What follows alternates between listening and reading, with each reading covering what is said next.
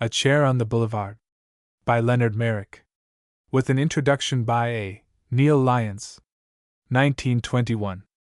The tragedy of a comic song. 2. Tricotrin entertains. 3. The Fatal Florazon. 4. The Opportunity of Petitpas v. The Café of the Broken Heart. 6. The Dress Clothes of Monsieur Pomponnet. 7. The Suicides in the Rue Sombre. 8. The Conspiracy for Claudine. 9. The Doll in the Pink Silk Dress. X. The Last Effect. 11. An Invitation to Dinner. 12. The Judgment of Paris. 13. The Fairy Poodle. 14. Little Flower of the Wood. 15. A Miracle in Montmartre. 16. The Danger of Being a Twin. 17. Hercules and Aphrodite. 18. Pardon, you are Mademoiselle Gerard. 19. How Tricotrin saw London. XX. The Infidelity of Monsieur Newland's Introduction. These disjointed thoughts about one of Leonard Merrick's most articulate books must begin with a personal confession. For many years I walked about this earth avoiding the works of Leonard Merrick, as other men might have avoided an onion. This insane aversion was created in my mind chiefly by admirers of what is called that cheerful note in fiction. Such people are completely agreed in pronouncing Mr. Merrick to be a pessimistic writer. I hate pessimistic writers.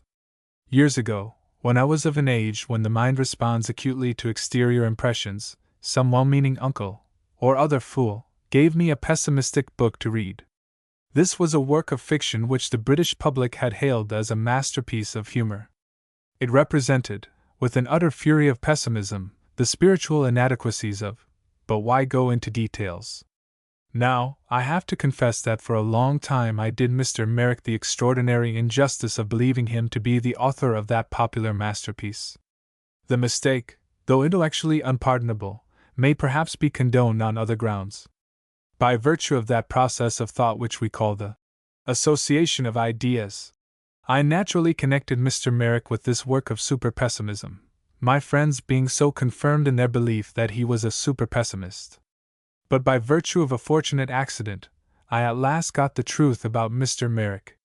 This event arose from the action of a right-minded butcher, who, having exhausted his stock of the Pigeon Fancier's Gazette, sent me my weekly supply of dog bones wrapped about with Leonard Merrick. These dog bones happened to reach my house at a moment when no other kind of literary nutriment was to be had. Having nothing better to read, I read the dog-bone wrappers. Thus, by dog bones was I brought to Merrick, the most jolly, amusing, and optimistic of all spiritual friends. The book to which these utterances are prefixed is to my mind one of the few really amusing books which have been published in England during my lifetime. But then, I think that all of Mr. Merrick's books are amusing, even his earnest books, such as The Actor-Manager, When Love Flies Out o' the Window, or The Position of Peggy Harper.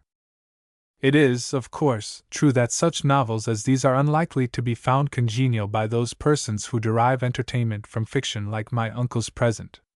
On the other hand, there are people in the world with a capacity for being amused by psychological inquiry. To such people I would say, don't miss Merrick. The extraordinary cheerfulness of Mr. Merrick's philosophy is a fact which will impress itself upon all folk who are able to take a really cheerful view of life. All of Mr. Merrick's sermons, I do not hesitate to call his novels sermons, because no decent novel can be anything else. All his sermons, I say, point to this conclusion, that people who go out deliberately to look for happiness, to kick for it, and fight for it, or who try to buy it with money, will miss happiness. This being a state of heart, a mere outgrowth, more often to be found by a careless and self-forgetful vagrant than by the deliberate and self-conscious seeker. A cheerful doctrine this. Not only cheerful, but self-evidently true. How right it is, and how cheerful it is, to think that while philosophers and clergymen strut about this world looking out, and smelling out, for its prime experiences, more careless and less celebrated men are continually finding such things, without effort, without care, in irregular and unconsecrated places. In novel after novel, Mr. Merrick has preached the same good-humored, cheerful doctrine, the doctrine of anti-fat. He asks us to believe, he makes us believe, that a man, or woman, is not merely virtuous, but merely sane, who exchanges the fats of fulfillment for the little lean pleasures of honorable hope and high endeavor. O wise, O witty Mr. Merrick! Mr. Merrick has not, to my knowledge, written one novel in which his hero is represented as having achieved complacency. Mr. Merrick's heroes all undergo the very human experience of hitting a snag. They are none of them represented as enjoying this experience, but none of them whimper, and none of them rat. If anybody could prove to me that Mr. Merrick had ever invented a hero who submitted tamely to tame success, to fat prosperity, or who had stepped, were it ever so lightly, into the dirty morass of accepted comfort, then would I cheerfully admit to anybody that Leonard Merrick is a pessimistic writer. But until this proof be forthcoming, I stick to my opinion. I stick to the conviction that Mr. Merrick is the gayest, cheerfulest, and most courageous of living humorists. This opinion is a general opinion, applicable to Mr. Merrick's general work. This morning, however, I am asked to narrow my field of view, to contemplate not so much Mr. Merrick at large as Mr. Merrick in particular, to look at Mr. Merrick in his relationship to this one particular book, A Chair on the Boulevard. Now, if I say, as I have said, that Mr. Merrick is cheerful in his capacity of solemn novelist, what am I to say of Mr. Merrick in his lighter aspect, that of a writer of feuilletons? Addressing myself to an imaginary audience of magazine enthusiasts, I ask them to tell me whether, judged even by comparison with their favorite fiction, some of the stories to be found in this volume are not exquisitely amusing? The first story in the book, that which Mr. Merrick calls The Tragedy of a Comic Song, is in my view the funniest story of this century. But I don't ask or expect the magazine enthusiasts to share this view or to endorse that judgment. The Tragedy of a Comic Song is essentially one of those productions in which the reader is expected to collaborate. The author has deliberately contrived certain voids of narrative, and his reader is expected to populate these anecdotal wastes. This is asking more than it is fair to ask of a magazine enthusiast. No genuine magazine reader cares for the allusive style in fiction. The Tragedy of a Comic Song won't do for Bouverie Street, however well and completely it may do for me. But there are other stories in this book. There is that screaming farce called The Suicides in the Rue Sambre. Now then, you magazine zealots, speak up and tell me truly, is there anything too difficult for you in this? If so, the psychology of what is called public taste becomes a subject not suited to public discussion. The foregoing remarks and considerations apply equally to such stories as The Dress Clothes of M. Pomponnet and Tricotrin Entertains. There are other stories which delight me, as, for example, Little Flower of the Wood. But this jerks us back again to the essential Mr. Merrick, he who demands collaboration. There are, again, other stories and yet others, but to write down all their titles here would be merely to transcribe the index page of the book. Neither the reader nor I can afford to waste our time like that. I have said nothing about the technical qualities of Mr. Merrick's work. I don't intend to do so. It has long been a conceit of mine to believe that professional vendors of letterpress should reserve their mutual discussions of technique for technical occasions, such as those when men of like mind and occupation sit at table, with a bottle between them. I am convinced that Mr. Merrick is a very great and gifted man, deeply skilled in his profession. I can bring forth arguments and proofs to support this conviction, but I fail utterly to see why I should do so. To people who have a sense of that which is sincere and fresh in fiction, these facts will be apparent. To them my arguments and illustrations would be profitless. As for those honest persons to whom the excellencies of Merrick are not apparent, I can only think that nothing which I or any other man could say would render them obvious. Happiness is in ourselves, as the vicar remarked to the donkey who was pulling the lawn-mower. Good luck, Leonard Merrick, and good cheer. I shout my greeting to you across the ripples of that inky lake which is our common fishery. A. Neil Lyons. A Chair on the Boulevard. The Tragedy of a Comic Song. I like to monopolize a table in a restaurant, unless a friend is with me, so I resented the young man's presence. Besides, he had a melancholy face. If it hadn't been for the piano organ, I don't suppose I should have spoken to him. As the organ that was afflicting Lisle Street began to volley a comic song of a day that was dead, he started. That tune! He murmured in French. If I did not deceive myself, tears sprang to his eyes. I was curious. Certainly, on both sides of the channel, we had long ago had more than enough of the tune. No self-respecting organ grinder rattled it now. That the young Frenchman should wince at the tune I understood. But that he should weep. I smiled sympathetically.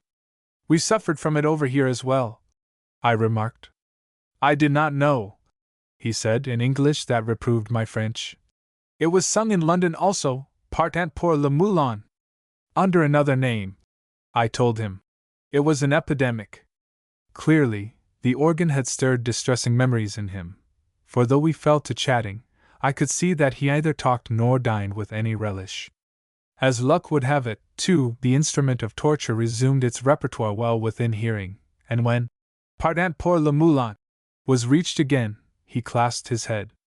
You find it so painful? I inquired. Painful? He exclaimed. Monsieur, it is my history, that comic tune. It is to me romance, tragedy, ruin. Will you hear? Wait. I shall range my ideas. Listen. It is Paris, at Montmartre. We are before the door of a laundress. A girl approaches. Her gaze is troubled, she frowns a little. What ails her? I shall tell you. The laundress has refused to deliver her washing until her bill is paid. And the girl cannot pay it, not till Saturday, and she has need of things to put on. It is a moment of anxiety. She opens the door. Some minutes pass. The girl reappears, holding under her arm a little parcel. Good! She has triumphed. In coming out, she sees a young man, pale, abstracted, who stands before the shop. He does not attempt to enter. He stands motionless, regarding the window with an air forlorn. Ah, she says to herself. Here is another customer who cannot pay his bill. But wait a little. After half an hour, what happens? She sees the young man again. This time he stands before a modest restaurant. Does he go in? No, again no. He regards the window sorrowfully. He sighs. The dejection of his attitude would melt a stone. Poor boy, she thought. He cannot pay for a dinner either. The affair is not finished. How the summer day is beautiful. She will do some footing. Figure yourself that once more she perceives the young man. Now it is before the Montepillet, the pawnbrokers. She watches him attentively. Here, at least, he will enter, she does not doubt. She is wrong. It is the same thing. He regards, he laments, he turns away. Oh, mon Dieu, she said. Nothing remains to him to pawn even. It is too strong. She addressed him. Monsieur. But when she has said, Monsieur, there is the question how she shall continue. Now the young man regards the girl instead of the pawnbrokers. Her features are pretty, or pretty well. Her costume has been made by herself, but it is not bad, and she has chic, above all she has chic. He asks, What can I have the pleasure to do for you? Remark that she is Bohemian, and he also. The conversation was like this. Monsieur, 3 times this morning I have seen you. It was impossible that I resist speaking. You have grief? Frightful, he said. Perhaps, she added timidly. You have hunger also? A hunger insupportable, mademoiselle. I myself am extremely hard up, monsieur, but will you permit that I offer you what I can? Angel, the young man exclaimed. There must be wings under your coat. But I'd beg of you not to fly yet. I shall tell you the reason of my grief. If you will do me the honor to seat yourself at the cafe opposite, we shall be able to talk more pleasantly. This appeared strange enough, this invitation from a young man who she had supposed was starving. But wait a little. Her amazement increased when, to pay for the wine he had ordered, her companion threw on to the table a banknote with a gesture absolutely careless. She was in danger of distrusting her eyes. Is it a dream? She cried. Is it a vision from the 1001 Nights, or is it really a banknote? Mademoiselle, it is the mess of pottage, the young man answered gloomily. It is the cause of my sadness, for that miserable money, and more that is to come, I have sold my birthright. She was on a ship, no, what is it, your expression, at sea? I am a poet, he explained. But perhaps you may not know my work, I am not celebrated. I am Tricotrin, mademoiselle, Gustave Tricotrin, at your feet. For years I have written, aided by ambition, and an uncle who manufactures silk and lions. Well, the time is arrived when he is monstrous, this uncle. He says to me, Gustave, this cannot last. You make no living, you make nothing but debts. My tragedies he ignores. Either you must be a poet who makes money, or you must be a partner who makes silk. How could I defy him? He holds the purse. It was unavoidable that I stooped. He has given me a sum to satisfy my creditors, and Monday I depart for Lyons. In the meantime, I take tender farewells of the familiar scenes I shall perhaps never behold again. How I have been mistaken! She exclaimed. And then, but the hunger you confessed? Of the soul, mademoiselle, said the poet. The most bitter. And you have no difficulties with the laundress? None, he groaned. But in the bright days of poverty that have fled forever, I have had many difficulties with her.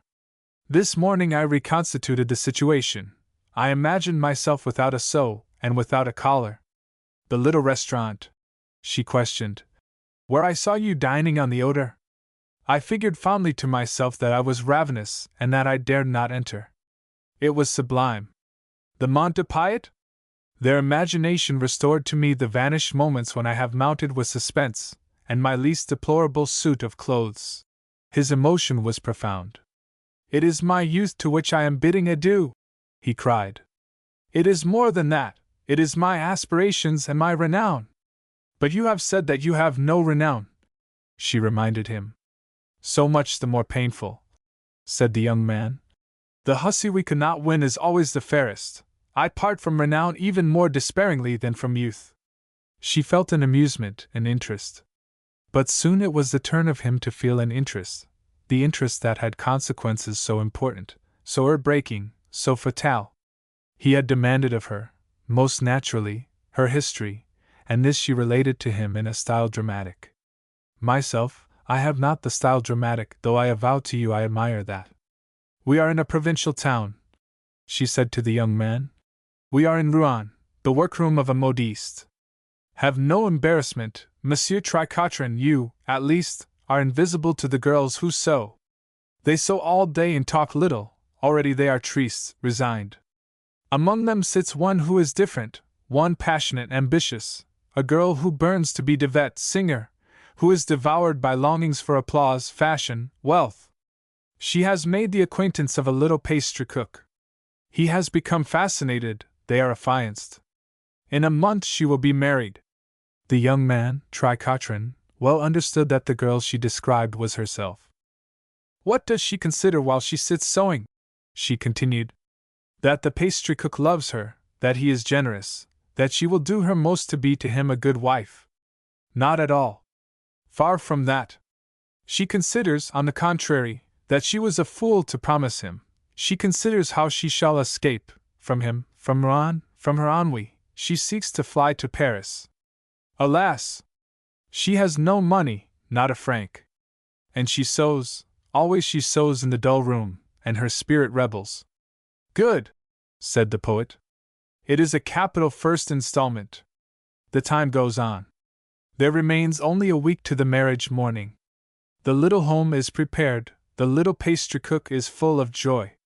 Alors, one evening they go out. For her the sole attraction in the town is the Hall of Varieties. Yes, it is third class, it is not great things, however, it is the only one in Rouen. He purchases 2 tickets. What a misfortune, it is the last temptation to her. They stroll back, she takes his arm, under the moon, under the stars, but she sees only the lamps of Paris, she sees only that he can say nothing she cares to hear. Ah, unhappy man, murmured the poet. They sit at a café table, and he talks, the fiancé, of the bliss that is to come to them. She attends to not a word, not a syllable. While she smiles, she questions herself, frenzied, how she can escape. She has commanded a syrup. As she lifts her glass to the siphon, her gaze falls on the ring she wears, the ring of their betrothal. To the future, cher Ange, says the fiancé. To the future, vieux chéri, she says.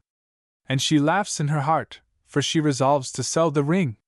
Tricotrin had become absolutely enthralled. She obtained for the ring 45 francs the next day, and for the little pastry cook all is finished.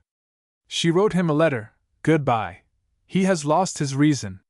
Mad with despair, he has flung himself before an electric car, and is killed. It is strange, she added to the poet, who regarded her with consternation, that I did not think sooner of the ring that was always on my finger, N.S.C. Pa?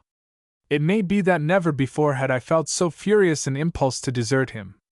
It may be also that there was no ring and no pastry cook. And she broke into peals of laughter. Ah, mon Dieu! Exclaimed the young man. But you are enchanting! Let us go to breakfast. You are the kindred soul I have looked for all my life. By the by, I may as well know your name. Then, monsieur, this poor girl who had trembled before her laundress, she told him a name which was going, in a while, to crowd the ambassadors and be famous through all Paris, a name which was to mean caprices, folly, extravagance the most wilful and reckless. She answered, and it said nothing yet. My name is Paulette Fleury. The piano organ stopped short, as if it knew the Frenchman had reached a crisis in his narrative. He folded his arms and nodded impressively. Voila! Monsieur, I have introduced you to Paulette Fleury. It was her beginning. He offered me a cigarette, and frowned, lost in thought, at the lady who was chopping bread behind the counter. Listen, he resumed. They have breakfasted, they have fed the sparrows around their chairs, and they have strolled under the green trees in the sunshine. She was singing then at a little cafe concert the most obscure. It is arranged, before they part, that in the evening he shall go to applaud her. He had a friend, young also, a composer, named Nicolas Pitou. I cannot express to you the devotion that existed between them. Pitou was employed at a publisher's, but the publisher paid him not much better than his art. The comrades have shared everything, the loans from the Mont de Piet, the attic, and the dreams. In Montmartre it was said, Tricotrin and Pitou, as one says, Orestes and Pylades. It is beautiful such affection, hein? Listen. Tricotrin has recounted to his friend his meeting with Paulette, and when the hour for the concert is arrived, Pitou accompanied him. The musician, however, was, perhaps, the more sedate. He has gone with little expectation, his interest was not high. What a surprise he has had! He has found her an actress, an artist to the ends of the fingers. Tricotrin was astonished also. The two friends, the poet and the composer, said, Mon Dieu! They regarded the one the other. They said, Mon Dieu! Again. Soon Pitou has requested of Tricotrin an introduction. It is agreed. Tricotrin has presented his friend, and invited the chanteurs to drink a bock, a glass of beer. A propos, you take a liqueur, monsieur, yes? What liqueur you take? SST, garçon. Well, you conjecture, no doubt, what I shall say. Before the bock was finished, they were in love with her, both. At the door of her lodging, Paulette has given to each a pressure of the hand, and said gently, Till tomorrow. I worship her, Tricotrin told Pitou. I have found my ideal, Pitou answered Tricotrin. It is superb, such friendship, hein? In the mind of the poet who had accomplished tragedies majestic, in the mind of the composer, the most classical in Montmartre, there had been born a new ambition. It was to write a comic song for Paulette Fleury. It appears to you droll, perhaps? Monsieur, to her lover, the humblest Yvette is more than Patty. In all the world there can be no joy so thrilling as to hear the music of one's brain sung by the woman one adores, unless it be to hear the woman one adores give forth one's verse. I believe it has been accepted as a fact, this, nevertheless it is true. Yes, already the idea had come to them, and Paulette was well pleased when they told her of it. Oh, she knew they loved her, both, and with both she coquette. But with their intention she did not coquette. As to that she was in earnest. Every day they discussed it with enthusiasm. They were to write a song that should make for her a furore. What happened? I shall tell you. Monday, when Tricotrin was to depart for Lyons, he informed his uncle that he will not go. No less than that. His uncle was furious. I do not blame him, but naturally Tricotrin has argued. If I am to create for Paulette her great chance, I must remain in Paris to study Paulette. I cannot create in an atmosphere of commerce. I require the Montmartres, the Boulevards, the inspiration of her presence. Isn't it? And Petu, whose very soul had been enraptured in his leisure by a fugue he was composing, Petu would have no more of it. He allowed the fugue to grow dusty, while day and night he thought always of refrains that ran. Zim la zim bum bum. Constantly they conferred, the comrades. They told the one the other how they loved her, and then they beat their heads, and besought of Providence a fine idea for the comic song. It was their thought supreme. The silk manufacturer has washed his ends of tricotrin, but he has not cared, there remained to him still one of the banknotes. As for Petu, who neglected everything except to find his melody for Paulette, the publisher has given him the sack. Their acquaintances ridiculed the sacrifices made for her. But, monsieur, when a man loves truly, to make a sacrifice for the woman is to make a present to himself. Nevertheless, I avow to you that they fretted because of her coquetry. 1 hour it seemed that Petu had gained her heart, the next her encouragement has been all to tricotrin. Sometimes they have said to her, Paulette, it is true we are as Orestes and Pylades, but there can be only one king of Eden at the time. Is it Orestes or Pylades that you mean to crown? Then she would laugh and reply, How can I say? I like you both so much I can never make up my mind which to like best. It was not satisfactory. And always she added, In the meantime, where is the song? Ah, the song, that song, how they have sought it, on the butte, and in the bois, and round the Halles. Often they have tramped Paris till daybreak, meditating the great chance for Paulette.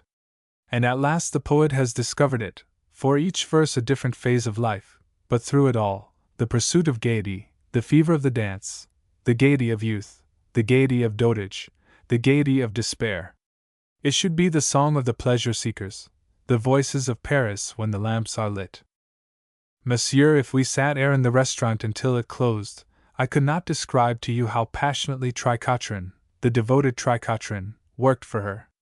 He has studied her without cease. He has studied her attitudes, her expressions. He has taken his lyric as if it were material and cut it to her figure. He has taken it as if it were plaster, and molded it upon her mannerisms. There was not a move that she made, not a pretty trick that she had, not a word that she liked to sing for which he did not provide an opportunity. At the last line, when the pen fell from his fingers, he shouted to Petu, Comrade, be brave, I have won her. And Petu? Monsieur, if we sat ere till they prepared the tables for déjeuner tomorrow, I could not describe to you how passionately Petu, the devoted Petu, worked that she might have a grand popularity by his music. At dawn, when he has found that strepitoso passage, which is the hurrying of the feet, he wakened the poet and cried, Mon ami, I pity you, she is mine! It was the souls of two men when it was finished, that comic song they made for her. It was the song the organ has ground out. Pardon pour le moulin. And then they rehearsed it, the three of them, over and over, inventing always new effects. And then the night for the song is arrived. It has rained all day, and they have walked together in the rain, the singer and the men who loved her, both, to the little café concert where she would appear. They tremble in the room, among the crowd, Petu and Tricotrin, they are agitated. There are others who sing, it says nothing to them. In the room, in the future, there is only Paulette. It is very hot in the café concert, and there is too much noise. At last they ask her, Is she nervous? She shakes her head. Mais non! She smiles to them. Attend. It is her turn. Auf, but it is hot in the café concert, and there is too much noise. She mounts the platform. The audience are careless. It continues, the jingle of the glasses, the hum of talk. She begins. Beneath the table Tricotrin has gripped the hand of Petu. Wait! Regard the crowd that look at her. The glasses are silent now, hein? The talk has stopped. To a great actress has come her chance. There is not too much noise in the café concert. But when she finished, what an uproar! Never will she forget it. 1,000 times she has told the story, how it was written, the song, and how it made her famous. Before 2 weeks she was the attraction of the ambassadors, and all Paris has raved of Paulette Fleury. Tricotrin and Petu were mad with joy. Certainly Paris did not rave of Petu nor Tricotrin. There have not been many that remembered who wrote the song, and it earned no money for them, either, because it was hers, the gift of their love. Still, they were enraptured. To both of them she owed equally, and more than ever it was a question which would be the happy man. Listen! When they are gone to call on her one afternoon, she was not at home. What had happened? I shall tell you.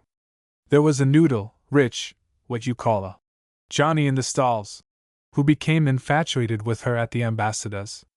He whistled Pardon pour le moulin all the days, and went to hear it all the nights.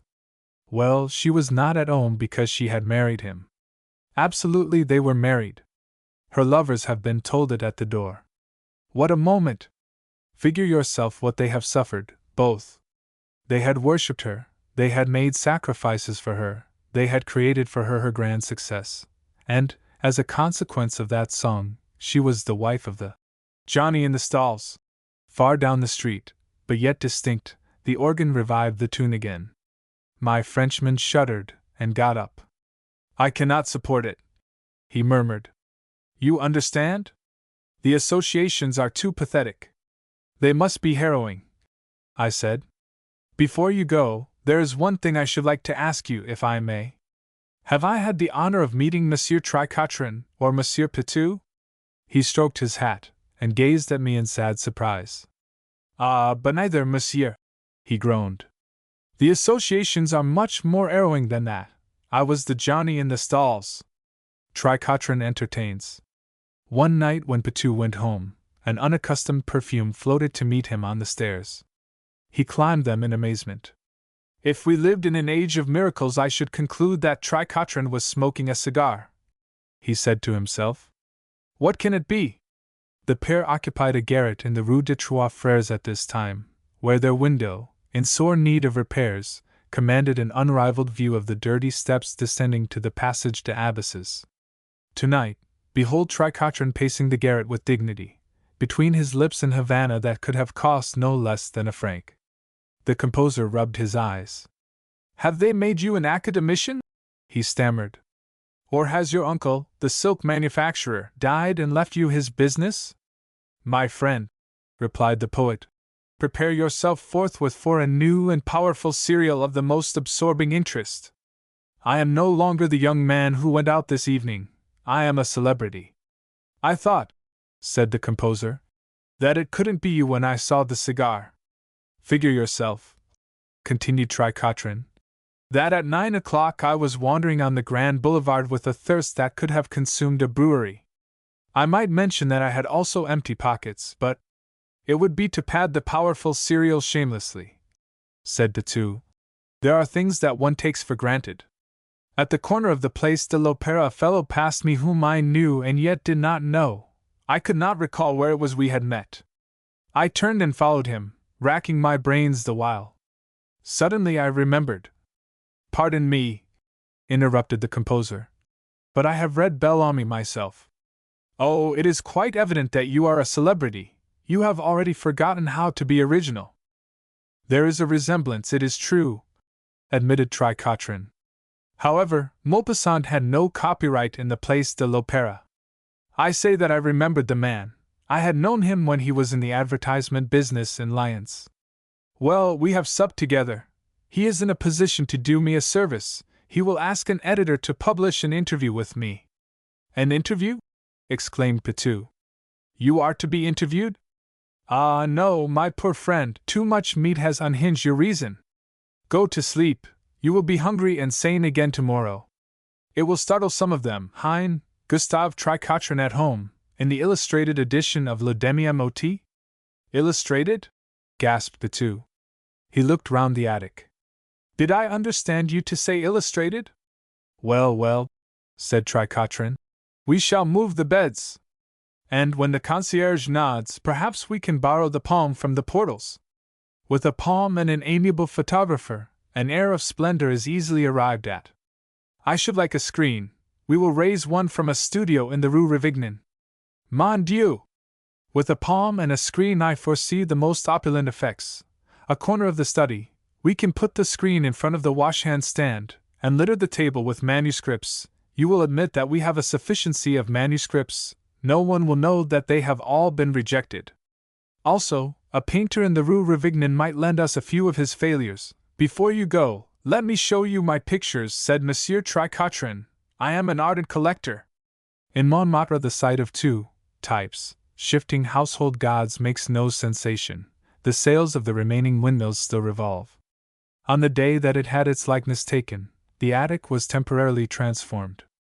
At least a score of unappreciated masterpieces concealed the dilapidation of the walls. The broken window was decorated with an Eastern fabric that had been a cherished property of half the ateliers in Paris. The poet himself, with the palm drooping gracefully above his head, mused in a massive chair, in which Solomon had been pronouncing judgment until 12:15, when the poet had called for it. The appearance of exhaustion observed by admirers of the poet's portrait was due to the chair's appalling weight. As he staggered under it up the steps of the Passage des Abysses, the young man had feared he would expire on the threshold of his fame. However, the photographer proved as resourceful as could be desired, and perhaps the most striking feature of the illustration was the spaciousness of the apartment in which Monsieur Tricotrin was presented to readers of Le Demi-Motti. The name of the thoroughfare was not obtruded. With what pride was that issue of the journal regarded in the Rue des Trois Frères! Aha! Cried Tricotrin, who in moments persuaded himself that he really occupied such noble quarters. Those who repudiated me in the days of my struggles will be a little repentant now, hein? Stoneheart will discover that I was not wrong in relying on my genius. I assume, said Pitou, that Stoneheart is your newest pet name for the silk manufacturing uncle? You catch my meaning precisely. I propose to send a copy of the paper to Lyons, with the interview artistically bordered by laurels. I cannot draw laurels myself, but there are plenty of persons who can. We will find someone to do it when we palter with starvation at the Café du Bel Avenir this evening, or perhaps we had better fast at the Lucullus Junior, instead. There is occasionally some ink in the bottle there. I shall put the address in the margin. My uncle will not know where it is, and on the grounds of euphony I have no fault to find with it. It would not surprise me if I received an affectionate letter and a banknote in reply. The perversity of human nature delights in generosities to the prosperous. It is a fact, said Pitou. That human nature! Who knows, he may even renew the allowance that he used to make me. Upon my word, more unlikely things have happened, Pitou conceded. Mon Dieu, Nicholas, we shall again have enough to eat.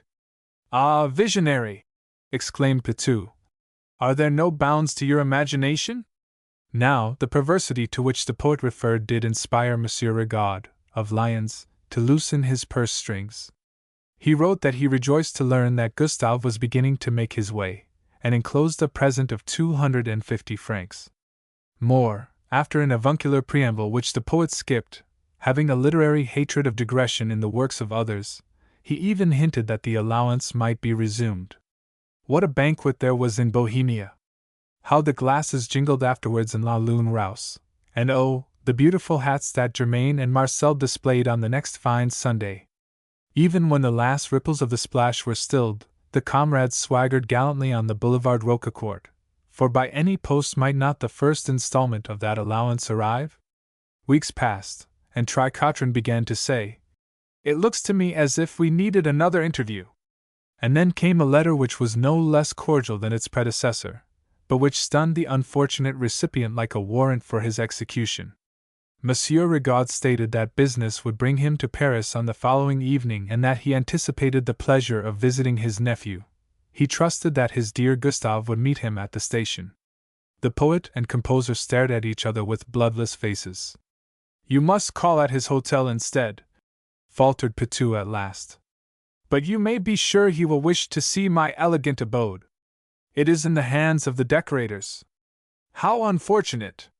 "He would propose to offer them suggestions. He is a born suggester. Fever is raging in the house, a most infectious fever. We will ask a medical student to give us one. It would not explain my lodging in a slum meanwhile." Well, let us admit that there is nothing to be done. You will have to own up. Are you insane? It is improvident youths like you, who come to lament their wasted lives.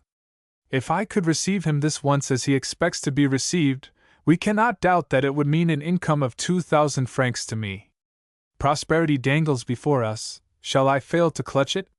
Mon Dieu, what a catastrophe, his coming to Paris! Why cannot he conduct his business in Lyons? Is there not enough money in the city of Lyons to satisfy him? Oh, grasp! What greed! Nicholas, my more than brother, if it were night when I took him to a sumptuous apartment, he might not notice the name of the street. I could talk brilliantly as we turned the corner. Also, I could scintillate as I led him away. He would never know that it was not the Rue des Trois Frères. You are right, agreed Pitou. But which is the pauper in our social circle whose sumptuous apartment you propose to acquire? One must consider, said Tricotrin. Obviously, I am compelled to entertain in somebody's. Fortunately, I have 2 days to find it in. I shall now go forth. It was a genial morning, and the first person he accosted in the Rue Rivignan was Gujard, painting in the patch of garden before the studios. Tell me, Gujard, exclaimed the poet, have you any gilded acquaintance who would permit me the use of his apartment for 2 hours tomorrow evening? Gujard reflected for some seconds, with his head to one side. I have never done anything so fine as this before, he observed. Regard the atmosphere of it. It is execrable, replied Tricotrin, and went next door to Flamant. My old one, he explained, I have urgent need of a regal apartment for 2 hours tomorrow. Have you a wealthy friend who would accommodate me? You may beautify your bedroom with all my possessions, returned Flamant heartily. I have a stuffed parrot that is most decorative, but I have not a friend that is wealthy. You express yourself like a first course for the foreigner, said Tricotrin, much annoyed. Devil take your stuffed parrot! The heat of the sun increased towards midday, and drops began to trickle under the young man's hat. By 4 o'clock he had called upon 62 persons, exclusive of Sankarot, whom he had been unable to wake. He bethought himself of Lejeune, the novelist, but Lejeune could offer him nothing more serviceable than a pass for the Élysée Montmartre. Now how is it possible that I spend my life among such imbeciles? Groaned the unhappy poet. One offers me a parrot, and another a pass for a dancing hall. Can I assure my uncle, who is a married man, and produces silk in vast quantities, that I reside in a dancing hall? Besides, we know those passes, they are available only for ladies. It is true that you could not get in by it, assented Lejeune, but I give it to you freely. Take it, my poor fellow! Though it may appear inadequate to the occasion, who knows but what it will prove to be the basis of a fortune? You are as crazy as the stories you write, said Tricotrin. Still, it can go in my pocket. And he made, exhausted, for a bench in the Place d'Ancourt, where he apostrophized his fate. Thus occupied, he fell asleep, and presently a young woman sauntered from the sidewalk across the square. In the shady little Place d'Ancourt is the little white Theatre Montmartre, and she first perused the playbill, and then contemplated the sleeping poet. It may have been that she found something attractive in his bearing, or it may have been that ragamuffins sprawled elsewhere, but, having determined to wait a while, she selected the bench on which he reposed, and forthwith woke him. Now this is nice! He exclaimed, realizing his lapse with a start. Oh, monsieur! Said she, blushing. Pardon, I referred to my having dozed when every moment is of consequence, he explained. And yet, he went on ruefully, upon my soul, I cannot conjecture where I shall go next. Her response was so sympathetic that it tempted him to remain a little longer, and in 5 minutes she was recounting her own perplexities. It transpired that she was a lady's maid with a holiday, and the problem before her was whether to spend her money on a theatre or on a ball. Now that is a question which is disposed of instantly, said Tricotrin. You shall spend your money on a theatre, and go to a ball as well. And out fluttered the pink pass presented to him by Lejeune. The girl's tongue was as lively as her gratitude. She was, she told him, maid to the famous Colette Aubry, who had gone unattended that afternoon to visit the owner of a villa in the country, where she would stay until the next day but one. So you see, monsieur, we poor servants are left alone in the flat to amuse ourselves as best we can. Mon Dieu! Ejaculated Tricotrin, and added mentally, it was decidedly the good kind fairies that pointed to this bench. He proceeded to pay the young woman such ardent attentions that she assumed he meant to accompany her to the ball, and her disappointment was extreme when he had to own that the state of his finances forbade it. All I can suggest, my dear Leonie, he concluded, is that I shall be your escort when you leave. It is abominable that you must have other partners in the meantime, but I feel that you will be constant to me in your thoughts. I shall have much to tell you. I shall whisper a secret in your ear, for, incredible as it may sound, my sweet child, you alone in Paris have the power to save me. Oh, monsieur, faltered the admiring lady's maid, it has always been my great ambition to save a young man, especially a young man who used such lovely language. I am sure, by the way you talk, that you must be a poet. Extraordinary, mused Tricotrin, that all the world recognizes me as a poet, excepting when it reads my poetry.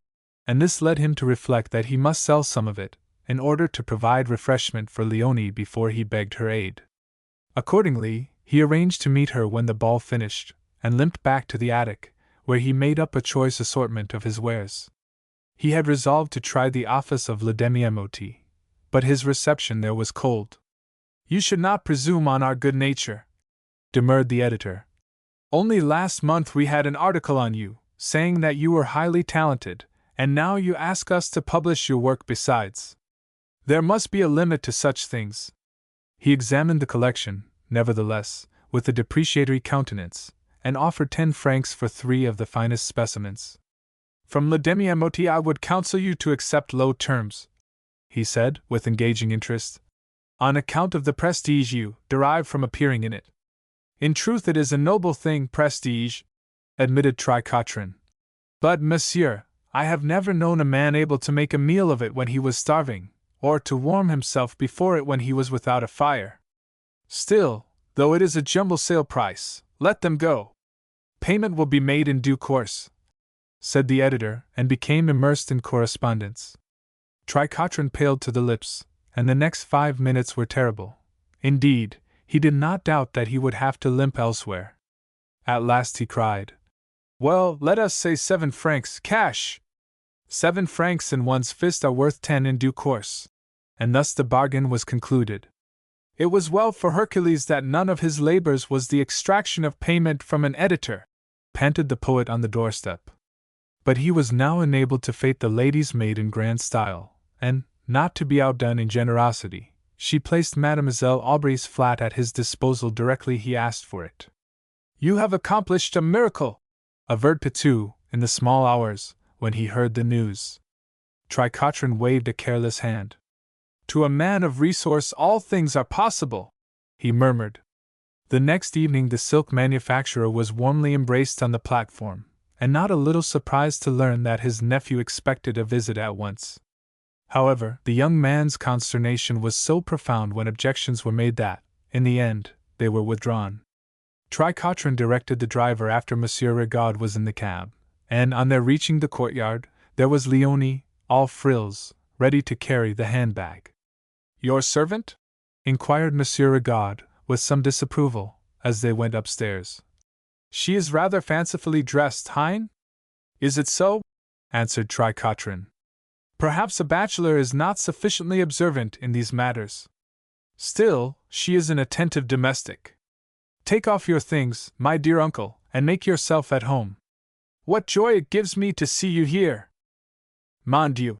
Exclaimed the silk manufacturer, looking about him. You have a place fit for a prince. It must have cost a pretty penny.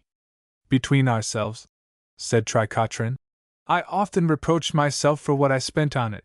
I could make very good use today of some of the money I squandered. What curtains! Murmured Monsieur Rigaud, fingering the silk enraptured. The quality is superb. What may they have charged you for these curtains?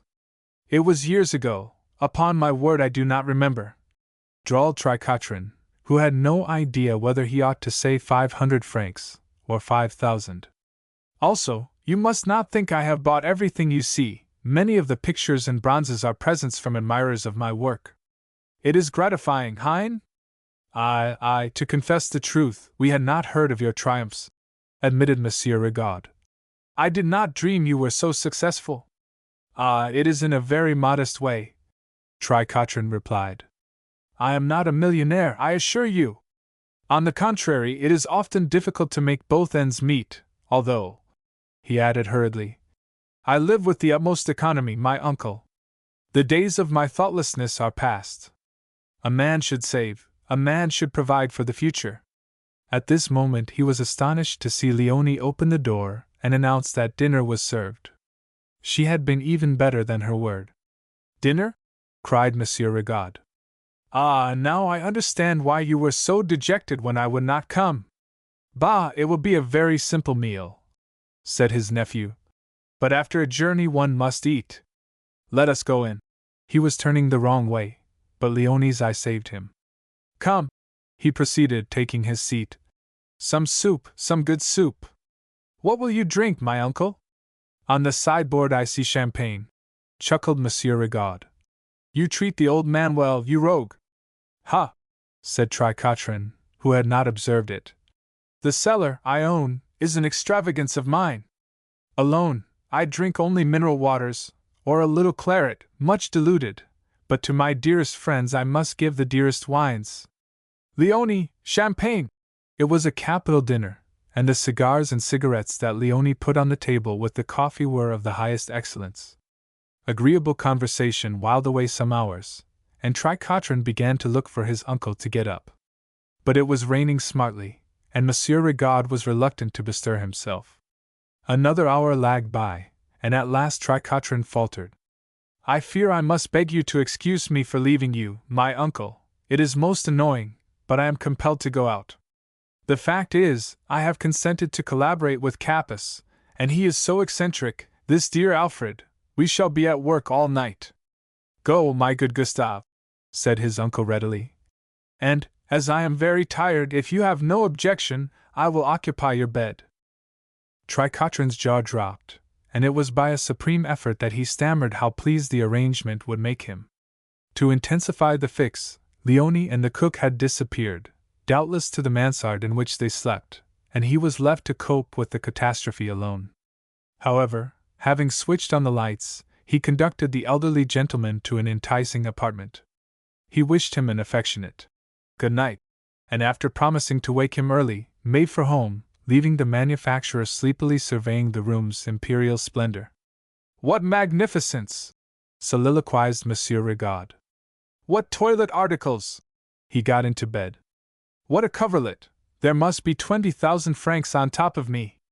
He had not slumbered under them long when he was aroused by such a commotion that he feared for the action of his heart. Blinking in the glare, he perceived Leonie in scanty attire, distracted on her knees, and by the bedside, a beautiful lady in a traveling cloak, raging with the air of a lioness. Go away! Quavered the manufacturer. What is the meaning of this intrusion? Intrusion? Raved the lady. That is what you will explain, monsieur. How comes it that you are in my bed? Yours? Ejaculated Monsieur Rigaud. What is it you say? You are making a grave error, for which you will apologize, madam. Hold me back, pleaded the lady, throwing up her eyes. Hold me back or I shall assault him, she flung to Leonie. Wretched girl, you shall pay for this. Not content with lavishing my champagne and my friend's cigars on your lover, you must put him to recuperate in my room. Oh! Gasped the manufacturer, and hid his head under the priceless coverlet. Such an imputation is unpardonable, he roared, reappearing. I am Monsieur Rigaud of Lyons. The flat belongs to my nephew, Monsieur Tricotrin. I request you to retire. Imbecile! Screamed the lady. The flat belongs to me, Colette Aubry. And your presence may ruin me. I expect a visitor on most important business. He has not my self-control. If he finds you here, he will most certainly send you a challenge. He is the best swordsman in Paris. I advise you to believe me, for you have just 5 minutes to save your life."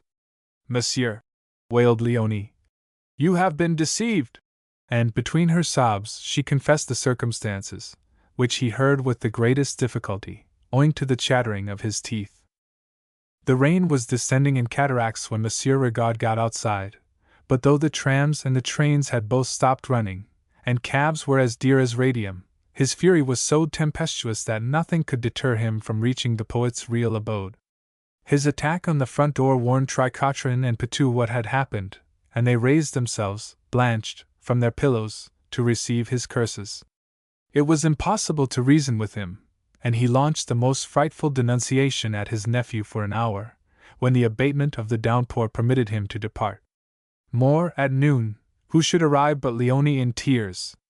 She had been dismissed from her employment, and came to beg the poet to intercede for her. "What calamities!" groaned Tricotrin. "How fruitless are man's noblest endeavors without the favoring breeze! I shall drown myself at 8 o'clock. However, I will readily plead for you first, if your mistress will receive me." By the maid's advice he presented himself late in the day, and when he had cooled his heels in the salon for some time, a lady entered, who was of such ravishing appearance that his head swam. "Monsieur Tricotrin?" she inquired haughtily. "I have heard your name from your uncle, monsieur. Are you here to visit my servant?" "Mademoiselle," he faltered, "I am here to throw myself on your mercy. At 8 o'clock I have decided to commit suicide, for I am ruined. The only hope left me is to win your pardon before I die." "I suppose your uncle has disowned you," she said. "Naturally. It was a pretty situation to put him in. How would you care to be in it yourself?" "Alas, mademoiselle," sighed Tricotrin, "there are situations to which a poor poet may not aspire." After regarding him silently, she exclaimed, "I cannot understand what a boy with eyes like yours saw in Leonie. Merely good nature and a means to an end, believe me. If you would ease my last moments, reinstate her in your service. Do not let me drown with the knowledge that another is suffering for my fault. Mademoiselle, I entreat you, take her back." "And why should I ease your last moments?" she demurred. "Because I have no right to ask it, because I have no defense for my sin towards you, because you would be justified in trampling on me, and to pardon would be sublime." "You are very eloquent for my maid," returned the lady. He shook his head. "Ah, no, I fear I am pleading for myself. For, if you reinstate the girl, it will prove that you forgive the man, and I want your forgiveness so much." He fell at her feet. "Does your engagement for 8 o'clock press, monsieur?" murmured the lady, smiling. "If you could dine here again tonight, I might relent by degrees." "And she is adorable," he told Pitou. "I passed the most delicious evening of my life." "It is fortunate," observed Pitou.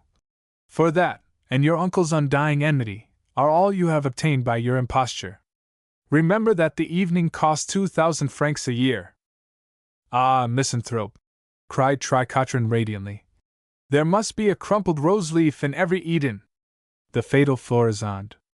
Before Pitou, the composer, left for The Hague, he called on Théophile de Fronsac, the poet. La Voix Parisienne had lately appointed de Fronsac to its staff, on condition that he contributed no poetry. "Good evening," said de Fronsac. "Mon Dieu! What shall I write about?" "Write about my music," said Pitou, whose compositions had been rejected in every arrondissement of Paris. "Let us talk sanely," demurred de Fronsac. "My causerie is half a column short. Tell me something interesting." "Woman," replied Pitou. De Fronsac flicked his cigarette ash. "You remind me," he said, "how much I need a love affair. My sensibilities should be stimulated. To continue to write with fervor I require to adore again." "It is very easy to adore," observed Pitou. "Not at 40," lamented the other. "Especially to a man in Class A. Don't forget, my young friend, that I have loved and been loved persistently for 23 years. I cannot adore a repetition, and it is impossible for me to discover a new type." "All of which I understand," said Pitou, "excepting Class A. There are 3 kinds of men," explained the poet. Class A are the men to whom women inevitably surrender. Class B consists of those whom they trust by instinct and confide in on the second day. These men acquire an extensive knowledge of the sex, but they always fall short of winning the women for themselves. Class C women think of merely as the others, they do not count. Eventually they marry, and try to persuade their wives that they were devils of fellows when they were young. However, such reflections will not assist me to finish my causerie, for I wrote them all last week. Talking of women, remarked Pitou, a little blonde has come to live opposite our lodging. So far we have only bowed from our windows, but I have christened her Lynette, and Tricotrin has made a poem about her. It is pathetic. The last verse, the others are not written yet, goes: O window I watched in the days that are dead, are you watched by a lover today? Are glimpses caught now of another blonde head by a youth who lives over the way? Does she repeat words that Lynette's lips have said, and does he say what I used to say? What is the answer? Asked de Fronsac. Is it a conundrum? In any case it is a poor substitute for half a column of prose in Lavoix. How on earth am I to arrive at the bottom of the page? If I am short in my copy, I shall be short in my rent. If I am short in my rent, I shall be put out of doors. If I am put out of doors, I shall die of exposure.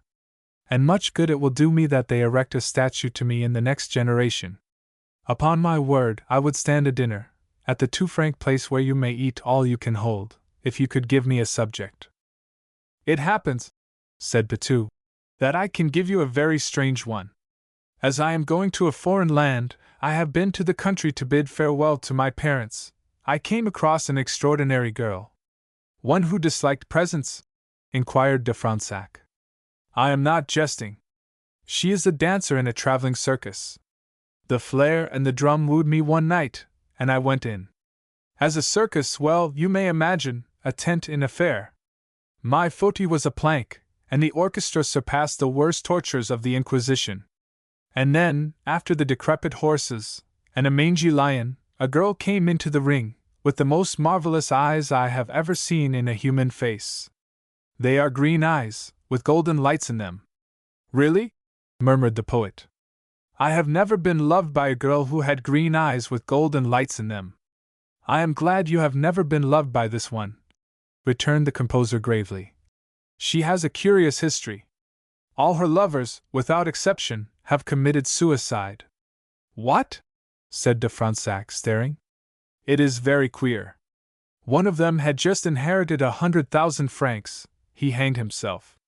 Another, an author from Italy, took poison, while all Rome was reading his novel. To be infatuated by her is harmless enough, but to win her is invariably fatal within a few weeks.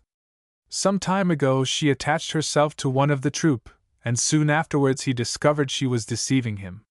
He resolved to shoot her. He pointed a pistol at her breast. She simply laughed, and looked at him. He turned the pistol on himself, and blew his brains out. De Fronsac had already written, Here is the extraordinary history of a girl whom I discovered in a fair, the next moment. But you repeat a rumor, he objected. La Voix Parisienne has a reputation. Odd as the fact may appear to you, people read it. If this is published in La Voix, it will attract attention. Soon she will be promoted from a tent in a fair to a stage in Paris. Well, what happens? You tell me she is beautiful, so she will have hundreds of admirers. Among the hundreds there will be one she favors. And then? Unless he committed suicide in a few weeks, the paper would be proved a liar. I should not be able to sleep of nights for fear he would not kill himself. My dear, exclaimed Pitou with emotion, would I add to your anxieties? Rather than you should be disturbed by anybody's living, let us dismiss the subject, and the dinner, and talk of my new symphony. On the other hand, I fail to see that the paper's reputation is your affair, it is not your wife, and I am more than usually empty today. Your argument is sound, said de Fronsac. Besides, the editor refuses my poetry, and he wrote without cessation for 10 minutes. The 2-franc table d'hôte excelled itself that evening, and Pitou did ample justice to the menu. Behold how capricious is the jade, fame! The poet whose verses had left him obscure, accomplished in 10 minutes a paragraph that fascinated all Paris. On the morrow people pointed it out to one another, the morning after, other journals referred to it. In the afternoon the editor of La Voix Parisienne was importuned with questions. No one believed the story to be true, but not a soul could help wondering if it might be so. When a day or two had passed, Pitou received from de Fronsac a note which ran: "Send to me at once, I entreat thee, the name of that girl, and say where she can be found. The managers of 3 variety theaters of the first class have sought me out, and are eager to engage her." "Decidedly," said Pitou, "I have mistaken my vocation. I ought to have been a novelist." And he replied, "The girl whose eyes suggested the story to me is called on the programmes Florisande. For the rest, I know nothing, except that thou didst offer a dinner, and I was hungry." However, when he had written this, he destroyed it. "Though I am unappreciated myself, and shall probably conclude in the morgue," he mused, "that is no excuse for my withholding prosperity from others. Doubtless the poor girl would rejoice to appear at 3 variety theaters of the first class, or even at one of them." He answered simply, "Her name is Florisande. She will be found in a circus at Chartres," and nearly suffocated with laughter. Then a little later the papers announced that Florisande, whose love by a strange series of coincidences had always proved fatal, would be seen at La Coupole. Posters bearing the name of Florisande yellow on black invaded the boulevards. Her portrait caused crowds to assemble, and "That girl who, they say, deals death, that Florisande," was to be heard as constantly as ragtime. By now Pitou was at The Hague, his necessities having driven him into the employment of a Parisian who had opened a shop there for the sale of music and French pianos. When he read the Paris papers, Pitou trembled so violently that the onlookers thought he must have ague. Hilarity struggled with envy in his breast. "Ma foi," he would say to himself, "it seems that my destiny is to create successes for others. Here am I, exiled and condemned to play cadenzas all day in a piano warehouse, while she whom I invented dances jubilant in Paris. I do not doubt that she breakfasts at Armenonville and dines at Paillard's." And it was a fact that Florisande was the fashion. As regards her eyes, at any rate, the young man had not exaggerated more than was to be forgiven in an artist. Her eyes were superb, supernatural, and now that the spangled finery of a fair was replaced by the most triumphant of audacities, now that a circus band had been exchanged for the orchestra of La Coupole, she danced as she had not danced before. You say that a gorgeous costume cannot improve a woman's dancing? Let a woman realize that you improve her appearance, and you improve everything that she can do. Nevertheless, one does not pretend that it was owing to her talent, or her costume, or the weird melody proposed by the chef d'orchestre, that she became the rage. Not at all. That was due to her reputation. Skeptics might smile and murmur the French for rats, but again, nobody could say positively that the tragedies had not occurred. And above all, there were the eyes. It was conceded that a woman with eyes like that ought to be abnormal. La Coupole was thronged every night, and the stage doorkeeper grew rich, so numerous were the daring spirits, coquetting with death, who tendered notes, inviting the fatal one to supper. Somehow the suppers were rather dreary. The cause may have been that the guest was handicapped by circumstances. To be good company without discarding the fatal air was extremely difficult. Also the cause may have been that the daring spirits felt their courage forsake them in a tête-à-tête. But it is certain that once when Florisande drove home in the small hours to the tattered aunt who lived on her, she exclaimed violently that all this silly fake was giving her the hump, and that she wished she were on the road again, with a jolly good fellow who was not afraid of her. Then the tattered aunt cooed to her, reminding her that little ducklings had run to her already roasted, and adding that she, the tattered aunt, had never heard of equal luck in all the years she had been in the show business. "Ah, zut!" cried Florisande. "It does not please me to be treated as if I had scarlet fever. If I lean towards a man, he turns pale. Life is good," said her aunt philosophically, "and men have no wish to die for the sake of an embrace. Remember your reputation. Tout faut souffrir pour être fatal. Look at your salary, sweetie, and you have had nothing to do but hold your tongue. Ah, was anything ever heard like it? A miracle of le bon Dieu. It was Monsieur de Fronsac, the journalist, who started it, said Florisande. I suppose he had made it up, to give me a lift, but ma foi, I think he half believes it, too. What can have put it in his head? I have a mind to ask him the next time he comes behind. What a madness! Exclaimed the old woman. You might clear your pitch.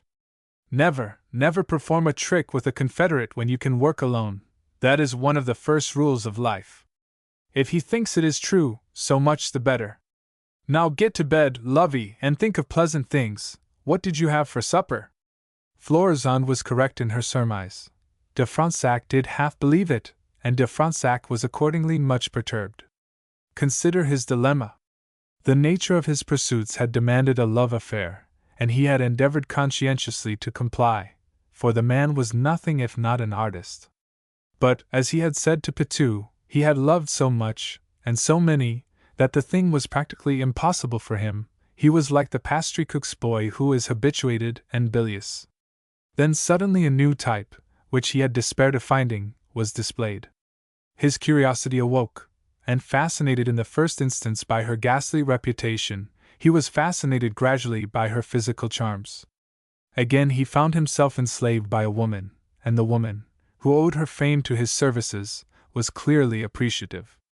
But he had a strong objection to committing suicide. His eagerness for her love was only equaled by his dread of what might happen if she gave it to him. Alternately he yearned, and shuddered. On Monday he cried, "Idiot, to be frightened by such blog!" And on Tuesday he told himself, "All the same, there may be something in it." It was thus tortured that he paid his respects to Florisande at the theatre on the evening after she complained to her aunt. She was in her dressing room, making ready to go. "You have danced divinely," he said to her. "There is no longer a programme at La Coupole, there is only Florisande." She smiled the mysterious smile that she was cultivating. "What have you been doing with yourself, monsieur? I have not seen you all the week." De Fronsac sighed expressively. "At my age one has the wisdom to avoid temptation. May it not be rather unkind to temptation?" she suggested, raising her marvelous eyes. De Fronsac drew a step back. "Also I have had a great deal to do," he added formally. "I am a busy man. For example, much as I should like to converse with you now. But his resolution forsook him, and he was unable to say that he had looked in only for a minute. "Much as you would like to converse with me?" questioned Florisande. "I ought, by rights, to be seated at my desk," he concluded lamely.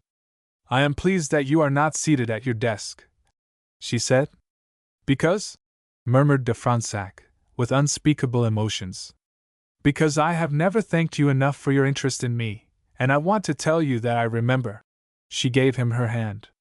He held it, battling with terror. "Mademoiselle," he returned tremulously, "when I wrote the causerie you refer to, my interest in you was purely the interest of a journalist, so for that I do not deserve your thanks.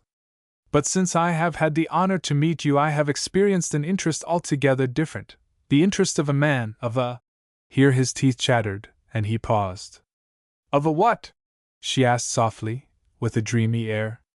"Of a friend," he muttered. A gust of fear had made the friend an iceberg. But her clasp tightened. "I am glad," she said. "Ah, you have been good to me, monsieur.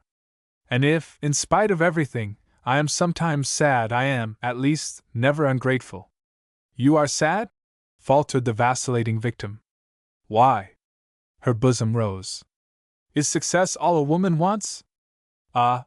exclaimed de Fronsac, in an impassioned quaver. "Is that not life?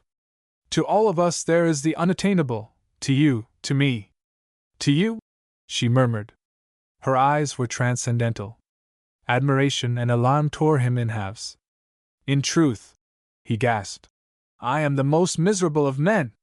What is genius, what is fame, when one is lonely and unloved?" She moved impetuously closer, so close that the perfume of her hair intoxicated him. His heart seemed to knock against his ribs, and he felt the perspiration burst out on his brow. For an instant he hesitated. On the edge of his grave, he thought. Then he dropped her hand, and backed from her. But why should I bore you with my griefs? He stammered. Au revoir, mademoiselle. Outside the stage door he gave thanks for his self-control. Also, pale with the crisis, he registered an oath not to approach her again. Meanwhile the expatriated Patou had remained disconsolate. Though the people at The Hague spoke French, they said foreign things to him in it. He missed Montmartre, the interests of home. While he waxed eloquent to customers on the tone of pianos, or the excellence of rival composers' melodies, he was envying Florisande in Paris. Florisande, whom he had created, obsessed the young man. In the evening he read about her at Van der Pijl's. On Sundays, when the train carried him to drink beer at Scheveningen, he read about her in the Kurhaus. And then the unexpected happened. In this way, Patou was discharged. Few things could have surprised him more, and, to tell the truth, few things could have troubled him less. It is better to starve in Paris than grow fat in Holland, he observed. He jingled his capital in his trouser pocket, in fancy savored his dinner cooking at the Café du Bel Avenir, and sped from the piano shop as if it had been on fire. The clock pointed to 5:45 as Nicolas Patou, composer, emerged from the Gare du Nord, and lightly swinging the valise that contained his wardrobe, proceeded to the Rue des Trois Frères. Never had it looked dirtier or sweeter. He threw himself on Tricotrin's neck, embraced the concierge, which took her breath away, since she was ill-favored and most disagreeable, fared sumptuously for 1 franc 50 at the Café du Bel Avenir, where he narrated adventures abroad that surpassed de Rougemont's, and went to La Coupole. And there, jostled by the crowd, the poor fellow looked across the theatre at the triumphant woman he had invented, and fell in love with her. One would have said there was more than the width of a theatre between them, one would have said the distance was interminable. Who in the audience could suspect that Florisande would have been unknown but for a boy in the Promenoir? Yes, he fell in love, with her beauty, her grace, perhaps also with the circumstances. The theatre rang with plaudits, the curtain hid her, and he went out, dizzy with romance. He could not hope to speak to her tonight, but he was curious to see her when she left. He decided that on the morrow he would call upon de Fronsac, whom she doubtless knew now, and ask him for an introduction. Promising himself this, he reached the stage door, where de Fronsac, with trembling limbs, stood giving thanks for his self-control. "My friend!" cried Patou enthusiastically. "How rejoiced I am to meet you!" and nearly wrung his hand off. "Aïe! Gently!"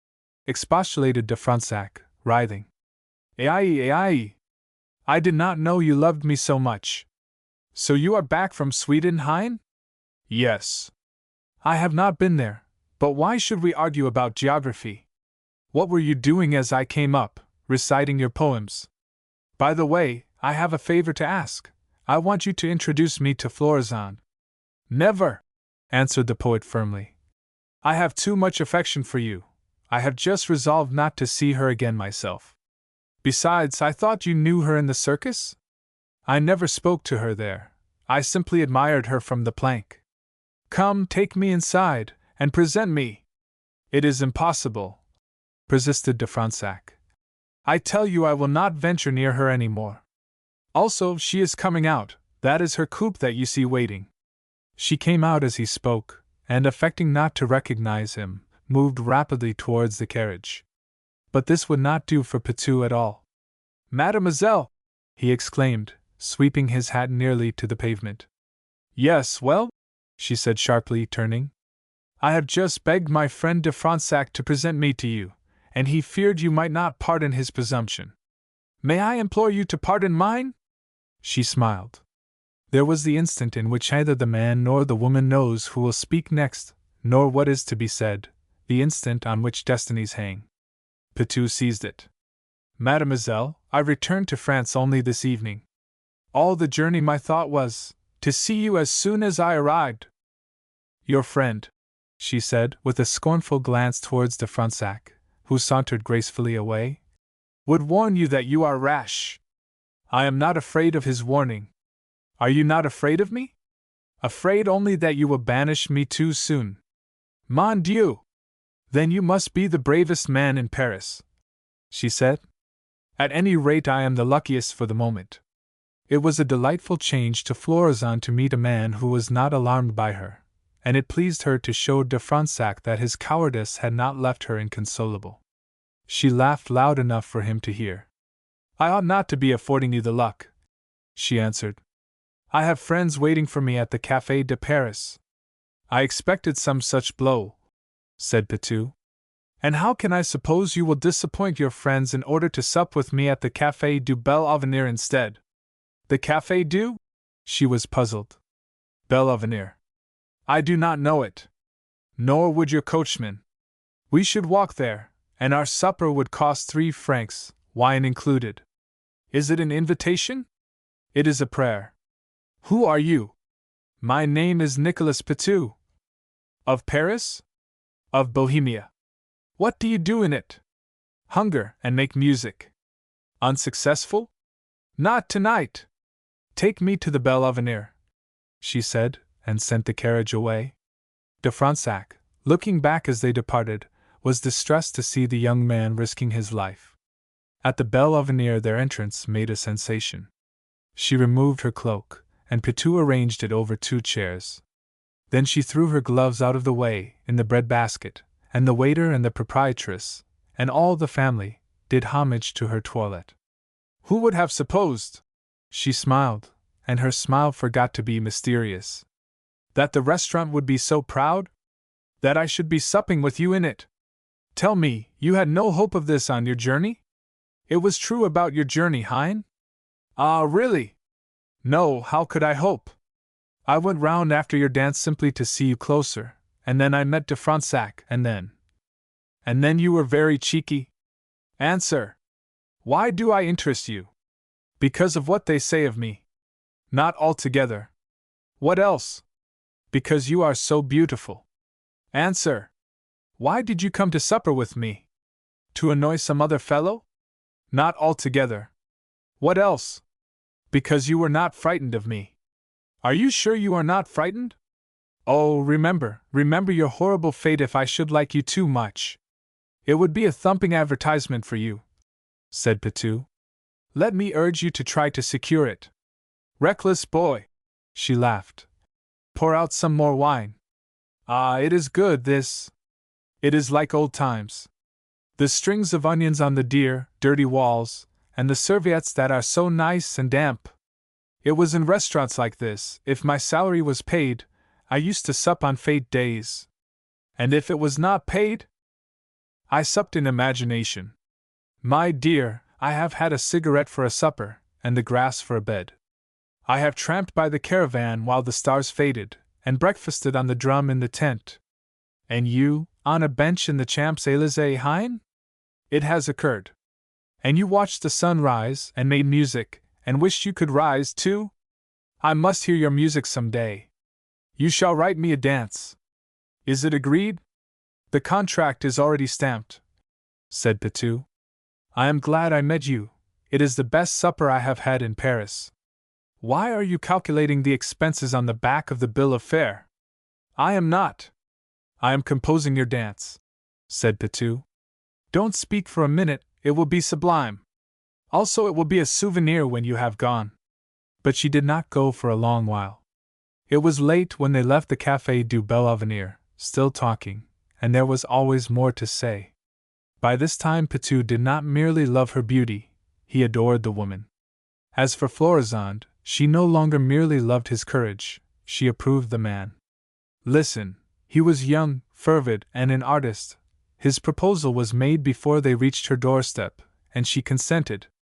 Their attachment was the talk of the town, and everybody waited to hear that Pitou had killed himself. His name was widely known at last. But weeks and months went by. Florizon's protracted season came to an end, and still he looked radiantly well. Pitou was the most unpopular man in Paris. In the Rue Dauphine, one day, he met de Fronsac. So you are still alive? Snarled the poet. Never better, declared Pitou. It turns out, he added confidentially, there was nothing in that story, it was all fudge. Evidently. I must congratulate you, said de Fronsac, looking bombshells. The opportunity of Petitpas. In Bordeaux, on the 21st of December, Monsieur Petitpas, a clerk with bohemian yearnings, packed his portmanteau for a week's holiday. In Paris, on the same date, Monsieur Tricotrin, poet and pauper, was commissioned by the editor of Le Demi-Motet to convert a rough translation into literary French. These two disparate incidents were destined by fate, always mysterious in her workings, to be united in a narrative for the present volume. 3 evenings later the poet's concierge climbed the stairs and rapped peremptorily at the door. "Well?" cried Tricotrin, raising bloodshot eyes from the manuscript. "Who disturbs me now?" "Come in." "I have come in," panted Madame Dubois, who had not waited for his invitation. "And I am here to tell you, monsieur, that you cannot be allowed to groan in this agonized fashion. Your lamentations can be heard even in the basement." "Is it in my agreement, madame, that I shall not groan if I am so disposed?" inquired the poet haughtily. "There are things tacitly understood. It is enough that you are in arrears with your rent, without your doing your best to drive away the other tenants. For 2 days they have all complained that it would be less disturbing to reside in a hospital." "Well, they have my permission to remove there," said Tricotrin. "Now that the matter is settled, let me get on with my work." And with the groan of a soul in Hades, he perused another line. "There you go again!" expostulated the woman angrily. "It is not to be endured, monsieur. What is the matter with you, for goodness sake?" "With me, madam, there is nothing the matter. The fault lies with an infernal Spanish novel. A misguided editor has commissioned me to rewrite it from a translation made by a foreigner. How can I avoid groans when I read his rot? Miranda exclaims, 'May heaven confound you, bandit,' and the fiancé of the ingénue addresses her as angel of this house." "Well, at least groan quietly," begged the concierge. "Do not bellow your sufferings to the cellar." "To oblige you I will be as Spartan as I can," agreed Tricotrin. "Now I have lost my place in the masterpiece. Ah, here we are. I feel she brings bad tidings. She wears a disastrous mien. It is sprightly dialogue. If the 150 francs were not essential to keep a roof over my head, I would send the editor a challenge for offering me the job." Perspiration bespangled the young man's brow as he continued his task.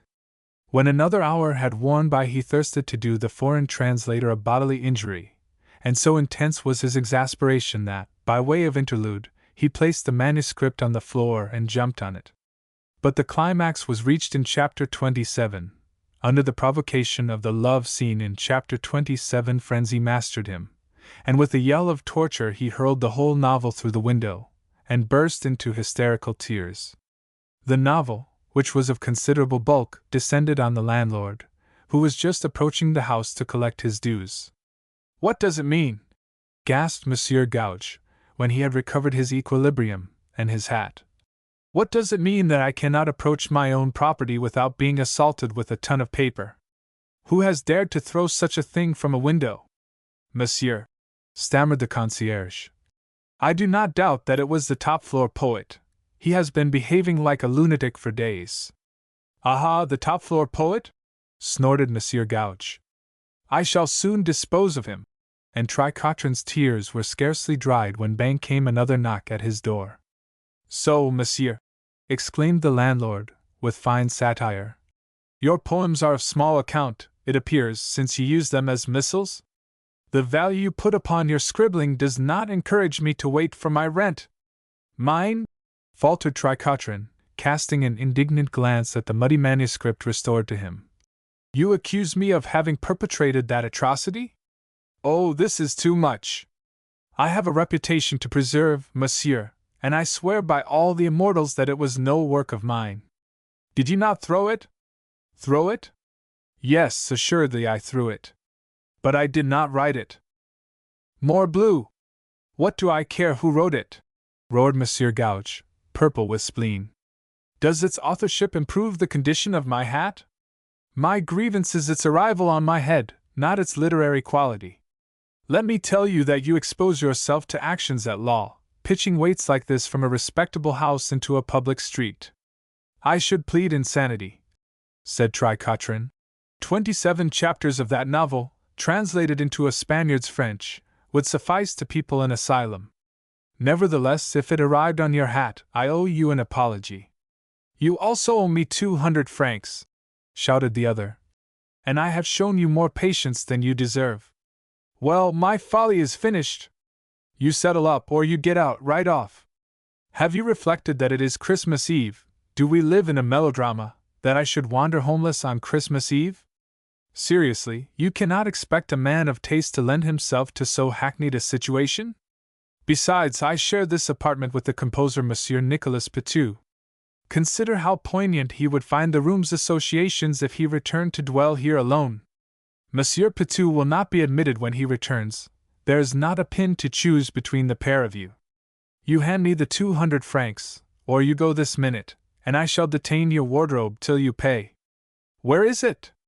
It is divided between my person and a shelf at the pawnbroker's, explained the poet. But I have a soiled collar in the left-hand corner drawer. However, I can offer you more valuable security for this trifling debt than you would dare to ask. The bureau is full of pearls, metrical, but beyond price. I beg your tenderest care of them, especially my tragedy in 7 acts.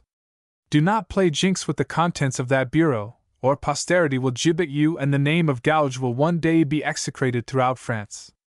Garbage, farewell! Here, take your shaving paper with you, cried Monsieur Gouge, flinging the Spanish novel down the stairs. And the next moment the man of letters stood dejected on the pavement, with the fatal manuscript under his arm. Ah, Miranda, Miranda, thou little knowest what mischief thou hast done, he murmured, unconsciously plagiarizing. She brought bad tidings indeed, with her disastrous mien. He added, What is to become of me now? The moon, to which he had naturally addressed this query, made no answer, and fingering the sou in his trouser pocket, he trudged in the direction of the Rue Rivignan. The situation would look well in print, he reflected, but the load under my arm should, dramatically, be a bundle of my own poems. Doubtless the matter will be put right by my biographer. I wonder if I can get half a bed from Gougaud? Encouraged by the thought of the painter's hospitality, he proceeded to the studio. But he was informed in sour tones that Monsieur Gougaud would not sleep there that night. So much the better, he remarked, for I can have all his bed instead of half of it. Believe me, I shall put you to no trouble, madam. I believe it fully, answered the woman, for you will not come inside, not Monsieur Gougaud, nor you, nor any other of his vagabond friends. So there! Ah, is that how the wind blows? The fellow has not paid his rent? Said Tricotrin. How disgraceful of him, to be sure! Fortunately Sankarot lives in the next house. He pulled the bell there forthwith, and the peal had scarcely sounded when Sankarot rushed to the door, crying, Welcome, my beautiful! Mon Dieu, what worthless acquaintances I possess! Moaned the unhappy poet. Since you are expecting your beautiful, I need not go into details. What on earth did you want? Muttered Sankarot, crestfallen. I came to tell you the latest stop press news. Gougaud's landlord has turned him out and I have no bed to lie on. Au revoir! After another apostrophe to the heavens. That inane moon, which makes no response, is beginning to get on my nerves, he soliloquized. Let me see now. There is certainly Master Creekboyeuf, but it is a long journey to the Quartier Latin, and when I get there his social engagements may annoy me as keenly as Sankarot's. It appears to me I am likely to try the open-air cure tonight. In the meanwhile I may as well find Miranda a seat and think things over. Accordingly he bent his steps to the Place d'Ancourt, and having deposited the incubus beside him, stretched his limbs on a bench beneath a tree. His attitude, and his luxuriant locks, to say nothing of his melancholy aspect, rendered him a noticeable figure in the little square, and Monsieur Petitpis, from Bordeaux, under the awning of the café opposite, stood regarding him with enthusiasm. Upon my word of honor, mused Petitpis, rubbing his hands, I believe I see a genius in the dumps. At last I behold the Paris of my dreams. If I have read my merger to any purpose, I am on the verge of an epic. What a delightful adventure! Taking out his Marylands, Petit-Pis sauntered towards the bench with a great show of carelessness, and made a pretense of feeling in his pockets for a match. "Shut!" he exclaimed. Then, affecting to observe Tricotrin for the first time, "May I beg you to oblige me with a light, monsieur?" he asked deferentially. A puff of wind provided an excuse for sitting down to guard the flame, and the next moment the genius had accepted a cigarette, and acknowledged that the weather was mild for the time of year. Excitement thrilled Petit-Pis. How often, after business hours, he had perused his well-thumbed copy of La Vie de Bohème and in fancy consorted with the gay descendants of Rodolphe and Marcel. How often he had regretted secretly that he, himself, did not woo amuse and jest at want in a garret, instead of totting up figures, and eating 3 meals a day in comfort. And now positively one of the fascinating beings of his imagination lolled by his side. The little clerk on a holiday longed to play the generous comrade. In his purse he had a couple of louis, designed for sightseeing, and with a rush of emotion, he pictured himself squandering 5 or 6 francs in half an hour and startling the artist by his prodigality. "If I am not mistaken, I have the honor to address an author, monsieur?" he ventured. "Your instincts have not misled you," replied the poet. "I am Tricotrin, monsieur, Gustave Tricotrin. The name, however, is to be found, as yet, on no statues." "My own name," said the clerk, "is Adolphe Petit-Pis. I am a stranger in Paris, and I count myself fortunate indeed to have made Monsieur Tricotrin's acquaintance so soon. He expresses himself with some discretion, this person," reflected Tricotrin. "And his cigarette was certainly providential. To meet an author has always been an ambition of mine," Petit-Pis continued. "I dare to say that I have the artistic temperament, though circumstances have condemned me to commercial pursuits. You have no idea how enviable the literary life appears to me, monsieur. Its privileges are perhaps more monotonous than you suppose," drawled the homeless poet. "Also, I had to work for many years before I attained my present position. This noble book, for instance," began the clerk, laying a reverent hand on the abominable manuscript. "Hein?" exclaimed its victim, starting. "To have written this noble book must be a joy compared with which my own prosperity is valueless." "The damned thing is no work of mine," cried Tricotrin. "And if we are to avoid a quarrel, I will ask you not to accuse me of it. A joy indeed? In that block of drivel you view the cause of my deepest misfortunes." "A thousand apologies," stammered his companion. "My inference was hasty. But what you say interests me beyond words. This manuscript, of seeming innocence, is the cause of misfortunes? May I crave an enormous favor? May I beg you to regard me as a friend and give me your confidence?" "I see no reason why I should refuse it," answered Tricotrin, on whom the boast of prosperity had made a deep impression. "You must know, then, that this ineptitude, inflicted on me by an eccentric editor for translation, drove me to madness, and not an hour ago I cast it from my window in disgust.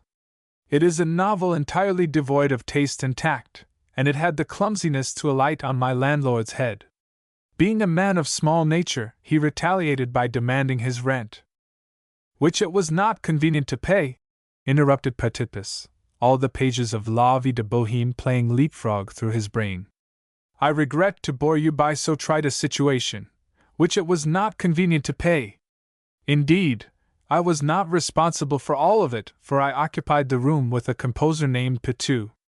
Well, you can construct the next scene without a collaborator. The landlord has a speech, and the tragedy is entitled Tricotrin in Quest of a Home." "What of the composer?" inquired the delighted clerk. "What has become of Monsieur Pitou?" "Monsieur Pitou was not on in that act. The part of Pitou will attain prominence when he returns and finds himself locked out. But, my dear Monsieur Tricotrin, in such an extremity you should have sought the services of a friend. I had that inspiration myself. I sought a painter called Gougaud. And observe how careless is reality in the matter of coincidences. I learnt from his concierge that precisely the same thing had befallen Monsieur Gougaud. He, too, is Christmas sing al fresco." "Mon Dieu!" faltered the clerk. "How it rejoices me that I have met you! All my life I have looked forward to encountering a genius in such a fix. Alas! Sighed Tricotrin, with a pensive smile. To the genius the fix is less spicy. Without a supper! Without a supper! Crowed Petitpus. Without a bed! Without a bed! Babbled Petitpus, enravished. With nothing but a pen and the sacred fire, one may be forgiven sadness. Not so, not so! Shouted Petitpus, smacking him on the back. You are omitting me from your list of assets! Listen, I am staying at an hotel. You cannot decline to accord me the honor of welcoming you there as my guest for the night. Hang the expense! I am no longer in business, I am a bohemian, like yourself. Some supper, a bed, and a little breakfast will not ruin me. What do you say, monsieur? I say, drop the monsieur, old chap, responded Tricotrin. Your suggestions for the tragedy are cordially accepted. I have never known a collaborator to improve a plot so much.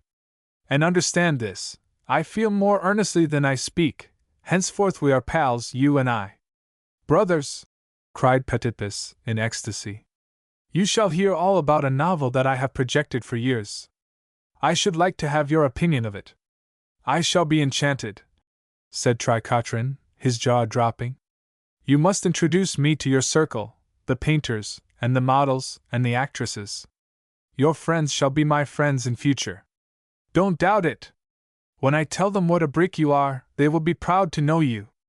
No ceremony, mind! Not a bit. You shall be another chum. Already I feel as if we had been confidants in our cradles. It is the same with me. How true it is that kindred spirits recognize each other in an instant. What is environment? Bah!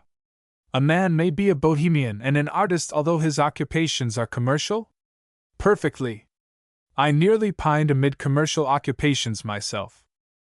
What an extraordinary coincidence! Ah, that is the last bond between us. You can realize my most complex moods, you can penetrate to the most distant suburbs of my soul. Gustave, if I had been free to choose my career, I should have become a famous man. My poor Adolphe! Still, prosperity is not an unmixed evil. You must seek compensation in your wealth, murmured the poet, who began to think that one might pay too high a price for a bed. Oh, to be sure, said the little clerk, reminded that he was pledged to a larger outlay than he had originally proposed. That is to say, I am not precisely wealthy. He saw his pocket money during the trip much curtailed, and rather wished that his impulse had been less expansive. A snug income is no stigma, whether one derives it from Parnassus or the Bourse, continued Tricotrin. Hold! Who is that I see, slouching over there? As I live, it's Petu, the composer, whose dilemma I told you of. Another? Quavered the clerk, dismayed. He, Nicholas! Turn your symphonic gaze this way, 'tis I, Gustave! Ah, mon vieux! Exclaimed the young musician joyfully. I was wondering what your fate might be. I have only just come from the house. Madame Dubois refused me admission. She informed me that you had been firing Spanish novels at Gouge's Head. Why Spanish? Is the Spanish variety deadlier? So the villain has had the effrontery to turn us out? Let me make your affinities known to each other, said Tricotrin. My brother Nicholas, my brother Adolphe. Brother Adolphe has received a scenario of the tragedy already, and he has a knack of inventing brilliant curtains. Behind Petu's back he winked at Petitpus, as if to say, he little suspects what a surprise you have in store for him. Oh, I am grieved to hear of your trouble, Monsieur Petu, said Petitpus feebly. What, grieved? Come, that isn't all about it, cried Tricotrin, who attributed his restraint to nothing but diffidence. In an undertone he added, Don't be nervous, dear boy. Your invitation won't offend him in the least. Petitpus breathed heavily. He aspired to prove himself a true bohemian, but his heart quailed at the thought of such expense. 2 suppers, 2 beds, and 2 little breakfasts as a supplement to his bill would be no joke. It was with a very poor grace that he stammered at last. I hope you will allow me to suggest a way out, Monsieur Petu? A room at my hotel seems to dispose of the difficulty. Hem? exclaimed Pitou. Is that room a mirage, or are you serious? Serious? Echoed Tricotrin. He is as serious as an English adaptation of a French farce. He went on under his breath. You mustn't judge him by his manner. I can see that he has turned a little shy. Believe me, he is the king of trumps.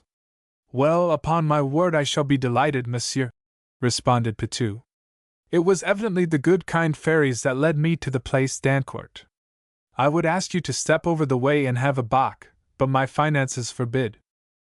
Your finances need cause no drought. Adolphe will be paymaster, declared Tricotrin gaily, shouldering his manuscript. Come, let us adjourn and give the Réveillon its due. Petitpus suppressed a moan. By all means, he assented. I was about to propose it myself. I am a real bohemian, you know, and think nothing of ordering several bocks at once. Are you sure he is all you say? Whispered Pitou to Tricotrin, with misgiving. A shade embarrassed, that is all, pronounced the poet. And then, as the trio moved arm in arm toward the café, a second solitary figure emerged from the obscurity of the square. Bless my soul! Ejaculated Tricotrin. Am I mistaken, or look, Adolphe? I would bet 10 to 1 in sonnets that it is Gujard, the painter, whose plight I mentioned to you. Yet another? Gasped Petitpus, panic-stricken. SST! He, Gujard! Come here, you vagrant, and be entertaining. Well met, you fellows, sighed Gujard. Where are you off to? We are going to give Miranda a drink, said the poet. She is drier than ever. Let there be no strangers. My brother Adolphe, my brother Theodos. What is your secret woe, Theo? Your face is as long as this Spaniard's novel. Adolphe, have you a recipe in your pocket for the hump? Perhaps Monsieur Gujard will join us in a glass of beer? Said Petitpus very coldly. There are more unlikely things than that, affirmed the painter, and when the café was entered, he swallowed his bock like one who has a void to fill. The fact is, he confided to the group, I was about to celebrate the Réveillon on a bench. That insolent landlord of mine has kicked me out. And you will not get inside, said Tricotrin. Not you, nor I, nor any other of your vagabond friends. So there, I had the privilege of conversing with your concierge earlier in the evening. Ah, then, you know all about it. Well, now that I have run across you, you can give me a shakedown in your attic. Good business. I discern only one drawback to the scheme, said Pitou. We haven't any attic. It must be something in the air. All the landlords seem to have the same complaint. But if you decide in the bench's favor, after all, you may pillow your curls on Miranda, put in Tricotrin. She would be exhilarating company for him, Adolphe Hein? What do you think? He murmured aside. Give him a dig in the ribs and say, you silly ass, I can fix you up all right. That's the way we issue invitations in Montmartre. The clerk's countenance was livid. His tongue stuck to his front teeth. At last, wrenching the words out, he groaned. If Monsieur Gujard will accept my hospitality, I shall be charmed. He was not without a hope that his frigid bearing would beget a refusal.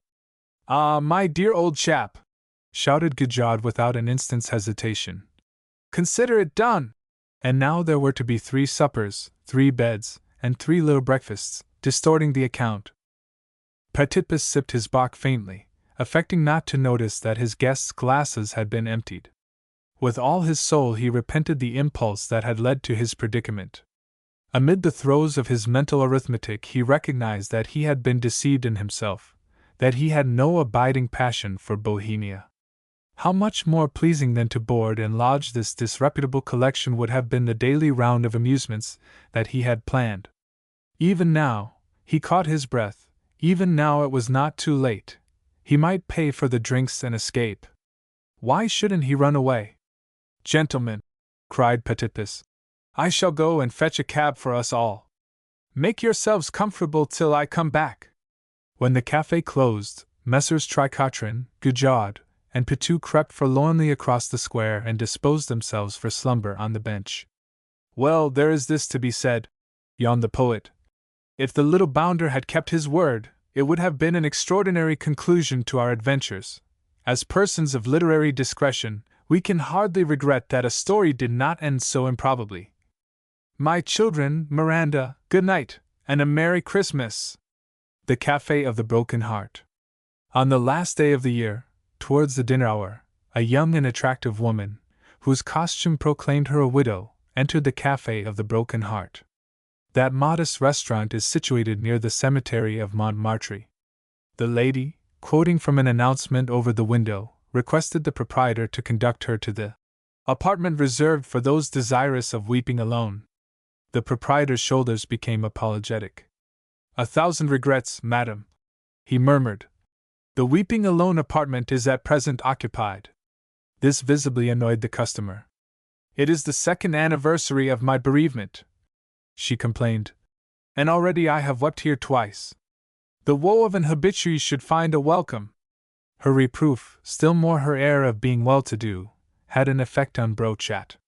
He looked at his wife, and his wife said hesitatingly, "Perhaps the young man would consent to oblige madam if you asked him nicely. After all, he engaged the room for 7 o'clock, and it is not yet 6:30. "That is true," said Brochat. "Alors, I shall see what can be arranged. I beg that madam will put herself to the trouble of sitting down while I make the biggest endeavors." But he returned after a few minutes to declare that the young man's sorrow was so profound that no reply could be extracted from him. The lady showed signs of temper. "Has this person the monopoly of sorrowing on your premises?" she demanded. "Whom does he lament? Surely the loss of a husband should give me prior claim?" "I cannot rightly say whom the gentleman laments," stammered Brochat. "The circumstances are, in fact, somewhat unusual. I would mention, however, that the apartment is a spacious one, as madam doubtless recalls, and no further mourners are expected for half an hour. If in the meantime madam would be so amiable as to weep in the young man's presence, I can assure her that she would find him too stricken to stare." The widow considered. "Well," she said, after the pause, "if you can guarantee his abstraction, so be it. It is a matter of conscience with me to behave in precisely the same way each year, and rather than miss my meditations there altogether, I am willing to make the best of him." Brochat, having taken her order for refreshments, for which he always charged slightly higher prices on the first floor, preceded her up the stairs. The single gas flame that had been kindled in the room was very low, and the lady received but a momentary impression of a man's figure bowed over a white table. She chose a chair at once with her back towards him, and resting her brow on her forefinger, disposed herself for desolation. It may have been that the stranger's proximity told on her nerves, or it may have been that time had done something to heal the wound. Whatever the cause, the frame of mind that she invited was slow in arriving, and when the bouillon and biscottes appeared she was not averse from trifling with them. Meanwhile, for any sound that he had made, the young man might have been as defunct as Henri IV, but as she took her second sip, a groan of such violence escaped him that she nearly upset her cup. His abandonment of despair seemed to reflect upon her own insensibility, and partly to raise herself in his esteem, the lady a moment later uttered a long-drawn, wistful sigh.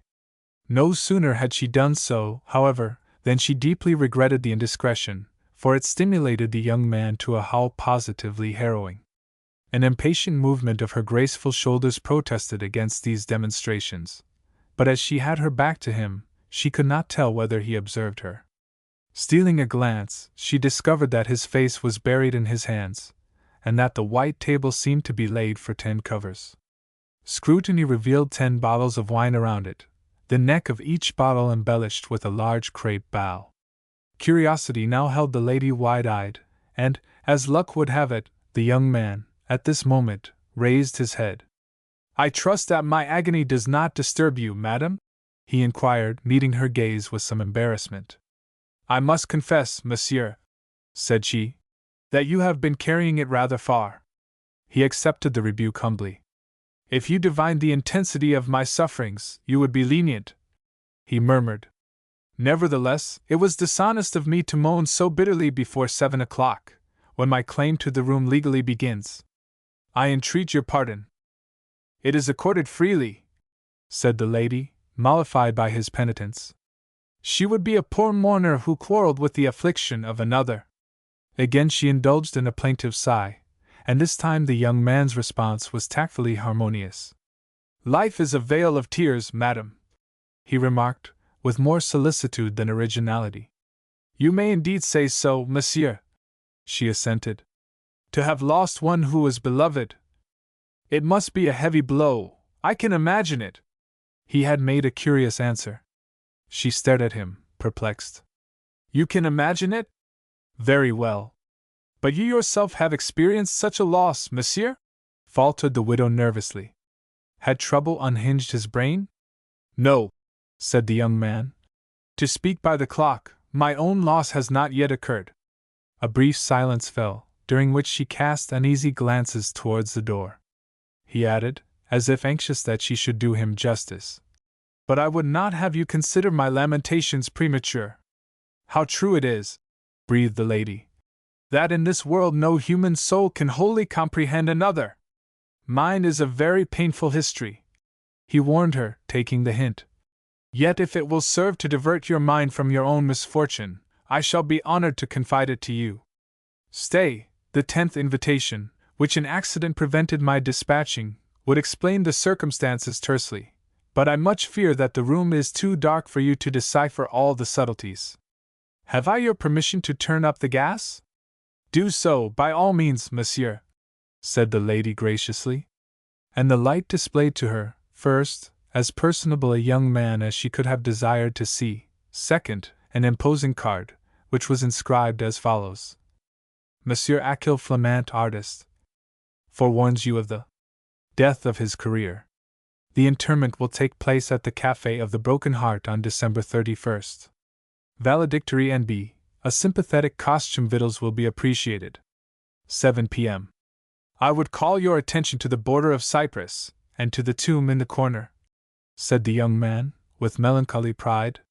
"You may also look favorably on the figure with the shovel, which, of course, depicts me in the act of burying my hopes. It is a symbolic touch that no hope is visible. It is a very artistic production altogether," said the widow, dissembling her astonishment. "So you are a painter, Monsieur Flamant?" "Again speaking by the clock, I am a painter," he concurred. "But at midnight I shall no longer be in a position to say so. In the morning I am pledged to the life commercial. You will not marvel at my misery when I inform you that the existence of Achille Flamant, the artist, will terminate in 5 hours and 20-odd minutes. Well, I am commercial myself," she said. "I am Madame Aurora, the beauty specialist of the Rue Baba. Do not think me wanting in the finer emotions, but I assure you that a lucrative establishment is not a calamity." "Madame Aurora," demurred the painter, with a bow, "your own business is but a sister art. In your atelier, the saffron of a bad complexion blooms to the fairness of a rose, and the bunch of a lumpy figure is modeled to the grace of Galatea. With me it will be a different pair of shoes. I shall be condemned to perch on a stool in the office of a wine merchant, and invoice vintages which my 30 francs a week will not allow me to drink. No comparison can be drawn between your lot and my little. Certainly I should not like to perch," she confessed. "Would you rejoice at the 30 francs a week? Well, and the 30 francs a week are also poignant. But you may rise, monsieur. Who shall foretell the future?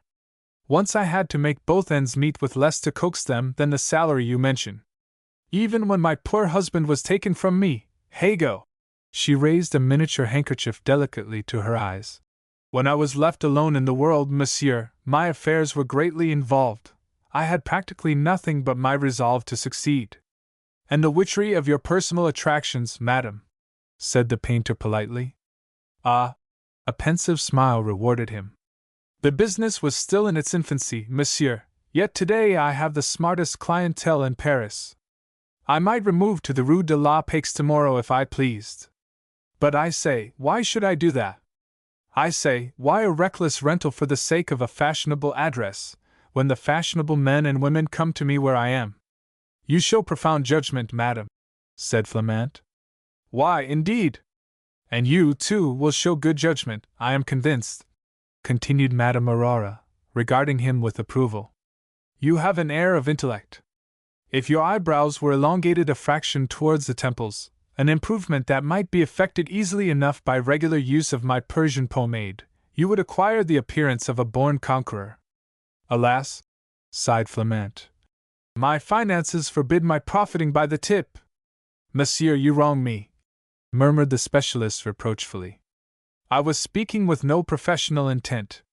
On the contrary, if you will permit me, I shall take joy in forwarding a pot to you gratis. Is it possible? Cried Flamant. You would really do this for me?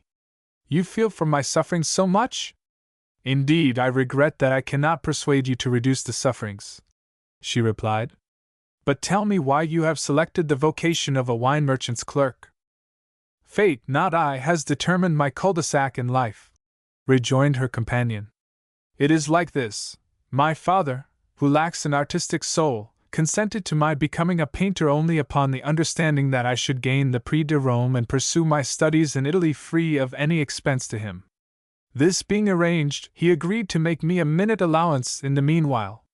By a concatenation of catastrophes upon which it is unnecessary to dwell, the Beaux-Arts did not accord the prize to me, and, at the end of last year, my parent reminded me of our compact, with a vigor which nothing but the relationship prevents my describing as inhuman. He insisted that I must bid farewell to aspiration and renounce the brush of an artist for the quill of a clerk. Distraught, I flung myself upon my knees. I implored him to reconsider. My tribulation would have moved a rock, it even moved his heart. He showed you mercy? He allowed me a respite. It was for 12 months? Precisely.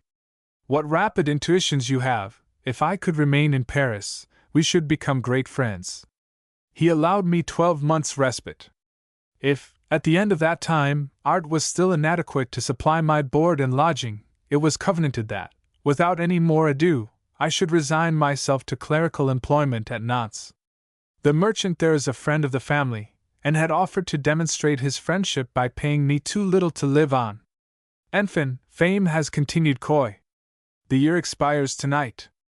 I have begged a few comrades to attend a valedictory dinner, and at the stroke of midnight, despairing, I depart. Is there a train? I do not depart from Paris till after breakfast tomorrow, but at midnight I depart from myself. I depart psychologically. The Achille Flamant of the hitherto will be no more. I understand, said Madame Aurora, moved. As you say, in my own way I am an artist too, there is a bond between us. Poor fellow, it is indeed a crisis in your life. Who put the crape bows on the bottles? They are badly tied. Shall I tie them properly for you? It would be a sweet service, said Flamant, and I should be grateful. How gentle you are to me, pomade, bows, nothing is too much for you. You must give me your Nantes address, she said, and I will post the pot without fail. I shall always keep it, he vowed. Not the pomade, but the pot, as a souvenir. Will you write a few lines to me at the same time? Her gaze was averted. She toyed with her spoon. The directions will be on the label, she said timidly. It was not of my eyebrows I was thinking, murmured the man. What should I say? The latest quotation for artificial lashes, or a development in dimple culture, would hardly be engrossing to you. I am inclined to believe that anything that concerned you would engross me. It would be so unconventional, she objected dreamily. To send a brief message of encouragement? Have we not talked like confidants? That is queerer still. I admit it. Just now I was unaware of your existence, and suddenly you dominate my thoughts. How do you work these miracles, madam? Do you know that I have an enormous favor to crave of you? What, another one? Actually, is it not audacious of me? Yet for a man on the verge of parting from his identity, I venture to hope that you will strain a point. The circumstances are in the man's favor, she owned. Nevertheless, much depends on what the point is. Well, I ask nothing less than that you accept the invitation on the card that you examined. I beg you to soothe my last hours by remaining to dine. Oh, but really, she exclaimed, I am afraid. You cannot urge that you are required at your atelier so late. And as to any social engagement, I do not hesitate to affirm that my approaching death in life puts forth the stronger claim. On me? When all is said, a new acquaintance. What is time? Demanded the painter. And she was not prepared with a reply. Your comrades will be strangers to me, she argued.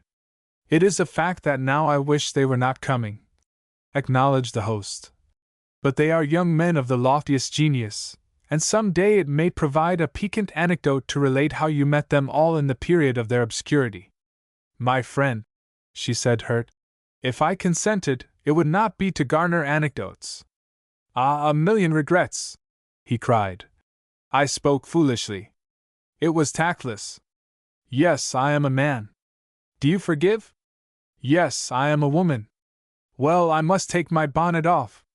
Oh, you are not a woman, but an angel. What beautiful hair you have! And your hands, how I should love to paint them! I have painted them, myself, with many preparations. My hands have known labor, believe me. They have washed up plates and dishes, and often the dishes had provided little to eat. Poor girl! One would never suspect that you had struggled like that. How feelingly you say it! There have been few to show me sympathy. Oh, I assure you, my life has been a hard one. It is a hard one now, in spite of my success. Constantly, when customers moan before my mirrors, I envy them, if they did but know it. I think, yes, you have a double chin, and your eyes have lost their fire, and nasty curly little veins are spoiling the pallor of your nose. But you have the affection of husband and child, while I have nothing but fees. What is my destiny?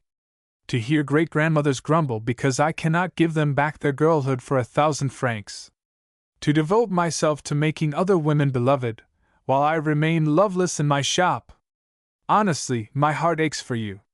If I might presume to advise, I would say, do not allow the business to absorb your youth. You were meant to be worshipped, and yet, while I recommend it, I hate to think of another man worshipping you. Why should you care, my dear? But there is no likelihood of that. I am far too busy to seek worshippers. Apropos, an idea has just occurred to me which might be advantageous to us both. If you could inform your father that you would be able to earn rather more next year by remaining in Paris than by going to Nantes, would it be satisfactory? Satisfactory? Ejaculated Flamant.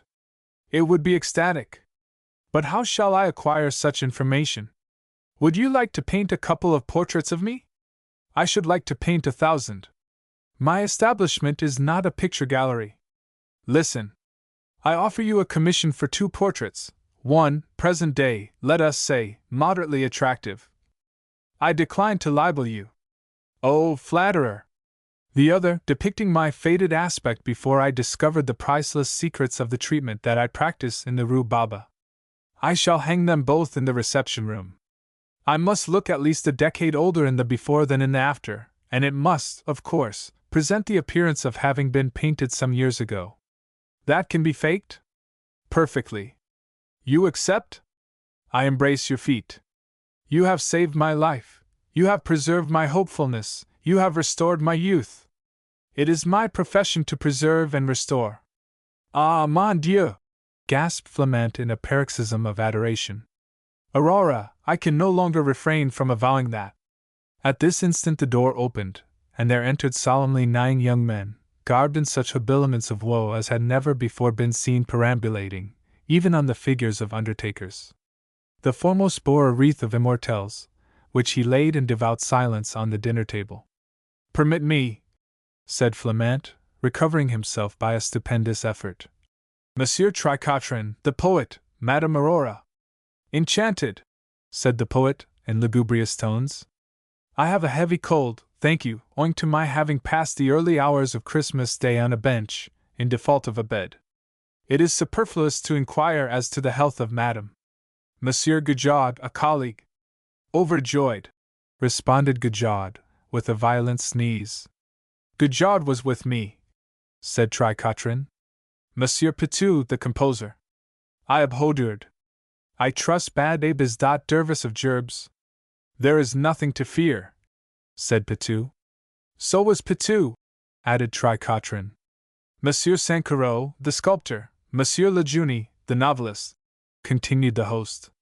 But before he could present the rest of the company, Brochat was respectfully intimating to the widow that her position in the weeping alone apartment was now untenable.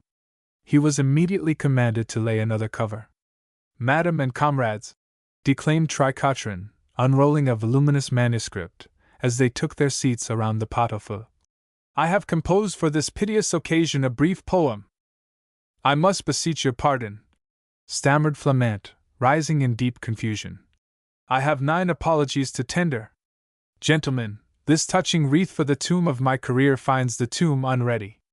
These affecting garments which you have hired at, I fear, ruinous expense, should be exchanged for bunting.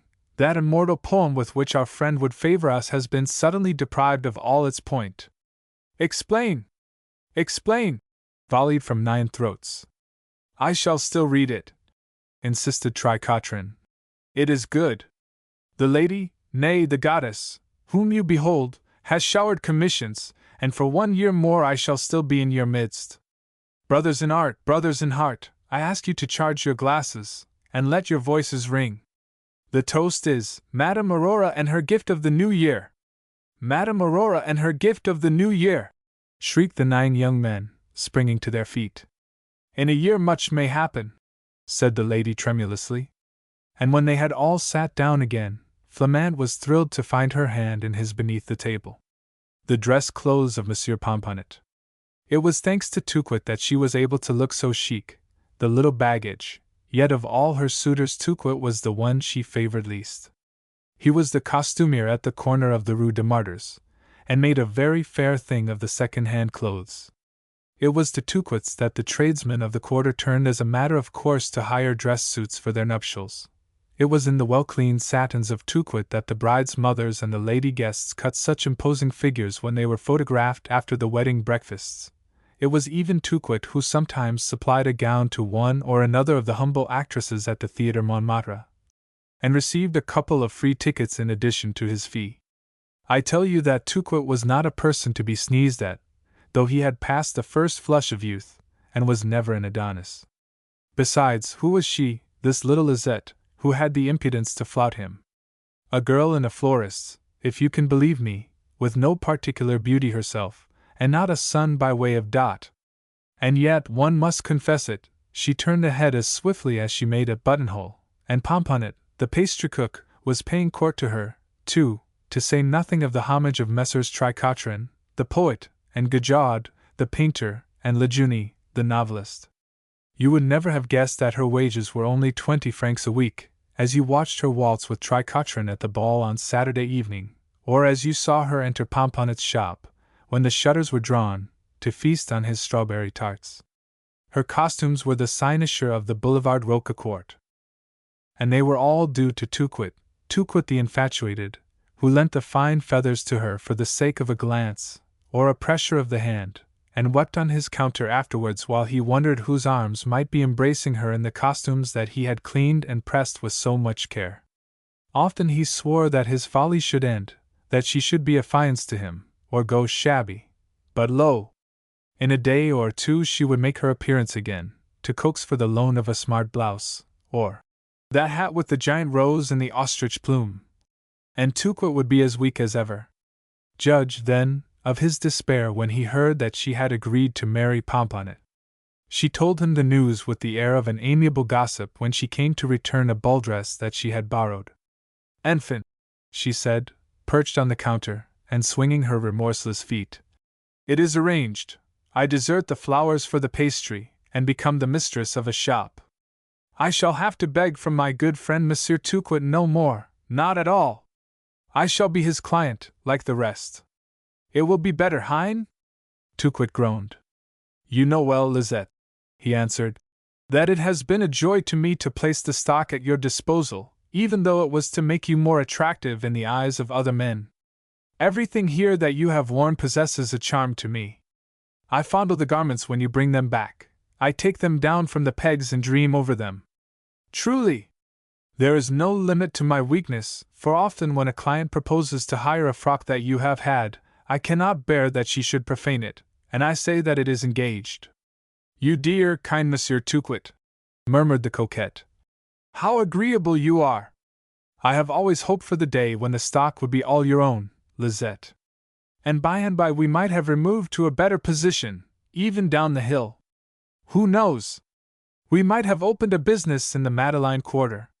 That would suit you better than a little cake shop up a side street? And I would have risked it for you. I know how you incline to fashion. When I have taken you to a theater, did you choose the Montmartre, where we might have gone for nothing, or the Mancy? Not you, that might do for other girls. You have always demanded the theaters of the Grand Boulevard. A cup of coffee at the Café de la Paix is more to your taste than a bottle of beer and hard-boiled eggs at the Nimble Rabbit. Heaven knows I trust you will be happy, but I cannot persuade myself that this pomponnet shares your ambitions. With his slum and his stale pastry he is quite content. It is not stale, she said. Well, we will pass his pastry, though, word of honor, I bought some there last week that might have been baked before the Commune. But to recur to his soul, is it an affinity? Affinities are always hard up. She pouted.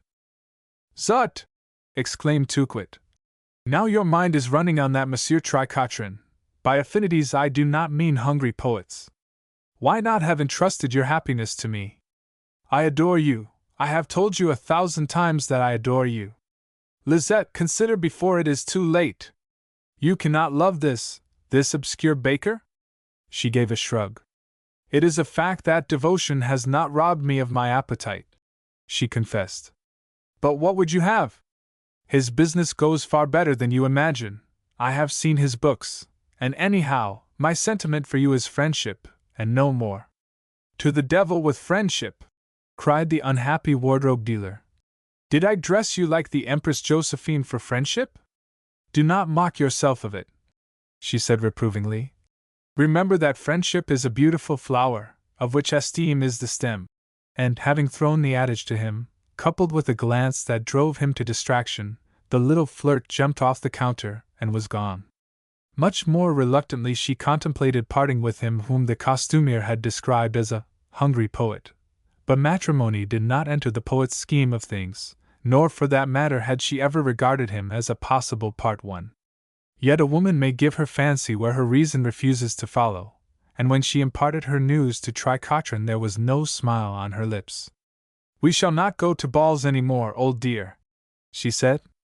Monsieur Pomponnet has proposed marriage to me, and I settle down. Heartless girl! Exclaimed the young man, with tears in his eyes. So much for woman's constancy. Mon Dieu! She faltered. Did you then love me, Gustave, really? I do not know, said Tricotrin, but since I am to lose you, I prefer to think so. Ah, do not grieve for me. Fortunately, there is always the Seine. And first I shall pour my misery into song, and in years to come, fair daughters at your side will read the deathless poem, little dreaming that the Lisette I sang to is their mother. Some time, long after I am in my grave, when France has honored me at last, you may stand before a statue that bears my name, and think, he loved me, and I broke his heart.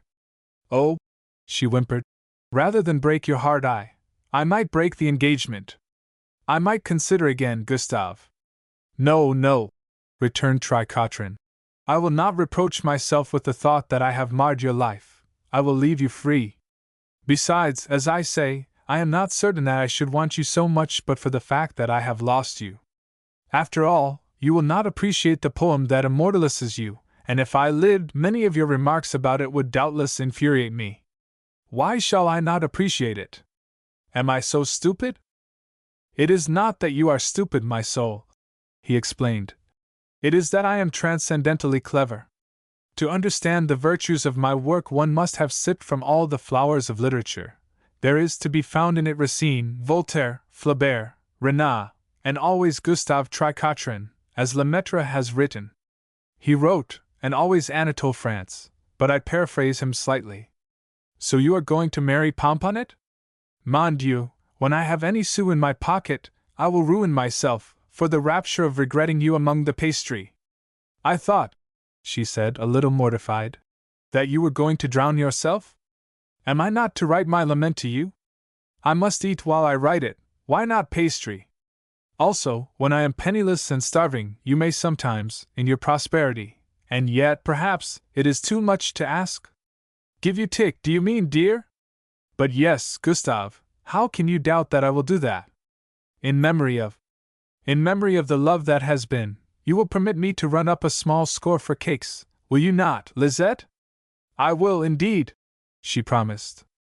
But, oh, it's quite true, I should never understand you. A minute ago you made me think of you in the morgue, and now you make me think of you in the cake shop. What are you laughing at? I laugh, like Figaro, said Tricotrin, that I may not be obliged to weep. When are you going to throw yourself away, my little Lisette? Has my accursed rival induced you to fix a date? We are to be married in a fortnight's time, she said, and if you could undertake to be sensible, I would ask Alphonse to invite you to the breakfast. In a fortnight's time hunger and a hopeless passion will probably have made an end of me, replied the poet. However, if I survive, the breakfast will certainly be welcome. Where is it to be held? I can recommend a restaurant that is especially fine at such affairs, and most moderate.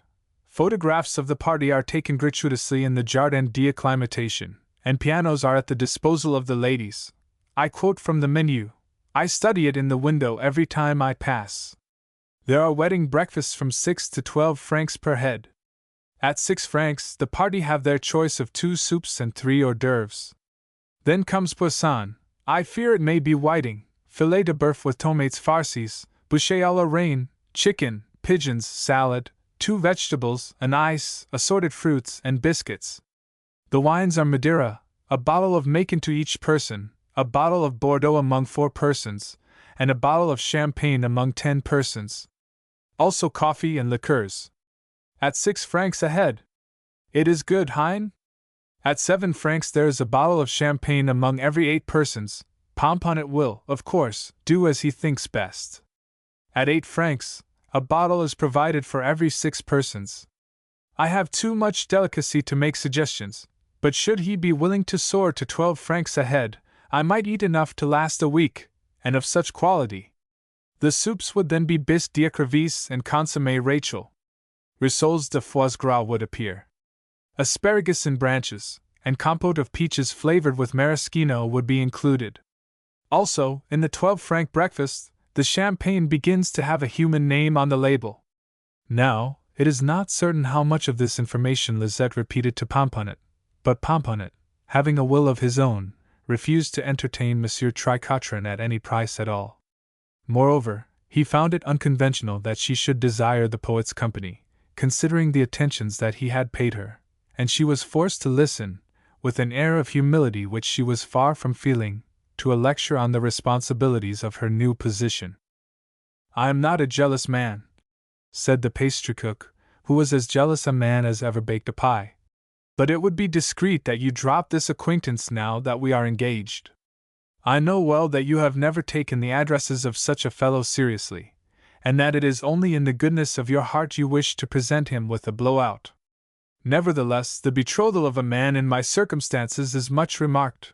All the daughters of the hairdresser next door have had their hopes of me. Indeed, there is scarcely a neighbor who is not chagrined at the turn events have taken, and the world would be only too glad of an excuse to call me fool.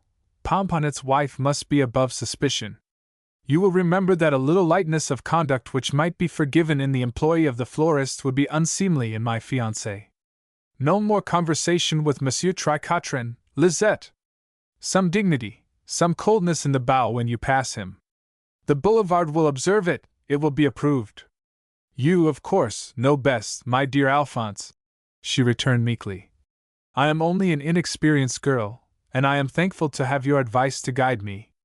But let me say that never, never has there been any lightness of conduct to distress you. Monsieur Tricotrin and I have been merely friends. If I have gone to a ball with him sometimes, and I acknowledge that has happened, it has been because nobody more to my taste has offered to take me. She had ground her little teeth under the infliction of his homily, and it was only by dint of thinking hard of his profits that she abstained from retorting that he might marry all the daughters of the hairdresser and go to Uganda. However, during the next week or so, she did not chance to meet the poet on the boulevard, and since she wished to conquer her tenderness for him, one cannot doubt that all would have been well but for the editor of L'Echo de la Butte. By a freak of fate, the editor of L'Echo de la Butte was moved to invite Monsieur Tricotrin to an affair of ceremony 2 days previous to the wedding. What followed? Naturally, Tricotrin must present himself in evening dress. Naturally, also, he must go to Touquet's to hire the suit. "Regard," said the costumier. "Here is a suit that I have just acquired. Monsieur will observe that it is of the most distinguished cut, quite in the latest fashion. I will whisper to Monsieur that it comes to me through the valet of the Comte de St. Nam la Bretèche Forêt de Marly." "Mon Dieu!" said Tricotrin. "Let me try it on." And he was so gratified by his appearance in it that he barely winced at the thought of the expense. "I am improving my position," he soliloquized. "If I have not precisely inherited the mantle of Victor Hugo, I have, at any rate, hired the dress suit of the Comte de St. Nam la Bretèche Forêt de Marly." Never had a more impressive spectacle been witnessed in Montmartre than Tricotrin's departure from his latest lodging shortly after 6 o'clock. Wearing a shirt of Petou's, Flamand's patent leather boots, and a white tie contributed by Goujaud, the young man sallied forth with the deportment of the Count himself. Only one thing more did he desire, a flower for his buttonhole, and Lisette remained in her situation until the morrow. What more natural, finally, than that he should hie him to the florist's? It was the first time that she had seen her lover in evening dress, and sentiment overpowered her as he entered. "Thou!" she murmured, paling. On the poet, too, the influence of the clothes was very strong. Attired like a jeune premier, he craved with all the dramatic instinct of his nature for a love scene, and instead of fulfilling his intention to beg for a rosebud at cost price, he gazed at her soulfully and breathed. "Lisette! So we have met again," she said. "The world is small," returned the poet, ignoring the fact that he had come to the shop. "And am I yet remembered? It is not likely I should forget you in a few days," she said more practically. "I didn't forget about the breakfast thither, but Alphonse put his foot down." "Pig!" said the poet. "And yet it may be better so. How could I eat in such an hour? However, you are not disconsolate this evening?" she suggested. "Mais vrai! What a swell you are! Flute! Some fashionable assembly that will bore me beyond endurance." He sighed. "With you alone, Lisette, have I known true happiness. The train rides on summer nights that were joyous because we loved, the simple meals that were sweetened by your smile." "Ah, Gustave," she said. "Wait, I must give you a flower for your coat." "I shall keep it all my life," vowed Tricotrin. "Tell me, little one, I dare not stay now, because my host lives a long way off, but this evening, could you not meet me once again? For the last time, to say farewell? I have nearly 2 francs 50, and we might go to supper, if you agree." It was arranged before he took leave of her that she should meet him outside the debit at the corner of the Rue de Santé at 11 o'clock, and sup with him there, in a locality where she was unlikely to be recognized. Rash enough, this conduct, for a young woman who was to be married to another man on the next day but one. But a greater imprudence was to follow. They supped, they sentimentalized, and when they parted in the Champs-Élysées in the moonshine, she gave him from her bosom a little rose-colored envelope that contained nothing less than a lock of her hair. The poet placed it tenderly in his waistcoat pocket, and after he had wept, and quoted poetry to the stars, forgot it. He began to wish that he had not mixed his liquors quite so impartially, and on the morrow, when he woke, he was mindful of nothing more grievous than a splitting headache. Now Touquet, who could not sleep of nights because the pastry-cook was going to marry Lisette, made a practice of examining the pockets of all garments returned to him, with an eye to stray sous, and when he proceeded to examine the pockets of the dress suit returned by Monsieur Tricotrin, what befell but that he drew forth a rose-tinted envelope containing a tress of hair, and inscribed, "To Gustave from Lisette. Adieu." And the editor who invited Monsieur Tricotrin had never heard of Lisette, never heard of Pomponnet, did not know that such a person as Touquet existed, yet the editorial caprice had manipulated destinies. How powerful are editors! How complicated is life! But a truce to philosophy, let us deal with the emotions of the soul. The shop reeled before Touquet. All the good and the bad in his character battled tumultuously.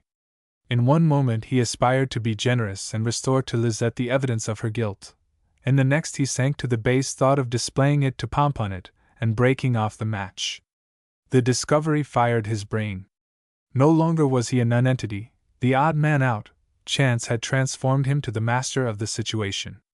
Full well he knew that there would be no nuptials next day were Pomponnet aware of his fiancée's perfidy. It needed but to go to him and say, "Monsieur, my sense of duty compels me to inform you." How easy it would be! He laughed hysterically. But Lisette would never pardon such a meanness. She would always despise and hate him. He would have torn her from his rival's arms, it was true, yet his own would still be empty. "Ah, Lisette, Lisette!" groaned the wretched man, and swept to evil by the force of passion, he cudgelled his mind to devise some piece of trickery, some diabolical artifice, by which the incriminating token might be placed in the pastry-cook's hands as if by accident. And while he pondered, his whole soul a chaos, in that hour Pomponnet entered to hire a dress suit for his wedding. Touquet raised his head, blanched to the lips. "Regard," he said, with a forced calm terrible to behold. "Here is a suit that I have just acquired. Monsieur will observe that it is of the most distinguished cut, quite in the latest fashion. I will whisper to Monsieur that it comes to me through the valet of the Comte de St. Nam la Bretèche Forêt de Marly." And unseen by the guileless bridegroom, he slipped the damning proof into a pocket of the trousers, where his knowledge of the pastry-cook's attitudes assured him that it was even more certain to be found than in the waistcoat. "Mon Dieu!" said the other, duly impressed by the suit's pedigree. "Let me try it on." "The coat is rather tight," he complained, "but it has undeniably an air." "No more than one client has worn it," gasped the wardrobe dealer haggardly. "Monsieur Gustave Tricotrin, the poet, who hired it last night. The suit is practically new. I have no other in the establishment to compare with it. Listen, Monsieur Pomponnet. To an old client like yourself, I will be liberal. Wear it this evening for an hour in your home.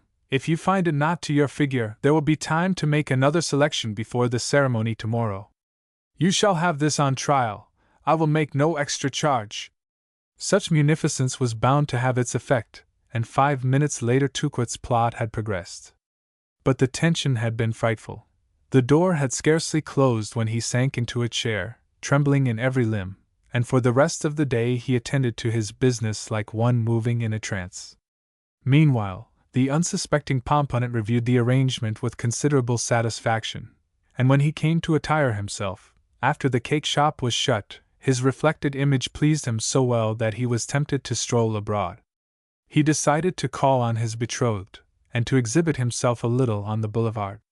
Accordingly, he put some money in the pocket of the waistcoat, oiled his silk hat, to give it an additional luster, and sallied forth in high good humor. "How splendid you look, my dear Alphonse!" exclaimed Lisette, little dreaming it was the same suit that she had approved on Tricotrin the previous evening. Her innocent admiration was agreeable to Pomponnet. He patted her on the cheek. "In truth," he said carelessly, "I had forgotten that I had it on. But I was so impatient for tomorrow, my pet angel, that I could not remain alone and I had to come to see you." They were talking on her doorstep, for she had no apartment in which it would have been convenable to entertain him, and it appeared to him that the terrace of a café would be more congenial. "Run upstairs and make your toilette, my loving duck," he suggested, "and I shall take you out for a tasse. While you are getting ready, I will smoke a cigar." And he drew his cigar case from the breast pocket of the coat, and took a matchbox from the pocket where he had put his cash. It was a balmy evening, sweet with the odor of spring, and the streets were full of life. As he promenaded with her on the boulevard, Pomponnet did not fail to remark the attention commanded by his costume. He strutted proudly, and when they reached the café and took their seats, he gave his order with the authority of the president. "Ah," he remarked, "it is good here, hein?" And then, stretching his legs, he thrust both his hands into the pockets of his trousers. "Comment?" he murmured. "What have I found? Now is not this amusing? I swear it is a billet doux." He bent, chuckling, to the light, and bounded in his chair with an oath that turned a dozen heads towards them. "Traitress!" roared Pomponnet. Miserable traitress! It is your name! It is your writing! It is your hair! Do not deny it, give me your head, it matches to a shade! Jezebel, last night you met Monsieur Tricotrin, you have deceived me! Lisette, who had jumped as high as he in recognizing the envelope, sat like one paralyzed now. Her tongue refused to move. For an instant, the catastrophe seemed to her of supernatural agency. It was as if a miracle had happened, as she saw her fiancé produce her lover's keepsake. All she could stammer at last was, "Let us go away, pay for the coffee!" "I will not pay!" shouted Monsieur Pomponnet. "Pay for it yourself, jade! I have done with you!" And leaving her spellbound at the table, he strode from the terrace like a madman before the waiters could stop him. Oh, of course, he was well known at the cafe, and they did not detain Lisette, but it was a most ignominious position for a young woman. And there was no wedding next day, and everybody knew why. The little coquette, who had mocked suitors by the dozen, was jilted almost on the threshold of the mairie. She smacked Tricotrin's face in the morning, but her humiliation was so acute that it demanded the salve of immediate marriage, and at the moment she could think of no one better than Touquet. So Touquet won her after all.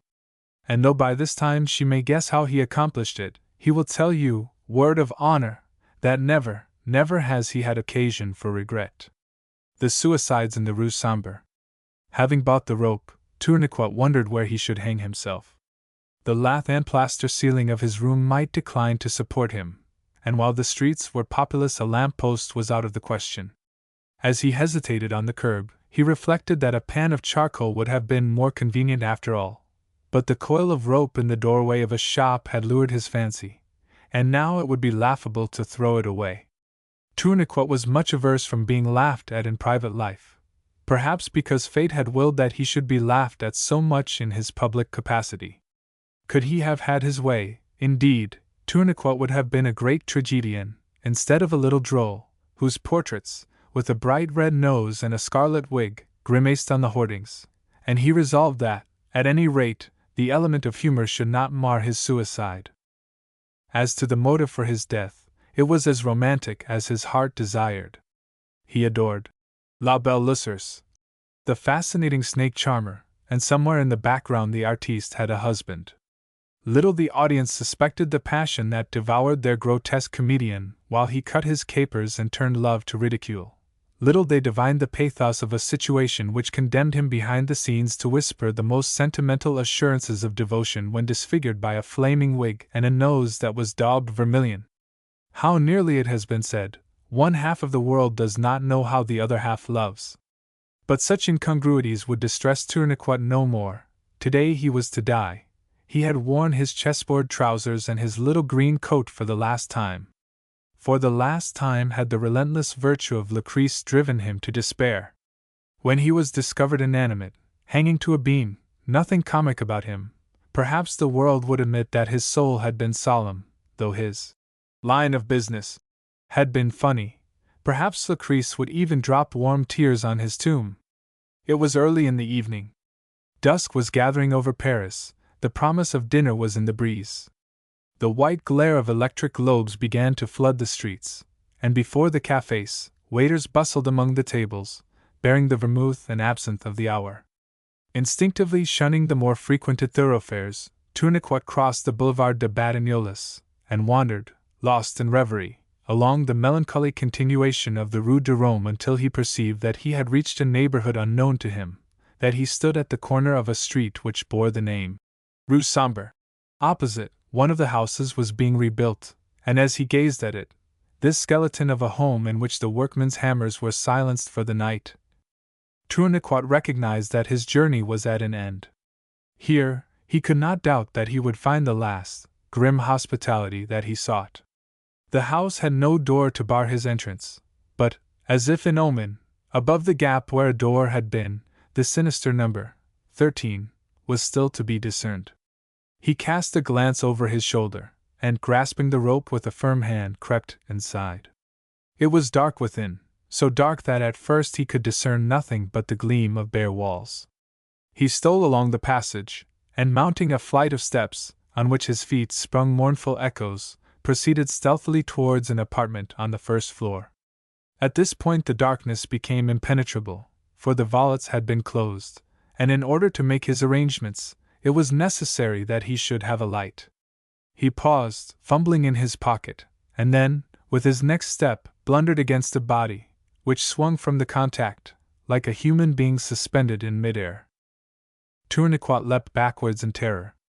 A cold sweat bespangled him, and for some seconds he shook so violently that he was unable to strike a match. At last, when he accomplished it, he beheld a man, apparently dead, hanging by a rope in the doorway. "Ah, mon Dieu!" gasped Tournequoit, and the thudding of his heart seemed to resound through the deserted house. Humanity impelled him to rescue the poor wretch, if it was still to be done. Shuddering, he whipped out his knife, and sawed at the cord desperately. The cord was stout, and the blade of the knife but small. An eternity seemed to pass while he sawed in the darkness. Presently one of the strands gave way. He set his teeth and pressed harder, and harder yet. Suddenly the rope yielded and the body fell to the ground. Tournequoit threw himself beside it, tearing open the collar, and using frantic efforts to restore animation. There was no result. He persevered, but the body lay perfectly inert. He began to reflect that it was his duty to inform the police of the discovery, and he asked himself how he should account for his presence on the scene. Just as he was considering this, he felt the stir of life. As if by a miracle the man groaned. "Courage, my poor fellow!" panted Tournequoit. "Courage, all is well!" The man groaned again, and after an appalling silence, during which Tournequoit began to tremble for his fate anew, asked feebly, "Where am I?" "You would have hanged yourself," explained Tournequoit. "Thanks to heaven, I arrived in time to save your life." In the darkness they could not see each other, but he felt for the man's hand and pressed it warmly. To his consternation, he received, for response, a thump in the chest. "Morbleu, what an infernal cheek!" croaked the man. "So you have cut me down? You meddlesome idiot, by what right did you poke your nose into my affairs, Hein?" Dismay held Tournequoit dumb. "Hein?" wheezed the man. "What concern was it of yours, if you please? Never in my life before have I met with such a piece of presumption." "My poor friend," stammered Tournequoit, "you do not know what you say, you are not yourself. By and by you will be grateful, you will fall on your knees and bless me. By and by I shall punch you in the eye," returned the man. "Just as soon as I am feeling better. What have you done to my collar, too? I declare you have played the devil with me." His annoyance rose. "Who are you, and what are you doing here, anyhow? You are a trespasser, I shall give you in charge." "Come, come," said Tournequoit, conciliatingly. "If your misfortunes are more than you can bear, I regret that I was obliged to save you. But, after all, there is no need to make such a grievance of it. You can hang yourself another day." "And why should I be put to the trouble twice?" grumbled the other. "Do you figure yourself that it is agreeable to hang? I passed a very bad time, I can assure you. If you had experienced it, you would not talk so lightly about another day. The more I think of your impudent interference, the more it vexes me. And how dark it is! Get up and light the candle, it gives me the hump here." "I have no candle, I have no candle," babbled Tournequoit. "I do not carry candles in my pocket." "There is a bit on the mantelpiece," replied the man angrily. "I saw it when I came in. Go and feel for it, hunt about. Do not keep me lying here in the dark, the least you can do is to make me as comfortable as you can." Tournequoit, not a little perturbed by the threat of assault, groped obediently, but the room appeared to be of the dimensions of a park, and he arrived at the candle stump only after a prolonged excursion. The flame revealed to him a man of about his own age, who leant against the wall regarding him with indignant eyes. Revealed also was the coil of rope that the comedian had brought for his own use, and the man pointed to it. "What is that? It was not here just now." "It belongs to me," admitted Tournequoit nervously. "I see that it belongs to you. Why do you visit an empty house with a coil of rope, Hein? I should like to understand that. Upon my life, you were here on the same business as myself." Now if this does not pass all forbearance, you come to commit suicide, and yet you have the effrontery to put a stop to mine. Well, exclaimed Tuniquat, I obeyed an impulse of pity. It is true that I came to destroy myself, for I am the most miserable of men, but I was so much affected by the sight of your sufferings that temporarily I forgot my own. That is a lie, for I was not suffering, I was not conscious when you came in. However, you have some pretty moments in front of you, so we will say no more. When you feel yourself drop, it will be diabolical, I promise you. The hair stands erect on the head, and each spot of blood in the veins congeals to a separate icicle. It is true that the drop itself is swift, but the clutch of the rope, as you kick in the air, is hardly less atrocious. Do not be encouraged by the delusion that the matter is instantaneous. Time mocks you, and a second holds the sensations of a quarter of an hour. What has forced you to it? We need not stand on ceremony with each other, Hein? I have resolved to die because life is torture, said Tournequoit, on whom these details had made an unfavorable impression. The same with me. A woman, of course. Yes, sighed Tournequoit. A woman! Is there no other remedy? Cannot you desert her? Desert her? I pine for her embrace. Hein? She will not have anything to do with me. Comment? Then it is love with you. What else? An eternal passion. Oh, mon Dieu, I took it for granted you were married. But this is droll. You would die because you cannot get hold of a woman, and I because I cannot get rid of one. We should talk, we two. Can you give me a cigarette? With pleasure, monsieur, responded Tournequoit, producing a packet. I also will take one, my last. If I expressed myself hastily just now, said his companion, refastening his collar, I shall apologize. No doubt your interference was well meant, though I do not pretend to approve it. Let us dismiss the incident. You have behaved tactlessly, and I, on my side, have perhaps resented your error with too much warmth. Well, it is finished. While the candle burns, let us exchange more amicable views. Is my cravat straight? It astonishes me to hear that love can drive a man to such despair. I, too, have loved, but never to the length of the rope. There are plenty of women in Paris. If one has no heart, there is always another. I am far from proposing to frustrate your project, holding as I do that a man's suicide is an intimate matter in which rescue is a name given by busybodies to a gross impertinence.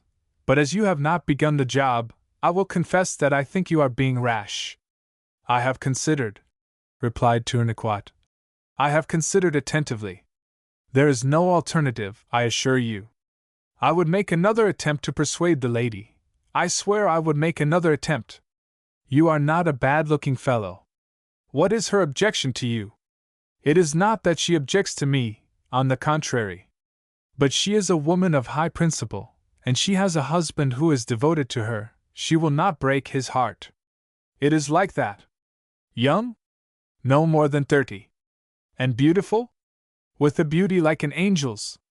She has a dimple in her right cheek when she smiles that drives one to distraction. Myself, I have no weakness for dimples, but every man to his taste. There is no arguing about these things. What a combination, young, lovely, virtuous. And I make you a bet the oaf of a husband does not appreciate her. Is it not always so? But of course I married foolishly, I married an artiste. If I had my time again I would choose in preference any sempstress. The artistes are for applause, for bouquets, for little dinners, but not for marriage. I cannot agree with you, said Tournequoit with some hauteur. Your experience may have been unfortunate, but the theatre contains women quite as noble as any other sphere. In proof of it, the lady I adore is an artiste herself. Really, is it so? Would it be indiscreet to ask her name? There are things that one does not tell. But as a matter of interest? There is nothing derogatory to her in what you say, quite the reverse. True. Well, the reason for reticence is removed. She is known as La Belle Lucrece. Hein? Ejaculated the other, jumping. What ails you? She is my wife. Your wife? Impossible. I tell you I am married to her, she is Madame Beguinette. Mon Dieu! Faltered Tournequoit aghast. What have I done? So? You are her lover? Never has she encouraged me. Recall what I said. There are no grounds for jealousy. Am I not about to die because she spurns me? I swear to you. You mistake my emotion. Why should I be jealous? Not at all. I am only amazed. She thinks I am devoted to her? Ho ho! Not at all.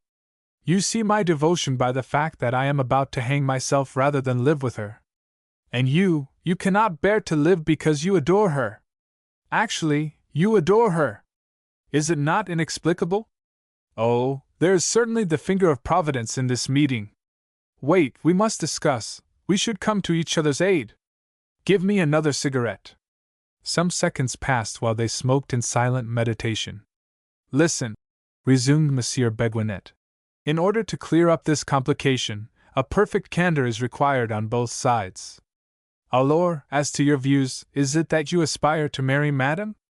I do not wish to appear exigent, but in the position that I occupy you will realize that it is my duty to make the most favorable arrangements for her that I can. Now open your heart to me, speak frankly. It is difficult for me to express myself without restraint to you, monsieur, said Tournequoit, because circumstances cause me to regard you as a grievance. To answer you with all the delicacy possible, I will say that if I had cut you down 5 minutes later, life would be a fairer thing to me. Good, said Monsieur Beguinette. We make progress. Your income? Does it suffice to support her in the style to which she is accustomed? What may your occupation be? I am in Madame's own profession. I, too, am an artiste. So much the more congenial. I foresee a joyous union. Come, we go famously. Your line of business, snakes, ventriloquism, performing rabbits, what is it? My name is Tournequoit, responded the comedian, with dignity. All is said. Ah! Is it so? Now I understand why your voice has been puzzling me.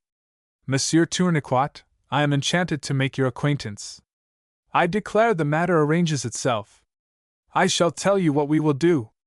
Hitherto I have had no choice between residing with Madame and committing suicide, because my affairs have not prospered, and, though my pride has revolted, her salary has been essential for my maintenance. Now the happy medium jumps to the eyes. For you, for me, for her the bright sunshine streams. I shall efface myself. I shall go to a distant spot, say Monte Carlo, and you shall make me a snug allowance. Have no misgiving, crown her with blossoms, lead her to the altar, and rest tranquil. I shall never reappear. Do not figure yourself that I shall enter like the villain at the Ambigu and menace the blissful home. Not at all. I myself may even remarry, who knows? Indeed, should you offer me an allowance adequate for a family man, I will undertake to remarry. I have always inclined towards speculation. That will shut my mouth, hein? I could threaten nothing, even if I had a base nature, for I, also, shall have committed bigamy.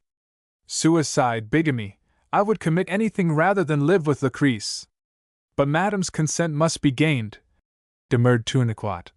You overlook the fact that Madame must consent. It is a fact that I do not understand why she should have any consideration for you, but if she continues to harp upon her duty, what then? Do you not tell me that her only objection to your suit has been her fear that she would break my heart? What an hallucination! I shall approach the subject with tact, with the utmost delicacy. I shall intimate to her that to ensure her happiness I am willing to sacrifice myself. Should she hesitate, I shall demand to sacrifice myself. Rest assured that if she regards you with the favor that you believe, your troubles are at an end, the barrier removes itself, and you join hands. The candle is going out. Shall we depart? I perceive no reason why we should remain. In truth, we might have got out of it sooner. You are right. A cafe will be more cheerful. Suppose we take a bottle of wine together. How does it strike you? If you insist, I will be your guest, if not. Ah, monsieur, you will allow me the pleasure, murmured Tournequoit. Well, well, said Beguinette. You must have your way. Your rope you have no use for, Hein, we shall leave it? But certainly. Why should I burden myself? The occasion has passed, true. Good. Come, my comrade, let us descend. Who shall read the future? A while ago they had been strangers, either intending to quit the house alive. Now the pair issued from it jauntily, arm in arm. Both were in high spirits, and by the time the lamps of a cafe gave them welcome, and the wine gurgled gaily into the glasses, they pledged each other with a sentiment no less than fraternal. How I rejoice that I have met you! Exclaimed Beguinette. To your marriage, mon vieux, to your joy! Fill up, again a glass, there are plenty of bottles in the cellar. Mon Dieu, you are my preserver, I must embrace you. Never till now have I felt such affection for a man. This evening all was black to me, I despaired, my heart was as heavy as a cannonball, and suddenly the world is bright. Roses bloom before my feet, and the little larks are singing in the sky. I dance, I skip. How beautiful, how sublime is friendship, better than riches, than youth, than the love of woman. Riches melt, youth flies, woman snores. But friendship is, again a glass. It goes well, this wine. Let us have a lobster. I swear I have an appetite. They make one peckish, these suicides, and n'est-ce pas? I shall not be formal. If you consider it your treat, you shall pay. A lobster and another bottle. At your expense, or mine? Ah, the bill all in one, declared Tournequoit. Well, well, said Beguinette, you must have your way. What a happy man I am! Already I feel 20 years younger. You would not believe what I have suffered. My agonies would fill a book. Really. By nature I am domesticated, but my home is impossible. I shudder when I enter it. It is only in a restaurant that I see a clean tablecloth. Absolutely. I pig. All Lucrece thinks about is frivolity. No, no, protested Tournequoit. To that I cannot agree. What do you know? You cannot agree. You have seen her when she is laced in her stage costume, when she prinks and prattles, with the paint and the powder and her best corset on. It is I who am behind the scenes, mon ami, not you. I see her dirty peignoir and her crow rags. At 4 o'clock in the afternoon. Every day. You cannot agree. Crow rags? Faltered Tournequoit. But certainly. I tell you I am of a gentle disposition, I am most tolerant of women's failings. It says much that I would have hanged myself rather than remain with a woman. Her untidiness is not all. Her toilette at home revolts my sensibilities, but well, one cannot have everything, and her salary is substantial. I have closed my eyes to the crow rags. However, snakes are more serious. Snakes? Ejaculated Tournequoit. Naturally. The beasts must live, do they not support us? But everything in its place is my own motto, the motto of my wife, all over the place.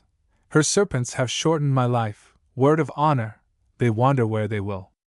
I never lay my head beside those crow rags of hers without anticipating a cobra de capello under the bolster. It is not everybody's money. Lucrece has no objection to them.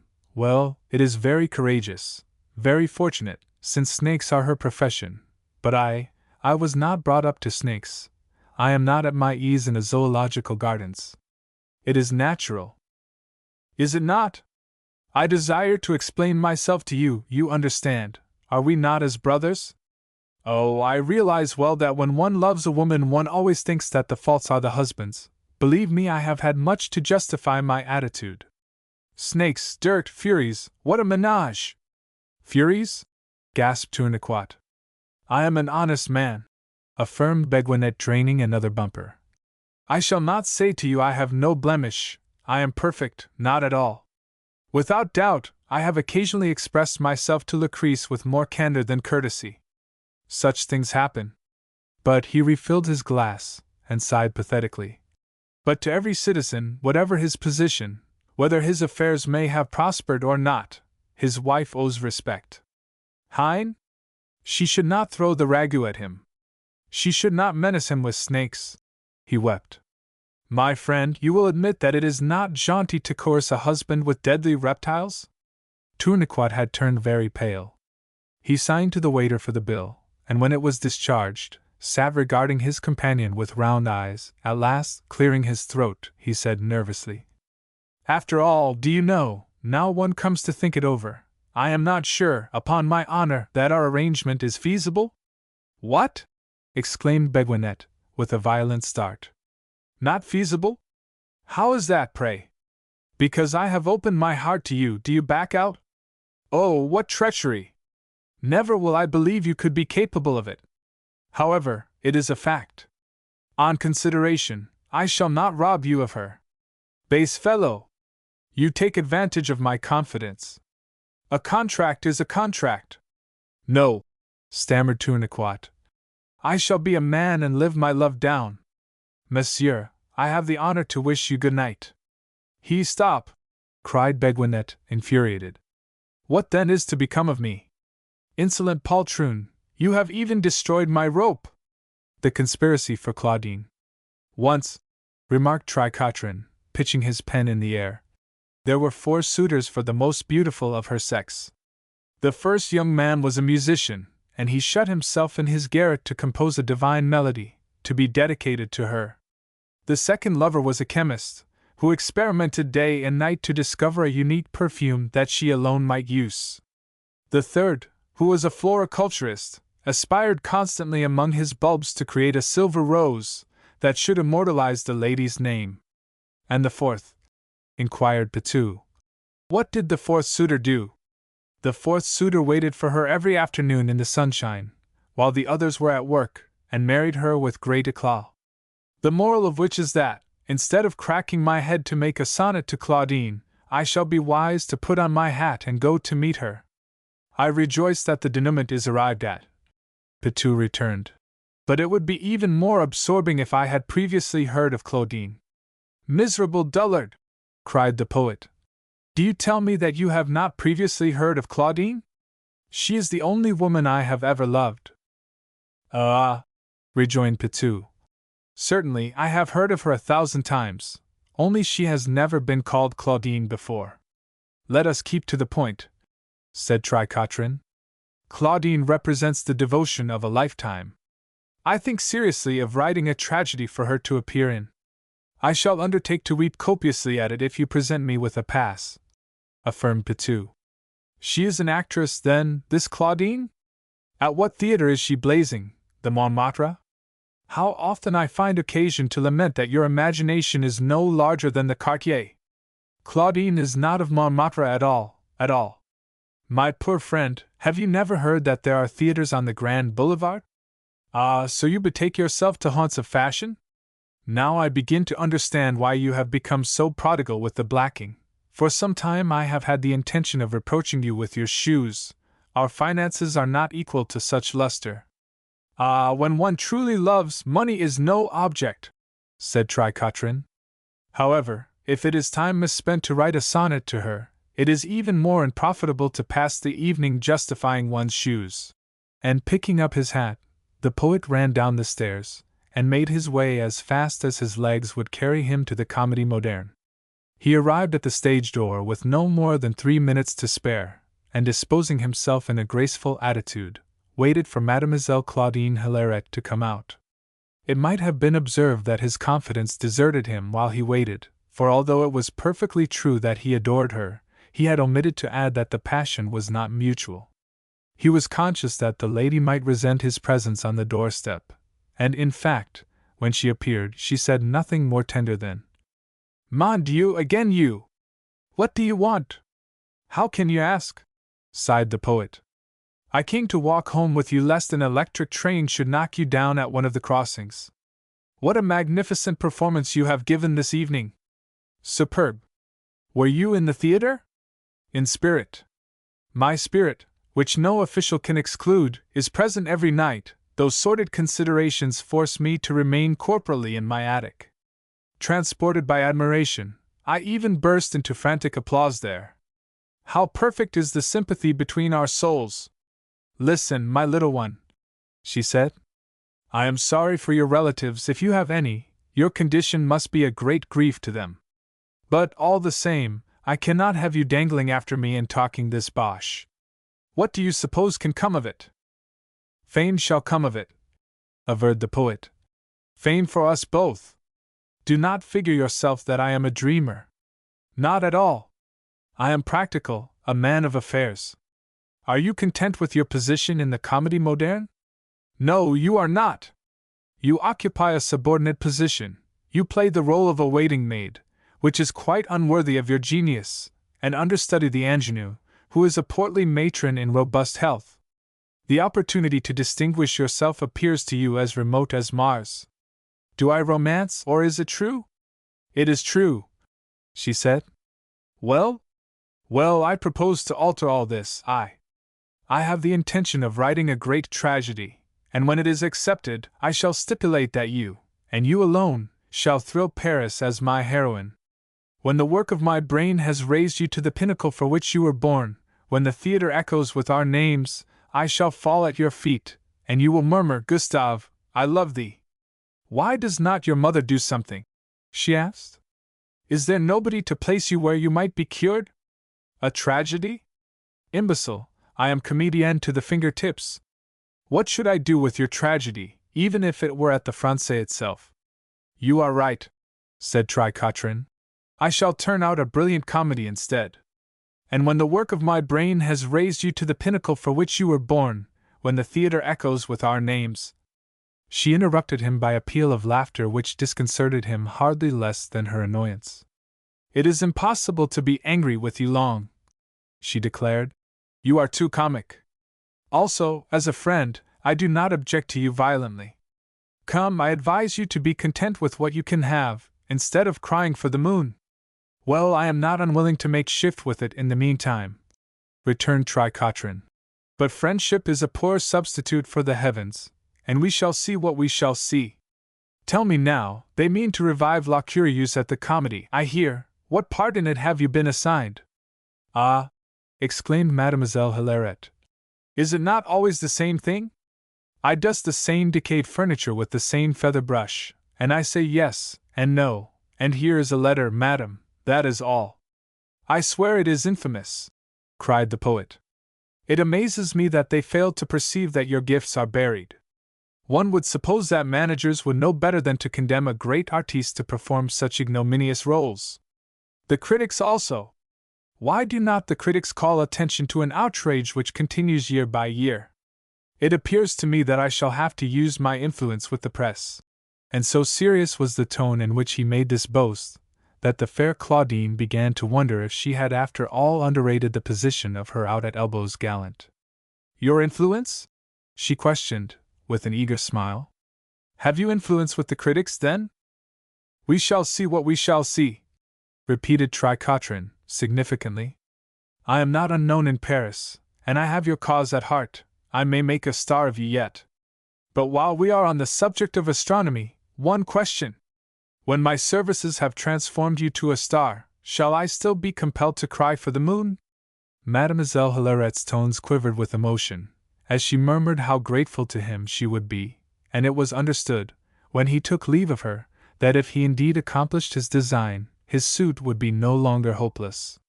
The poet pressed her hand ardently, and turned homeward in high feather, and it was not until he had trudged a mile or so that the rapture in his soul began to subside under the remembrance that he had been talking through his hat. In fact, he admitted to Pitou when the garret was reached, my imagination took wings unto itself. I am committed to a task beside which the labors of Hercules were child's play. The question now arises how this thing, of which I spoke so confidently, is to be effected. What do you suggest? I suggest that you allow me to sleep, replied Pitou, for I shall feel less hungry then.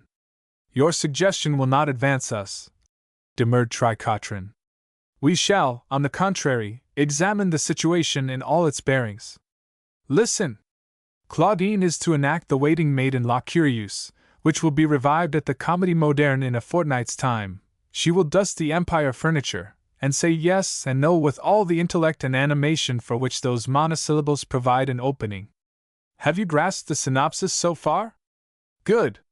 On the strength of this performance, it has to be stated by the foremost dramatic critic in Paris that she is an actress of genius. Now, how is it to be done? How shall we induce Labarègue to write of her with an outburst of enthusiasm in La Voix? Labarègue? Faltered Pitou. I declare the audacity of your notion wakes me up. Capital, said Tricotrin. We are making progress already. Yes, we must have Labarègue. It has never been my custom to do things by halves. Dramatically, of course, I should hold a compromising paper of Labarègue's. I should say, Monsieur, the price of this document is an act of justice to Mademoiselle Claudine Hilaret. It is agreed? Good. Sit down, you will write from my dictation. However, said Pitou. However, I anticipate your objection. I do not hold such a paper. Therefore, that scene is cut. Well, let us find another. Where is your fertility of resource? Mon Dieu! Why should I speak to him at all? I do not figure myself that you will speak to him, you will never get the chance. Precisely my own suspicion. What follows? Instead of wasting my time seeking an interview which would not be granted, and which would lead to nothing even if it were granted, as you point out, instead of doing this, it is evident that I must write Labarègue's criticism myself. Hein? Ejaculated Pitou, sitting up in bed. I confess that I do not perceive yet how it is to be managed, but obviously it is the only course. I must write what is to be said, and La Voix must believe that it has been written by Labarègue. Come, we are getting on famously. We have now decided what we are to avoid. By D'Artagnan, Athos, Porthos, and Aramis, cried Pitou. This will be the doughtiest adventure in which we have engaged. You are right, it is an adventure worthy of our steel, pens. We shall enlighten the public, crown an artiste, and win her heart by way of reward, that is to say, I shall win her heart by way of reward. What your own share of the booty will be I do not recognize, but I promise you, at least, a generous half of the dangers. My comrade, murmured Pitou. Ever loyal. But do you not think that La Voix will smell a rat? What about the handwriting? It is a weak point which had already presented itself to me. Could I have constructed the situation to my liking, Labarègue would have the custom to typewrite his notices. However, as he is so inconsiderate as to knock them off in the Café de l'Europe, he has not that custom, and we must adapt ourselves to the circumstances that exist. The probability is that a criticism delivered by the accredited messenger, and signed with the familiar JL, will be passed without question. The difference in the handwriting may be attributed to an amanuensis. When the great man writes his next notice, I shall make it my business to be taking a bock in the Café de l'Europe, in order that I may observe closely what happens. There is to be a repetition générale at the Vaudeville on Monday night. On Monday night, therefore, I hope to advise you of our plan of campaign. Now do not speak to me any more. I am about to compose a eulogy on Claudine, for which Labarègue will, in due course, receive the credit. The poet fell asleep at last, murmuring dithyrambic phrases, and if you suppose that in the soberness of daylight he renounced his harebrained project, it is certain that you have never lived with Tricotrin in Montmartre. No, indeed, he did not renounce it. On Monday night, or rather in the small hours of Tuesday morning, he awoke Pitou with enthusiasm. Mon Dieu, he exclaimed, the evening has been well spent. I have observed, and I have reflected. When he quitted the Vaudeville, Labarègue entered the Café de l'Europe, seated himself at his favorite table, and wrote without cessation for half an hour. When his critique was finished, he placed it in an envelope, and commanded his supper. All this time I, sipping a bock leisurely, accorded to his actions a scrutiny worthy of the secret police. Presently a lad from the office of La Voix appeared. He approached Labarègue, received the envelope, and departed. At this point my bock was finished.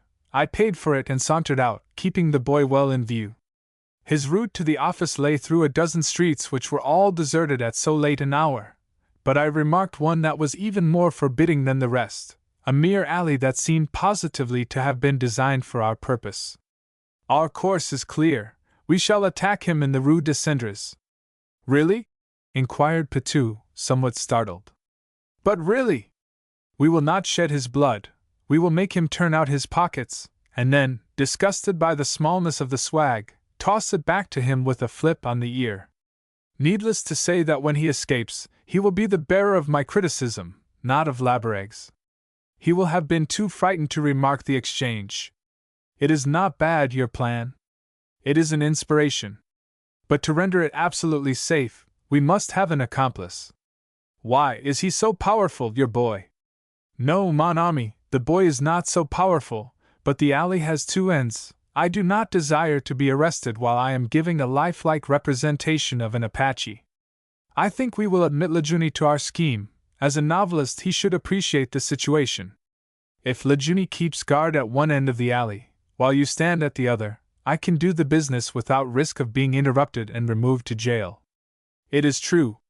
As a danger signal, I shall whistle the first bars of my fugue. Good. And we will arrange a signal with Lejuni also. Mon Dieu! Will not Claudine be amazed next day? I shall not breathe a word to her in the meantime. I shall let her open la voix without expectation, and then, ah, what joy will be hers! The success of the evening was made by the actress who took the role of the maid-servant, and who had perhaps 6 words to utter. But with what vivacity, with what esprit were they delivered! Every gesture, every sparkle of the eyes, betokened the comedienne. For myself, I ceased to regard the fatuous ingénue. I forgot the presence of the famous leading lady. I watched absorbed the facial play of this maidservant, whose brains and beauty, I predict, will speedily bring Paris to her feet. Is that what you mean to write? I shall improve upon it. I am constantly improving. That is why the notice is still unfinished. It hampers me that I must compose in the strain of Labarègue himself, instead of allowing my eloquence to soar. By the way, we had better speak to Lejuni on the subject soon, lest he should pretend that he has another engagement for that night. He is a good boy, Lejuni, but he always pretends that he has engagements in fashionable circles. The pair went to him the following day, and when they had climbed to his garret, found the young literary man in bed. It shocks me, said Pitou, to perceive that you rise so late, Lejuni. Why are you not dashing off chapters of a romance? Mon Dieu! Replied Lejuni. I was making studies among the beau monde until a late hour last night at a reception, and to complete my fatigue, it was impossible to get a cab when I left. Naturally, it happens to everybody when he lacks a cab fare, said Tricotrin.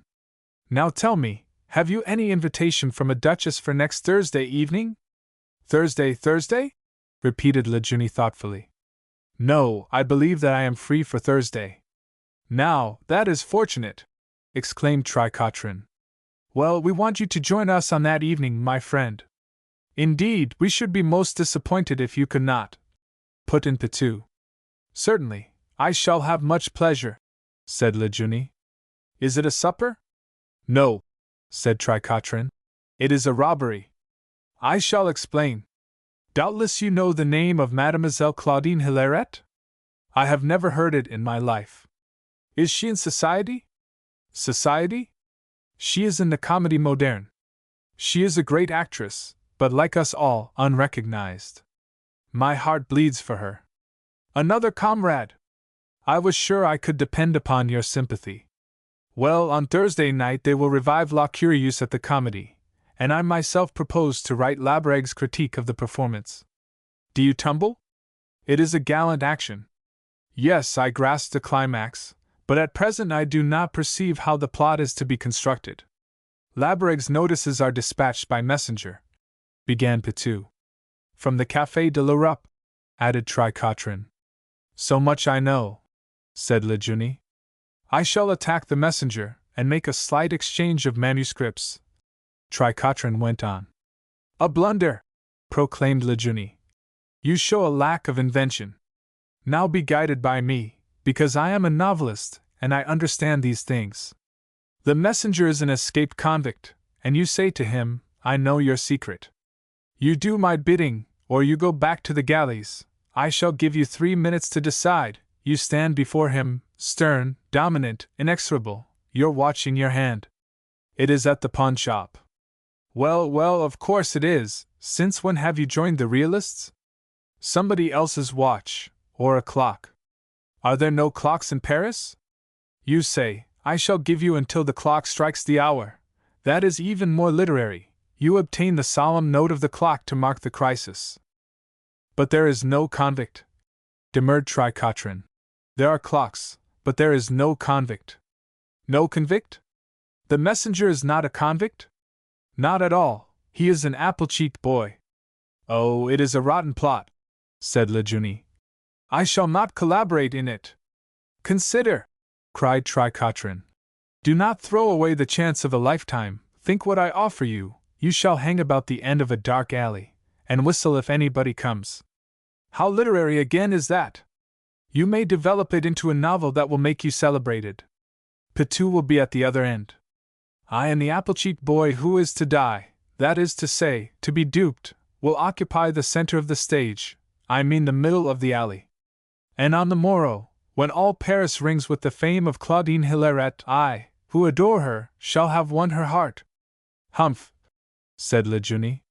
Well, since the synopsis has a happy ending, I consent.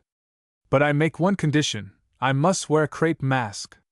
Without a crape mask I perceive no thrill in my role. Madness, objected Pitou. Now listen to me, I am serious-minded, and do not commit follies, like you fellows. Crape masks are not being worn this season.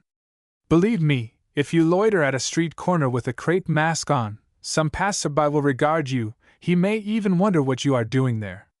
It might ruin the whole job. Pitou is right, announced Tricotrin, after profound consideration. Well then, said Lejuny, you must wear a crape mask. Put it on when you attack the boy. I have always had a passion for crape masks, and this is the first opportunity that I find to gratify it. I insist that somebody wears a crape mask, or I wash my hands of the conspiracy. Agreed. In the alley it will do no harm, indeed it will prevent the boy identifying me. Good, on Thursday night then. In the meantime we shall rehearse the crime assiduously, and you and Pitou can practice your whistles. With what diligence did the poet write each day now? How lovingly he selected his superlatives. Never in the history of the press had such ardent care been lavished on a criticism. Truly it was not until Thursday afternoon that he was satisfied that he could do no more. He put the pages in his pocket, and too impatient even to be hungry, roamed about the quartier, reciting to himself the most hyperbolic of his periods. And dusk gathered over Paris, and the lights sprang out, and the tense hours crept away. It was precisely 11:30 when the three conspirators arrived at the doors of the Comédie Moderne, and lingered nearby until the audience poured forth. Labarègue was among the first to appear. He paused on the steps to take a cigarette, and stepped briskly into the noise and glitter of the boulevard. The young men followed, exchanging feverish glances. Soon the glow of the Café de l'Europe was visible.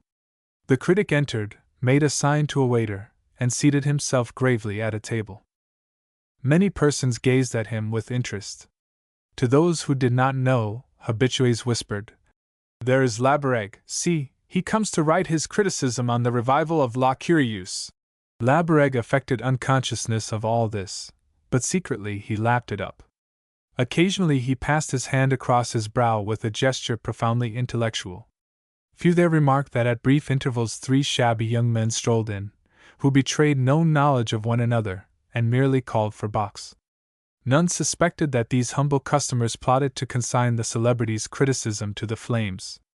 Without a sign of recognition, taciturn and impassive, the three young men waited, their eyes bent upon the critic's movements. By and by Labarègue thrust his copy into an envelope that was provided. Some moments afterwards one of the young men asked another waiter for the materials to write a letter. The paper he crumpled in his pocket. In the envelope he placed the forged critique. A quarter of an hour passed. Then a youth of about 16 hurried in and made his way to Labarègue's table. At this instant Lejuny rose and left. As the youth received the copy, Tricotrin also sauntered out. When the youth again reached the door, it was just swinging behind Pitou.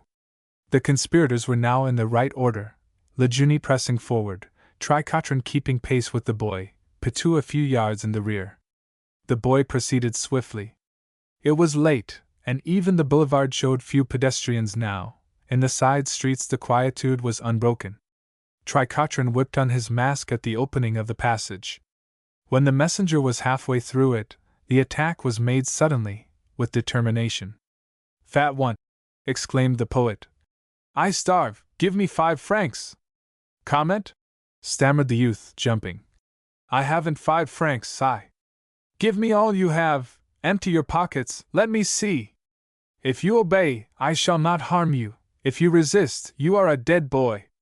The youth produced, with trepidation, a sou, half a cigarette, a piece of string, a murderous clasp knife, a young lady's photograph, and Labreg's notice. The next moment the exchange of manuscripts had been deftly accomplished. "Devil take your rubbish!" cried the Apache. "I want none of it, there!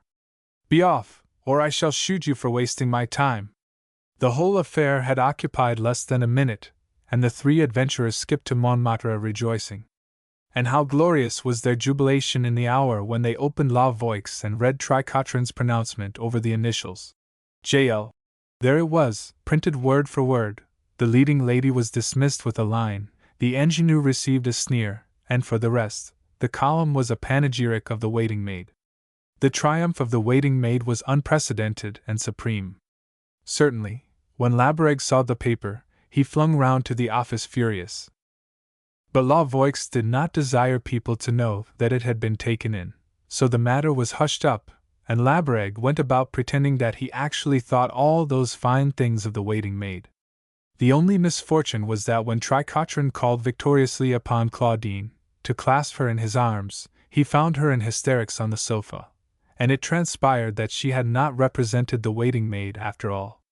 On the contrary, she had at the last moment been promoted to the part of the ingenue, while the waiting maid had been played by a little actress whom she much disliked.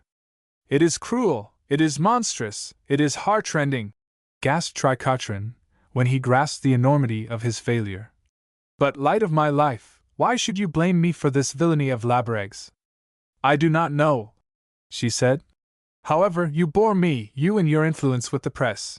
Get out!" The doll in the pink silk dress. How can I write the 4th act with this ridiculous thing posed among my papers? What thing? It is a doll in a pink silk dress, an elaborate doll that walks, and talks, and warbles snatches from the operas. A terrible lot it cost. Why does an old dramatist keep a doll on his study table? I do not keep it there. It came in a box from the Boulevard an hour ago, and I took it from its wrappings to admire its accomplishments again, and ever since it has been reminding me that women are strange beings. Yes, women are strange, and this toy sets me thinking of one woman in particular, that woman who sued, supplicated for my help, and then, when she had all my interest, confound the doll, here is the incident, just as it happened. It happened when all Paris flocked to see my plays, and Paul de Varenne was a name to conjure with. Fashions change. Today I am a little out of the running, perhaps. Younger men have shot forward. In those days I was still supreme, I was master of the stage. Listen! It was a spring morning, and I was lolling at my study window, scenting the lilac in the air. Maximin, my secretary, came in and said, "Mademoiselle Jean Laurent asks if she can see you, monsieur." "Who is Mademoiselle Jean Laurent?" I inquired. "She is an actress begging for an engagement, monsieur. I regret that I am exceedingly busy. Tell her to write. The lady has already written 1,000 times." He mentioned going. "Jean Laurent has been one of the most constant contributors to our waste paper basket. Then tell her that I regret I can do nothing for her. Mon Dieu! Is it imagined that I have no other occupation than to interview nonentities?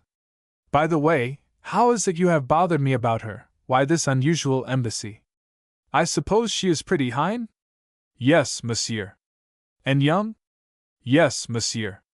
I wavered. Let us say my sympathy was stirred. But perhaps the lilac was responsible. Lilac and a pretty girl seemed to me a natural combination, like coffee and a cigarette. "Send her in," I said. I sat at the table and picked up a pen. "Monsieur de Varenne." She paused nervously on the threshold. Maximin was a fool, she was not pretty, she was either plain or beautiful. To my mind, she had beauty, and if she hadn't been an actress come to pester me for a part one should have foreseen a very pleasant quarter of an hour.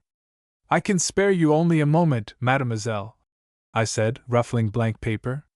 It is most kind of you to spare me that. I liked her voice too. Be seated, I said more graciously. Monsieur, I have come to implore you to do something for me. I am breaking my heart in the profession for want of a helping hand. Will you be generous and give me a chance? My dear Mademoiselle Laurent, I said, I sympathize with your difficulties, and I thoroughly understand them, but I have no engagement to offer you. I am not a manager.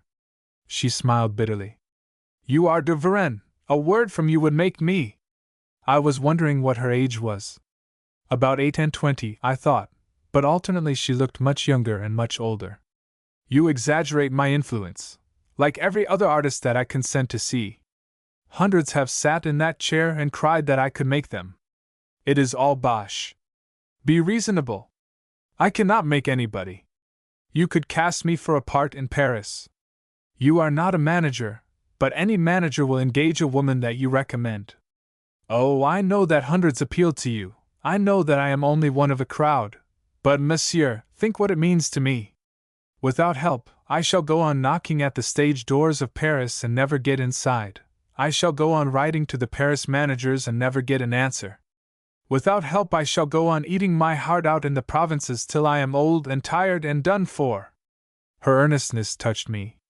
I had heard the same tale so often that I was sick of hearing it, but this woman's earnestness touched me. If I had had a small part vacant, I would have tried her in it. Again, I said, as a dramatist I fully understand the difficulties of an actress's career, but you, as an actress, do not understand a dramatist's. There is no peace of mind going into rehearsal now, therefore I have no opening for you, myself, and it is impossible for me to write to a manager or a brother author, advising him to entrust a part, even the humblest, to a lady of whose capabilities I know nothing. I am not applying for a humble part, she answered quietly. Hein? My line is lead. I stared at her pale face, speechless. The audacity of the reply took my breath away. You are mad, I said, rising. I sound so to you, monsieur?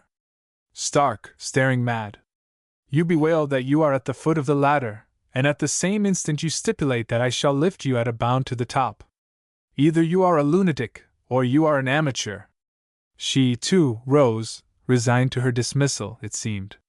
Then, suddenly, with a gesture that was a veritable abandonment of despair, she laughed. That's it, I am an amateur, she rejoined passionately.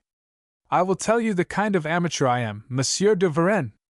I was learning my business in a fit-up when I was 6 years old. Yes, I was playing parts on the road when happier children were playing games in nurseries.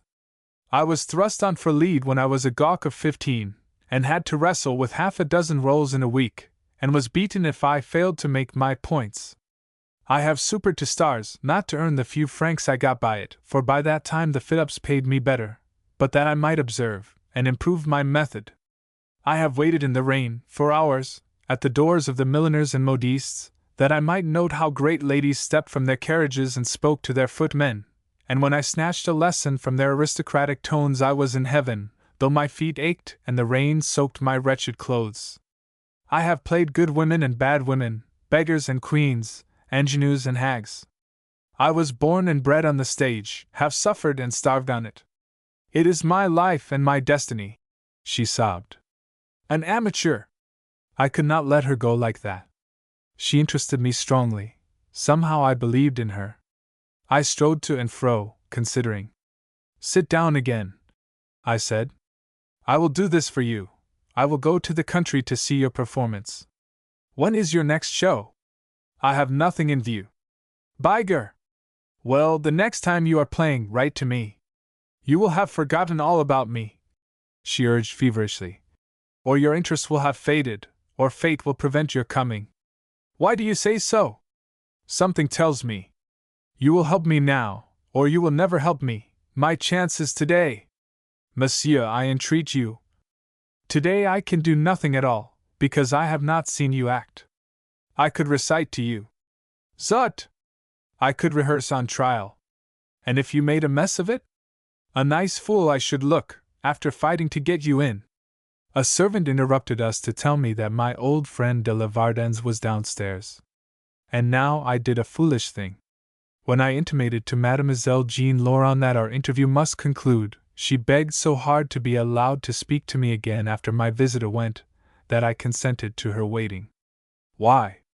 I had already said all that I had to say, and infinitely more than I had contemplated. Perhaps she impressed me more powerfully than I realized. Perhaps it was sheer compassion, for she had an invincible instinct that if I sent her away at this juncture, she would never hear from me any more. I had her shown into the next room, and received General de la Vardens in the study. Since his retirement from the army, de la Vardens had lived in his chateau at Estivandril, in the neighborhood of Caudebec-en-Caux, and we had met infrequently of late. But we had been at college together. I had entered on my military service in the same regiment as he, and we had once been comrades. I was glad to see him. "How are you, my dear fellow? I didn't know you were in Paris." "I have been here 24 hours," he said. "I have looked you up at the first opportunity. Now am I a nuisance? Be frank. I told the servant that if you were at work you weren't to be disturbed. Don't humbug about it. If I am in the way, say so." "You are not in the way a bit," I declared. "Put your hat and cane down. What's the news? How is Georges?" Georges was Captain de la Vardens, his son, a young man with good looks and brains, an officer for whom people predicted a brilliant future. "Georges is all right," he said hesitatingly. "He is dining with me tonight. I want you to come, too, if you can. Are you free? Tonight?" "Yes, certainly, I shall be delighted. That was one of the reasons I came round, to ask you to join us." He glanced towards the table again. "Are you sure you are not in a hurry to get back to that? Have a cigar, and don't be a fool. What have you got to say for yourself? Why are you on the spree here?" "I came up to see Georges," he said. "As a matter of fact, my dear chap, I am devilish worried." "Not about Georges?" I asked, surprised. He grunted. "About Georges. Really? I'm very sorry." "Yes. I wanted to talk to you about it. You may be able to give me a tip. Georges, the boy I hoped so much for," his gruff voice quivered, "is infatuated with an actress." "Georges? What do you say to that? Are you certain it is true?" "True? He makes no secret of it. That isn't all. The idiot wants to marry her." "Georges wants to marry an actress? Voila! My dear old friend," I stammered. "Isn't it amazing? One thinks one knows the character of one's own son, Hein? And then, suddenly, a boy! A man! Georges will soon be 30, a man one is proud of, who is distinguishing himself in his profession. He loses his head about some creature of the theater, and proposes to mar his whole career." "As for that, it might not mar it," I said. "We are not in England. In France, gentlemen do not choose their wives from the stage. I can speak freely to you. You move among these people because your writing has taken you among them, but you are not of their breed." "Have you reasoned with him?" "Reasoned? Yes." "What did he say?" "Prepare to be amused. He said that, unfortunately, the lady did not love him." "What? Then there is no danger? Do you mean to say that it takes you in?" "You may be sure her reluctance is policy. She thinks it wise to disguise her eagerness to hook him. He told me plainly that he would not rest till he had won her. It is a nice position. The honor of the family is safe only till this adventurous consents to accept his hand. What can I do?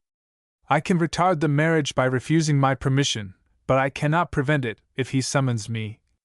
Of course, if I could arrange matters with her, I would do it like a shot, at any price." "Who is she?" "A nobody. He tells me she is quite obscure. I don't suppose you have ever heard of her. But I thought you might make inquiries for me, that you might ascertain whether she is the sort of woman we could settle with." "I will do all I can, you may depend." "Where is she, in Paris?" "Yes, just now." "What's her name?" "Jean Laurent." My mouth fell open.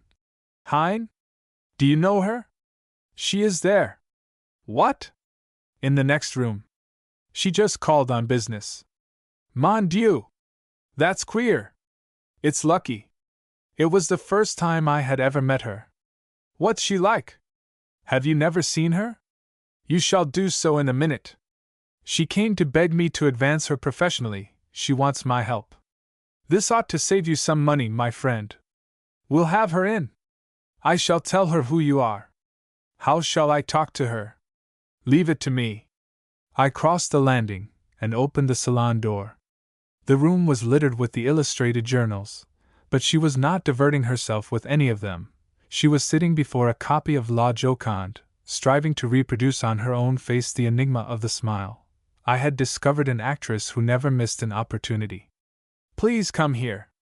She followed me back, and my friend stood scowling at her. This gentleman is General de Lavardens, I said. She bowed, slightly, perfectly.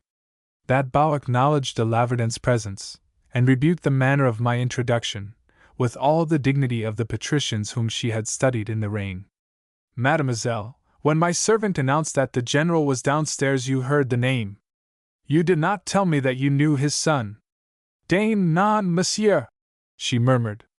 And when you implored me to assist you, you did not tell me that you aspired to a marriage that would compel you to leave the stage. I never waste my influence. Good morning. I do not aspire to the marriage, she faltered, pale as death. Rubbish, I know all about it. Of course, it is your aim to marry him sooner or later, and of course he will make it a condition that you cease to act. Well, I have no time to help a woman who is playing the fool. That's all about it. I needn't detain you. I have refused to marry him, she gasped. On my honor! You can ask him. It is a fact. But you see him still, broke in de Lavardens wrathfully. He is with you every day. That is a fact too, isn't it? If your refusal is sincere, why are you not consistent? Why do you want him at your side? Because, monsieur, she answered, I am weak enough to miss him when he goes. Ah, you admit it. You profess to be in love with him? No, monsieur, she dissented thoughtfully. I am not in love with him, and my refusal has been quite sincere, incredible as it may seem that a woman like myself rejects a man like him. I could never make a marriage that would mean death to my ambition. I could not sacrifice my art. The stage is too dear to me for that. So it is evident that I am not in love with him, for when a woman loves, the man is dearer to her than all else. De Lavardens grunted. I knew his grunts. There was some apology in this one. But position is not fair to my son, he demurred. You show good sense in what you say. You are an artist, you are quite right to devote yourself to your career, but you reject and encourage him at the same time. If he married you, it would be disastrous, to you, and to him. You would ruin his life, and spoil your own. Enfin, give him a chance to forget you. Send him away. What do you want to keep seeing him for? She sighed. It is wrong of me, I own.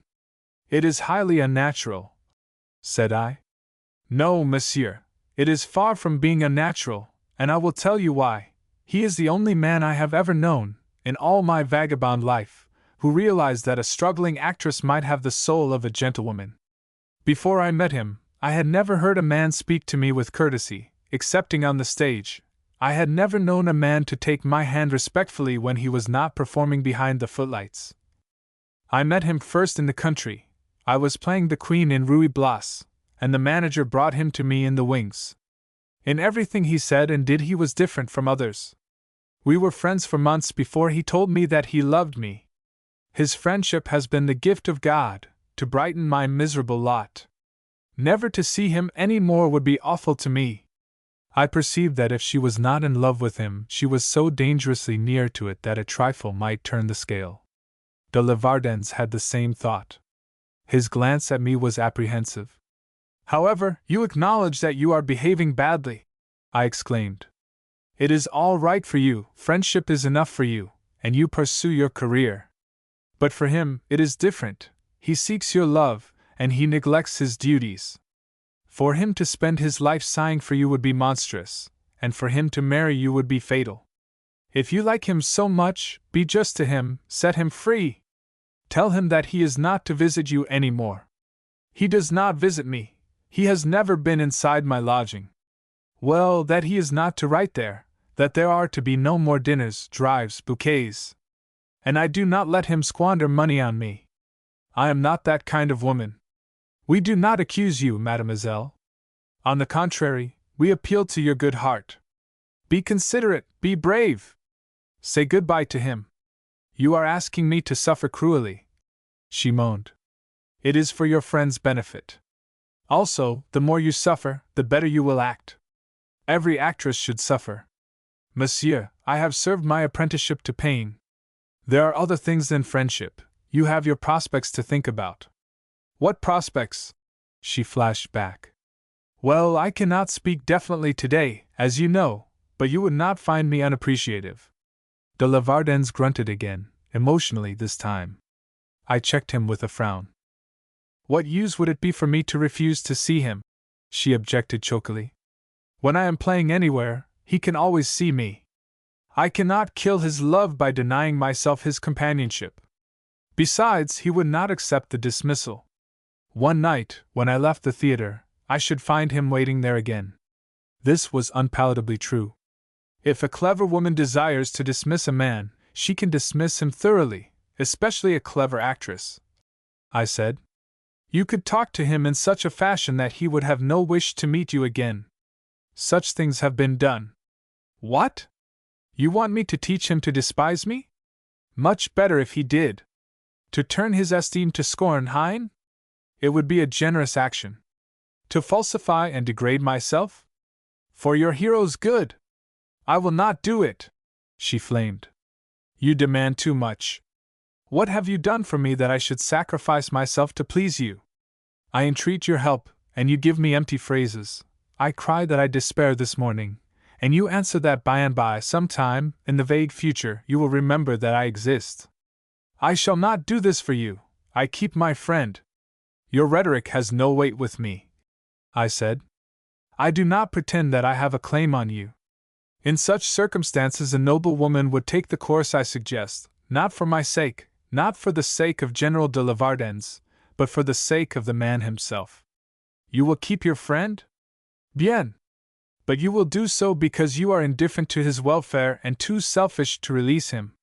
She covered her face. There were tears on it. The general and I exchanged glances again. I went on. You charge me with giving you only empty phrases. That is undeserved. I said all that was possible, and I meant what I said.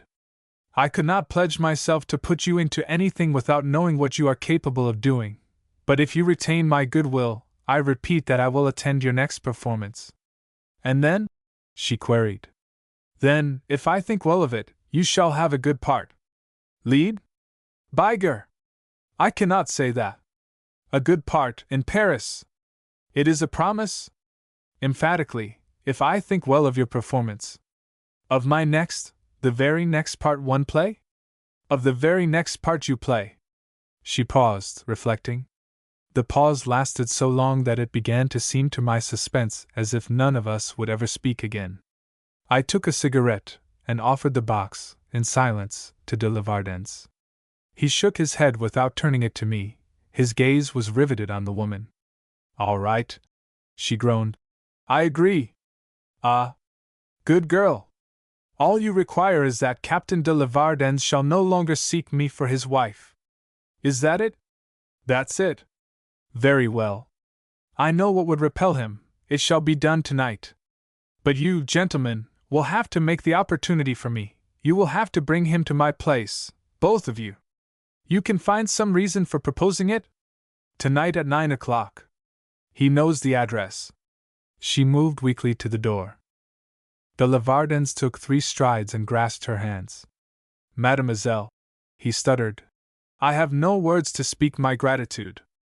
I am a father, and I love my son, but, mon Dieu! If things had been different, upon my soul, I should have been proud to call you my daughter-in-law. Oh, how she could bow, that woman, the eloquence of her ill-fed form. Au revoir, gentlemen, she said. Phew! We dropped into chairs. Paul, he grunted at me. We have been a pair of brutes. I know it. But you feel much relieved? I feel another man. What is she going to say to him? I wish it were over. I should find it devilish difficult to propose going to see her, you know. It will have to be your suggestion. And supposing he won't take us? He will take us right enough, I declared, and rejoice at the chance. Hurrah! Hurrah! Hurrah! I sprang up and clapped him on the back. My friend, if that woman had thrown herself away on Georges, it might have been a national calamity. What? He roared, purpling. Oh, no slight to Georges. I am afraid to say what I think, I am afraid to think it. I paced the room, struggling to control myself. Only once in a blue moon, Jules, there is a woman born of the people with a gift that is a blessing and a curse, and her genius makes an epic, and her name makes theatrical history. And if a lover of the stage like me discovers such a woman, you stodgy old soldier, and blazes her genius in his work, he feels like Cheops, Chephronus, and Aeschylus rearing the pyramids for immortality. My excitement startled him. You believe she is a genius? Really? I dare not believe, I panted. I refuse to let myself believe, for I have never seen blue moons. But, I wonder. We dined at Voisin's. It had been arranged that he should make some allusion to the courtship, and I said to Georges, I hope you don't mind your father having mentioned the subject to me. We are old friends, you know? The topic was led up to very easily. It was apparent that Georges thought the world of her. I admired the way he spoke. It was quiet and earnest. As I feigned partial sympathy with his matrimonial hopes, I own that I felt a Judas. I, too, am an artist, I said. To me, social distinctions naturally seem somewhat less important than they do to your father. Indeed, monsieur, he answered gravely. Mademoiselle Laurent is worthy of homage. If she were willing to accept me, every man who knew her character would think me fortunate. Her education has not qualified her to debate with professors, and she has no knowledge of society small talk, but she is intelligent, and refined, and good. It was child's play. A sudden notion over the liqueurs. Take us to see her. Come along, mon ami. Astonishment, amateurish. Persuasion, masterly. Georges' diffidence to intrude, but his obvious delight at the thought of the favorable impression she would create. He had never called there yet. It would be very unconventional at such an hour. Zut, among artists. My card will be a passport, I assure you. Poor fellow, the trap made short work of him. At 8:30 we were all rattling to the left bank in a cab. The cab stopped before a dilapidated house in an unsavory street. I knew that the aspect of her home went to his heart. Mademoiselle Laurent has won no prize in her profession, he observed. And she is an honest girl. Well said. In the dim passage a neglected child directed us to the 4th floor. On the 4th floor a slattern, who replied at last to our persistent tapping, told us shortly that Mademoiselle was out. I realized that we had committed the error of being before our time, and the woman, evidently unprepared for our visit, did not suggest our going in. It seemed bad stage management. Will it be long before Mademoiselle is back? I inquired, annoyed. Mais non. We will wait, I said, and we were admitted sulkily to a room, of which the conspicuous features were a malodorous lamp and a brandy bottle. I had taken the old drab for a landlady rather the worse for liquor, but more amiably, she remarked now. It's a pity Jean didn't know you were coming. At the familiar, Jean, I saw Georges start. Mademoiselle is a friend of yours? I asked, dismayed. A friend? She is my daughter. She sat down. By design the girl was out. The thought flashed on me.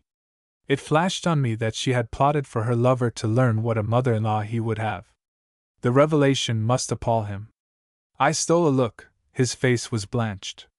The general drew a deep breath, and nodded to himself. The nod said plainly, "He is saved. Thank God! Will you take a little drop while you are waiting, gentlemen?" "Nothing for us, thank you." She drank alone, and seemed to forget that we were present. None of us spoke. I began to wonder if we need remain. Then, drinking, she grew garrulous.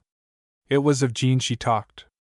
She gave us her maternal views, and incidentally betrayed infamies of her own career. I am a man of the world, but I shuddered at that woman. The suitor who could have risked making her child his wife would have been demented, or sublime. And while she maundered on, gulping from her glass, and chuckling at her jests, the ghastliness of it was that, in the gutter face before us, I could trace a likeness to Jean. I think Georges must have traced it, too. The menace of heredity was horrible. We were listening to Jean wrecked, Jean 30 years older, Jean as she might become. Seal. To choose a bride with this blood in her, a bride from the dregs. Let us go, Georges, I murmured. Courage! You will forget her. We'll be off. He was livid. I saw that he could bear no more. But the creature overheard, and in those bleary eyes intelligence awoke. What? Hold on, she stammered. Is one of you the toff that wants to marry her? I've been letting on finely, haven't I? It was a plant, was it? You've come here ferreting and spying? She turned towards me in a fury. You! Certainly I had made a comment from time to time, but I could not see why she should single me out for her attack. She lurched towards me savagely. Her face was thrust into mine. And then, so low that only I could hear, and like another woman, she breathed a question. Can I act? Jean herself. Every nerve in me jumped. The next instant she was back in her part, railing at Georges. I took a card from my case, and scribbled 6 words. When your daughter comes in, give her that, I said. I had scribbled. I write you a star roll. She gathered the message at a glance, and I swear that the moroseness of her gaze was not lightened by so much as a gleam. She was representing a character. The actress sustained the character even while she read words that were to raise her from privation to renown. Not that I care if I have queered her chance, she snarled.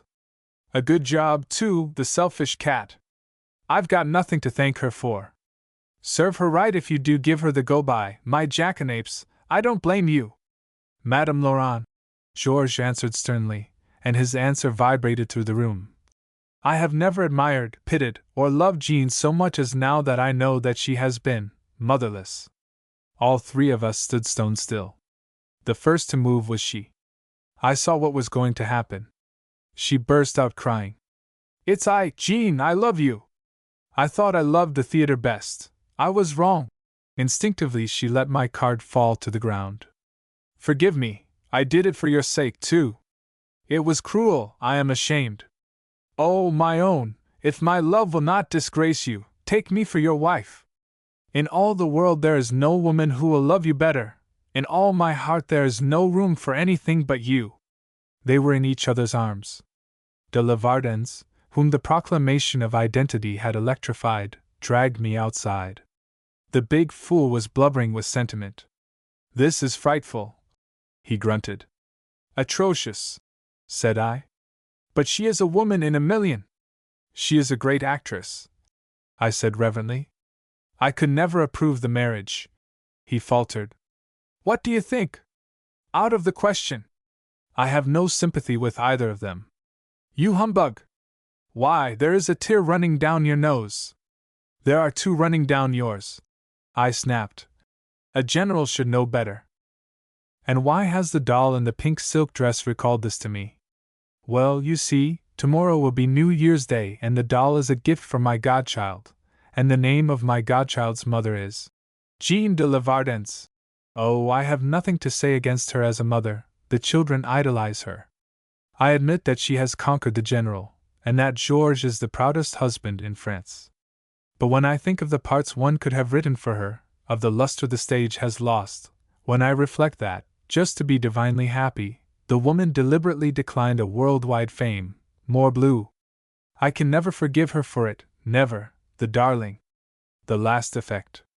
Jean Bourjac was old and lazy. Why should he work any more? In his little cottage he was content enough. If the place was not precisely gay, could he not reach Paris for a small sum? And if he had no neighbors to chat with across the wall, weren't there his flowers to tend in the garden? Occasionally, because one cannot shake off the interests of a lifetime, he indulged in an evening at the Folies Bergerac, or Olympia, curious to witness some illusion that had made a hit. At such times old Bourjac would chuckle and wag his head sagely, for he saw no illusions now to compare with those invented by himself when he was in the business. And there were many persons who admitted that he had been supreme in his line. At the Folies Bergerac he was often recognized and addressed as Maître. One summer evening, when old Bourjac sat reading Le Journal, Margot, the housekeeper, who had grown deaf and ancient in his service, announced a stranger. She was a girl with a delicate oval face, and eyes like an angel's. Monsieur Bourjac, she began, as if reciting a speech that she had studied, I have come out here to beg a favor of you. I thirst for a career behind the footlights. Alas! I cannot sing or dance or act. There is only one chance for me, to possess an illusion that shall take Paris by storm. I am told that there is nothing produced today fit to hold a candle to the former miracles. Bourjac, will you help me? Will you design for me the most wonderful illusion of your life? Mademoiselle, said Bourjac with a shrug, I have retired. I implore you, she urged. But I have not finished. I am poor, I am employed at a milliner's, I could not pay down a single franc. My offer is a share of my salary as a star. I am mad for the stage. It is not the money that I crave for, but the applause. I would not grudge you even half my salary. Oh, monsieur, it is in your power to lift me from despair into paradise. Say you consent? Bourjac mused. Her offer was very funny.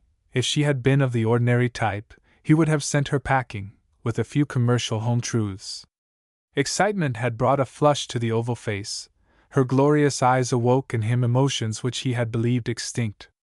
She was so captivating that he cast about him for phrases to prolong the interview.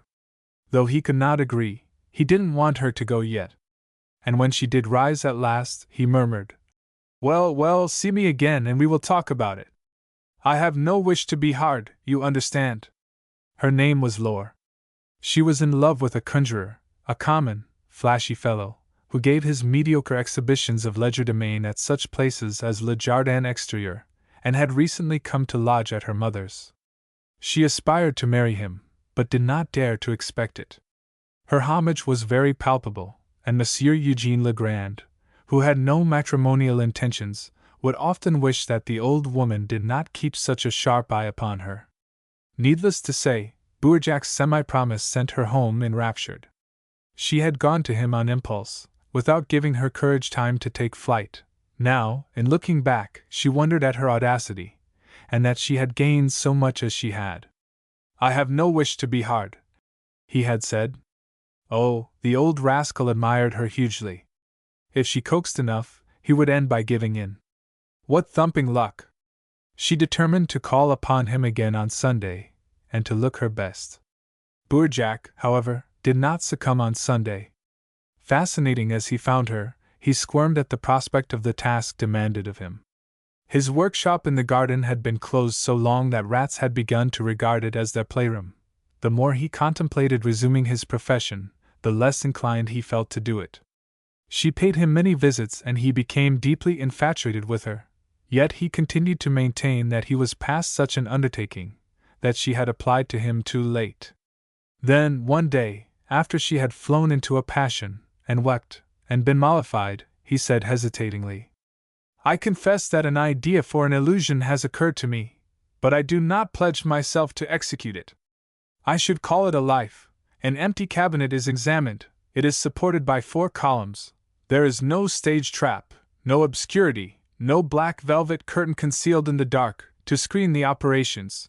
The cabinet is raised high above the ground, and the lights are full up. You understand? Some of the inventor's enthusiasm had crept into his voice. You understand? Go on, she said, holding her breath. Listen. The door of the cabinet is slammed, and in letters of fire there appears on it, "Seen I." Instantly it flies open again and discloses a baby. The baby moves, it wails, in fine, it is alive. Slam! Letters of fire, scene 2. Instantly the baby has vanished, In its place is a beautiful girl, you. You smile triumphantly at your reflection in a mirror, your path is strewn with roses, the world is at your feet. Slam, Scene 3. In a moment 20 years have passed, your hair is gray, you are matronly stout, your face is no longer oval, yet unmistakably it is you yourself, the same woman. Slam, Scene 4. You are enfeebled, a crone, toothless, tottering on a stick. Once more! It is the last effect. The door flies open and reveals a skeleton. You can make this? She questioned. I could make it if I chose, he answered. Will you? It depends. On what? On you. Take any share you want, she cried. I will sign anything you like. After all, would not the success be due to you? So you begin to see that? Said the old man drily. But I repeat, it depends. In spite of everything, you may think my terms too high. What do you want me to do? She stammered. Marry me, said Bourjack. He did not inquire if she had any affection for him. He knew that if she said yes, it would be a lie. But he adored this girl, who, of a truth, had nothing but her beauty to recommend her, and he persuaded himself that his devotion would evoke tenderness in her by degrees. She found the price high indeed. Not only was she young enough to be his granddaughter, she had given her fancy to another man. Immediately she could not consent. When she took leave of him, it was understood that she would think the offer over, and she went home and let Legrand hear that Bourjack had proposed for her hand. If, by any chance, the news piqued Legrand into doing likewise? But Legrand said nothing to the point. Though he was a little chagrined by the intelligence, it never even entered his mind to attempt to cut the inventor out. How should it? She was certainly an attractive girl, but as to marrying her, he thought Bourjack a fool. As for himself, if he married at all, it would be an artist who was drawing a big salary, and who would be able to provide him with some of the good things of life. I pray you will be very happy, mademoiselle, he said, putting on a sentimental air. So, after she had cried with mortification, Laure promised to be old Bourjack's wife. A few weeks later they were married, and in that lonely little cottage she would have been bored to death but for the tawdry future that she foresaw. The man's dream of awakening her tenderness was speedily dispelled. He had been accepted as the means to an end, and he was held fast to the compact. She grudged him every hour in which he idled by her side. Driven from her arms by her impatience, old Bourjack would toil patiently in the workroom, planning, failing, surmounting obstacles atom by atom, for the sake of a woman whose sole interest in his existence was his progress with the illusion that was to gratify her vanity. He worshipped her still. If he had not worshipped her, he would sooner or later have renounced the scheme as impracticable. Only his love for her supported him in the teeth of the impediments that arose. Of these she heard nothing. For one reason, her interest was so purely selfish that she had not even wished to learn how the cabinet was to be constructed. All those figures gave her a headache, she declared. For another, when early in the winter he had owned himself at a deadlock, she had sneered at him as a duffer who was unable to fulfill his boasts. Old Bourjack never forgot that. His reputation was very dear to him. He did not speak to her of his difficulties again. But they often talked of the success she was to achieve. She liked to go into a corner of the parlor, and rehearse the entrance that she would make to acknowledge the applause. It will be the great moment, she would say, when I reappear as myself and bow. No, it will be expected. That will not surprise anybody, Bourjack would insist. The climax, the last effect, will be the skeleton. It was the skeleton that caused him the most anxious thought of all. In order to compass it, he almost feared that he would be compelled to sacrifice one of the preceding scenes. The babe, the girl, the matron, the crone, for all these his mechanism provided, but the skeleton, the last effect, baffled his ingenuity. Laure began to think his task eternal. Ever since the wedding, she had dilated proudly to her mother and Legrand on her approaching debut, and it angered her that she could never say when the debut was to be. Now that there need be no question of his marrying her, Legrand's manner towards her had become more marked. She went to the house often. One afternoon, when she rang, the door was opened by him. He explained that the old woman was out marketing. Laure waited in the kitchen, and the conjurer sat on the table, talking to her. "How goes the illusion?" he asked. "Oh, big," she said. "It's going to knock them, I can tell you." Her laugh was rather derisive. "It's a rum world. The shopgirl will become an artist, with a show that draws all Paris. We expect to open at the Folies Bergerac." She knew that Legrand could never aspire to an engagement at the Folies Bergerac as long as he lived. "I hope you will make a hit," he said, understanding her resentment perfectly. "You did not foresee me a star turn, Hein?" He gave a shrug. "How could I foresee? If you had not married Bourjac, of course it would not have happened." "I suppose not," she murmured. She was sorry he realized that. She would have liked him to feel that she might have had the illusion anyhow, and been a woman worth his winning. "Indeed," added Legrand pensively, rolling a cigarette, "you have done a great deal to obtain a success. It is not every girl who would go to such lengths." "What?" She colored indignantly. "I mean it is not every girl who would break the heart of a man who loved her." They looked in each other's eyes for a moment. Then she turned her head scornfully away. "Why do you talk rot to me? Do you take me for a kid?" He decided that a pained silence would be most effective. "If you cared about me, why didn't you say so?" she flashed, putting the very question he had hoped for. "Because my position prevented it," he sighed. "I could not propose a poor devil like me. Do I lodge in an attic from choice? But you are the only woman I ever wanted for my wife." After a pause, she said softly, "I never knew you cared." "I shall never care for anybody else," he answered. And then her mother came in with the vegetables. It is easy to believe what one wishes, and she wished to believe Legrand's protestations. She began to pity herself profoundly, feeling that she had thrown away the substance for the shadow. In the sentimentality to which she yielded, even the prospect of being a star turn failed to console her, and during the next few weeks she invented reasons for visiting at her mother's more frequently than ever. After these visits, Legrand used to smirk to himself in his attic. He reflected that the turn would, probably, earn a substantial salary for a long time to come. If he persuaded her to run away with him when the show had been produced, it would be no bad stroke of business for him. Accordingly, in their conversations, he advised her to insist on the illusion being her absolute property.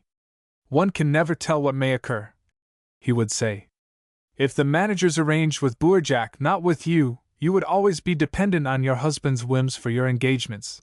And affecting unconsciousness of his real meaning, the woman would reply, "That's true. Yes, I suppose it would be best. Yes, I shall have all the engagements made with me."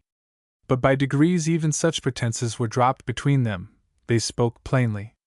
He had the audacity to declare that it tortured him to think of her in old Bourjac's house, old Bourjac who plodded all day to minister to her caprice. She, no less shameless, acknowledged that her loneliness there was almost unendurable. So Legrand used to call upon her, to cheer her solitude, and while Bourjac labored in the workroom, the lovers lolled in the parlor, and talked of the future they would enjoy together when his job was done. "See, monsieur, your luncheon," mumbled Margot, carrying a tray into the workroom on his busiest days. "And madame, has madame her luncheon?" shouted Bourjac. Margot was very deaf indeed. "Madame entertains Monsieur Legrand again," returned the housekeeper, who was not blind as well. Bourjac understood the hint, and more than once he remonstrated with his wife. But she looked in his eyes and laughed suspicion out of him for the time.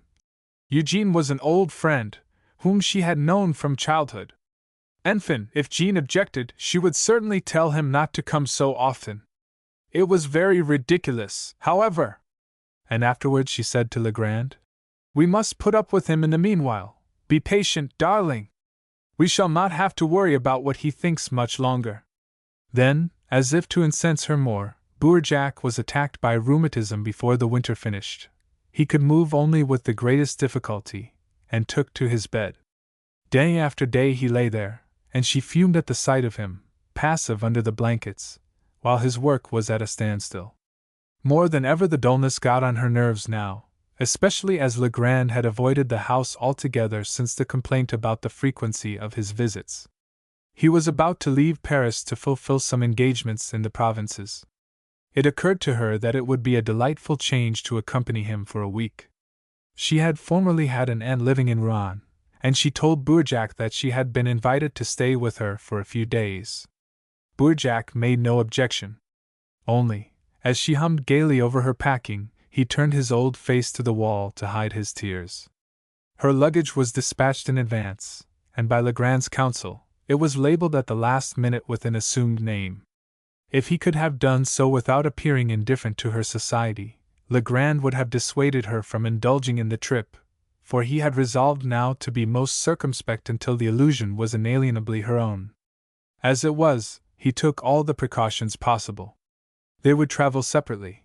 He was to depart in the evening, and Laure would follow by the next train.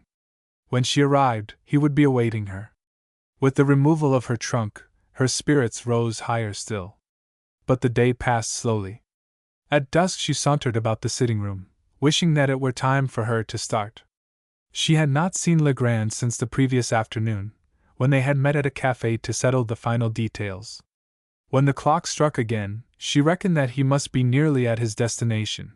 Perhaps he was there already, pacing the room as she paced this one?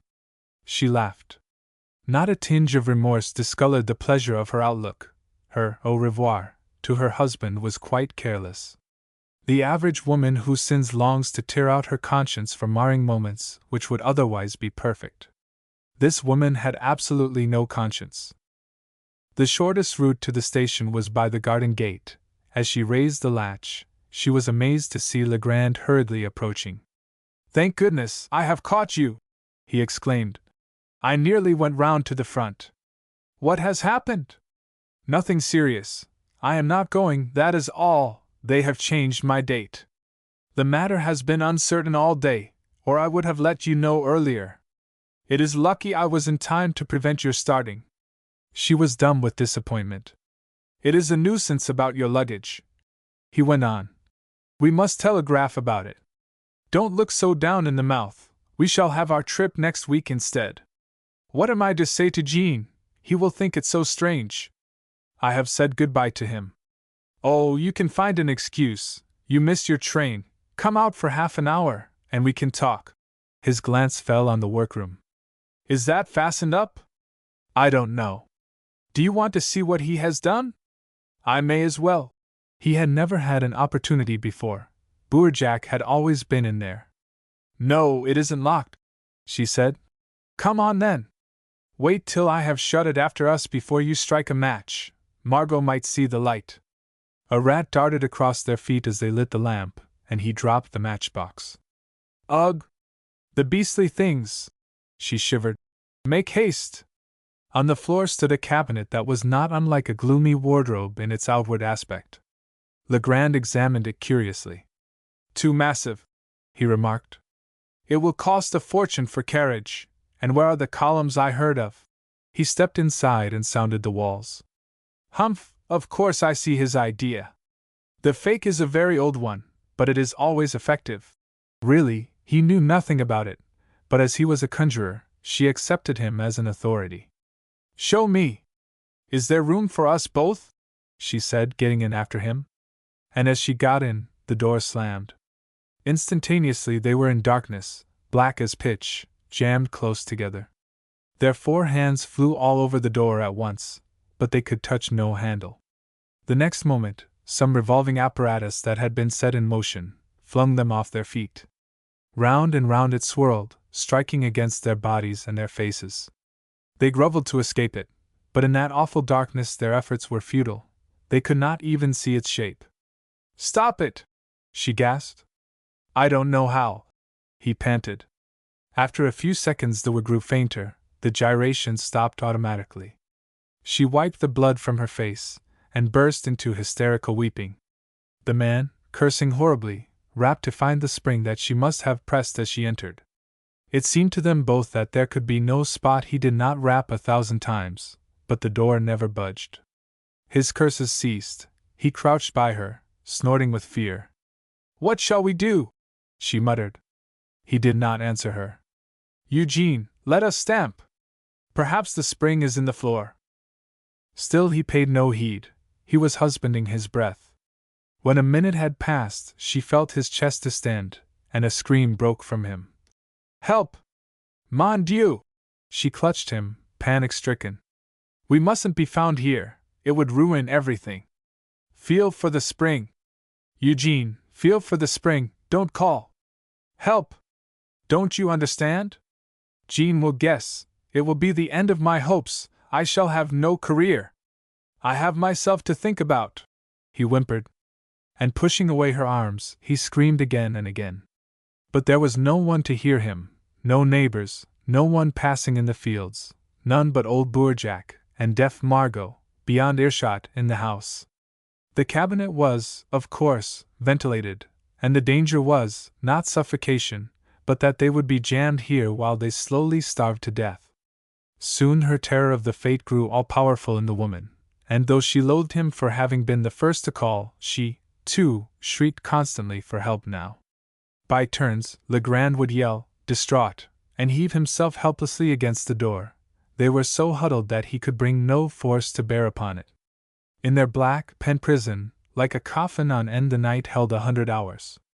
The matchbox lay outside, where it had fallen, and though they could hear his watch ticking in his pocket, they were unable to look at it. After the watch stopped, they lost their sense of time altogether. They disputed what day of the week it was. Their voices had been worn to whispers now, they croaked for help. In the workroom, the rats missed the remains of old Bourjac's luncheons. The rats squeaked ravenously. As she strove to scream, with the voice that was barely audible, she felt that she could resign herself to death were she but alone. She could not stir a limb nor draw a breath apart from the man. She craved at last less ardently for life than for space, the relief of escaping, even for a single moment, from the oppression of contact. It became horrible, the contact, as revolting as if she had never loved him. The ceaseless contact maddened her. The quaking of his body, the clamminess of his flesh, the smell of his person, poisoning the darkness, seemed to her the eternities of hell. Bourjac lay awaiting his wife's return for more than a fortnight. Then he sent for her mother, and learnt that the aunt in Rouen had been buried nearly 3 years. The old man was silent. It is a coincidence, added the visitor hesitatingly, that Monsieur Legrand has also disappeared. People are always ringing my bell to inquire where he is. As soon as he was able to rise, Bourjac left for Paris, and, as the shortest route to the station was by the garden gate, he passed the workroom on his way. He nodded, thinking of the time that he had wasted there, but he did not go inside. He was too impatient to find Laure, and, incidentally, to shoot Legrand. Though his quest failed, he never went back to the cottage. He could not have borne to live in it now. He tried to let it, but the little house was not everybody's money, and it stood empty for many years. Indeed, before it was reoccupied, Bourjac was dead and forgotten. When the new owners planned their renovations, they had the curiosity to open a mildewed cabinet in an outhouse, and uttered a cry of dismay. Not until then was the last effect attained, but there were 2 skeletons instead of 1. An invitation to dinner. The creators of Eau d'Enfer invited designs for a poster calling the attention of the world to their liqueur's incomparable qualities. It occurred to Théodose Goujaud that this was a first-class opportunity to demonstrate his genius. For an article with such a glistening name, it was obvious that a poster must be flamboyant. One could not advertise a water of hell by a picture of a village maiden plucking cowslips, and Goujaud passed wakeful nights devising a sketch worthy of the subject. He decided at last upon a radiant brunette sharing a bottle of the liqueur with his satanic majesty while she sat on his knee. But where was the girl to be found? Though his acquaintance with the models of Paris was extensive, he could think of none with a face to satisfy him. One girl's arms wreathed themselves before his mind, another girl's feet were desirable, but the face, which was of supreme importance, eluded his most frenzied search. Mon Dieu! Groaned Goujaud. Here I am projecting a poster that would conquer Paris, and my scheme is frustrated by the fact that nature fails to produce women equal to the heights of my art. It is such misfortunes as this that support the morgue. I recommend you to travel, said Tricotrin. A tour in the East might yield your heart's desire. It's a valuable suggestion, rejoined Gajad. I should like a couple of new shirts also, but I lack the money to acquire them. Well, said Tricotrin, the ball of the willing hand is nearer. Try that. Gajad looked puzzled. The ball of the willing hand? He repeated. I do not know any ball of the willing hand. Is it possible? Cried the poet. Where do you live? Why, the Willing Hand, my recluse, is the most fascinating resort in Paris. I have been familiar with it for fully a week. It is a bal de barrere where the criminal classes enjoy their brief leisure. Every Saturday night they frisk. The cutthroats' quadrille is a particularly sprightly measure, and the damsels there are often striking. And their escorts, too. If one of the willing hands planted a knife in my back, there would be no sprightliness about me. In the interests of art one must submit to a little annoyance. Come, if you are conscientious, I will introduce you to the place, and give you a few hints.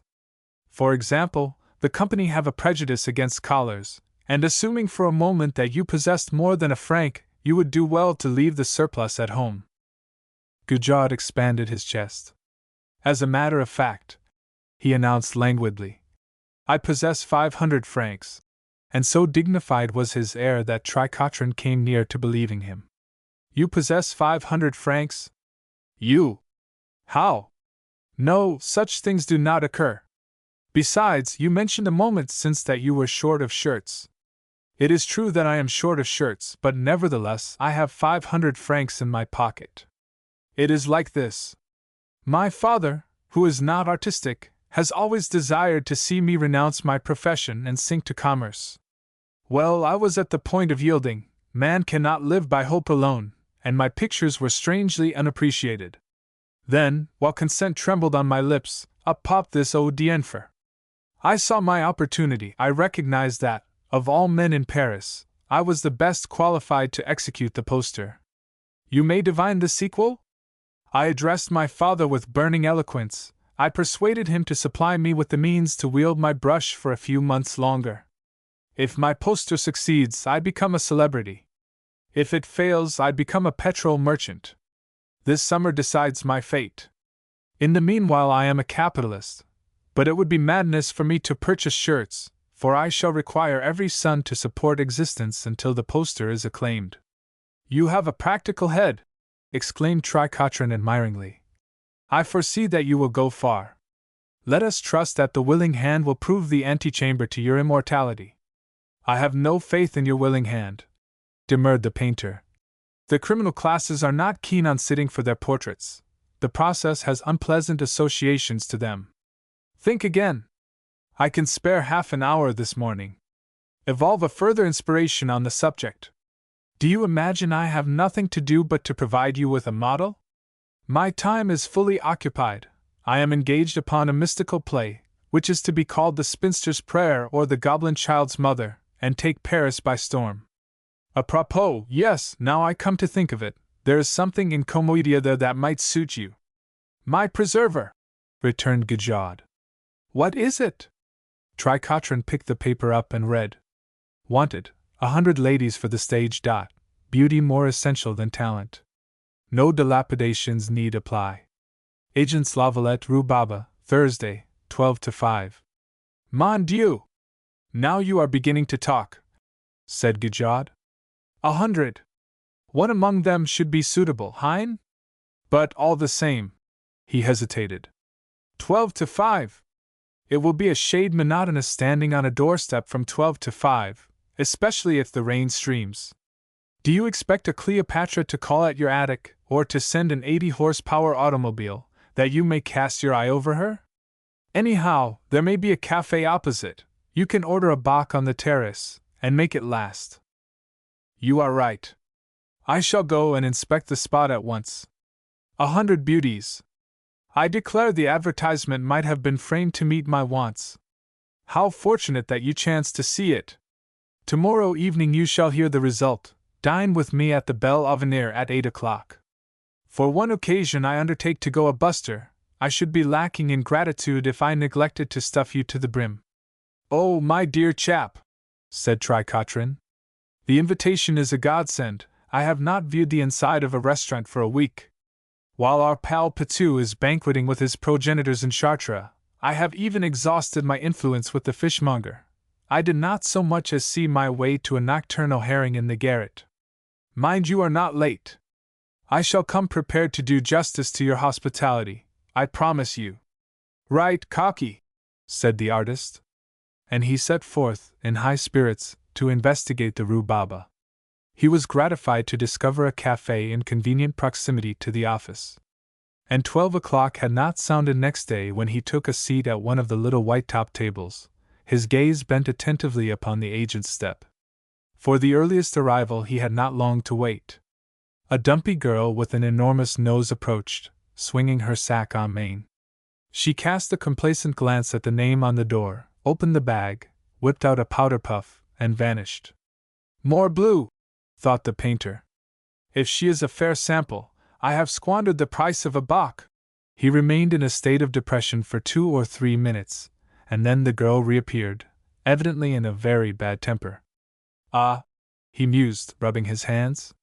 Monsieur Lavalette is plainly a person of his word. No beauty, no engagement. This is going to be all right. Where is the next applicant? A sip to Venus. Venus, however, did not irradiate the street yet. The second young woman was too short in the back, and at sight of her features he shook his head despondently. No good, my dear, he said to himself. Little as you suspect it, there is a disappointment for you inside, word of honor. Within 3 minutes I shall behold you again.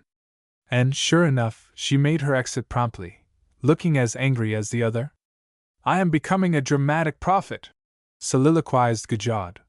If I had nothing more vital to do, I might win drinks, betting on their chances, with the proprietor of the café. However, I grow impatient for the bevy of beauty. It is a long time on the road. As if in obedience to his demand, girls now began to trip into the Rue Baba so rapidly that he was kept busy regarding them.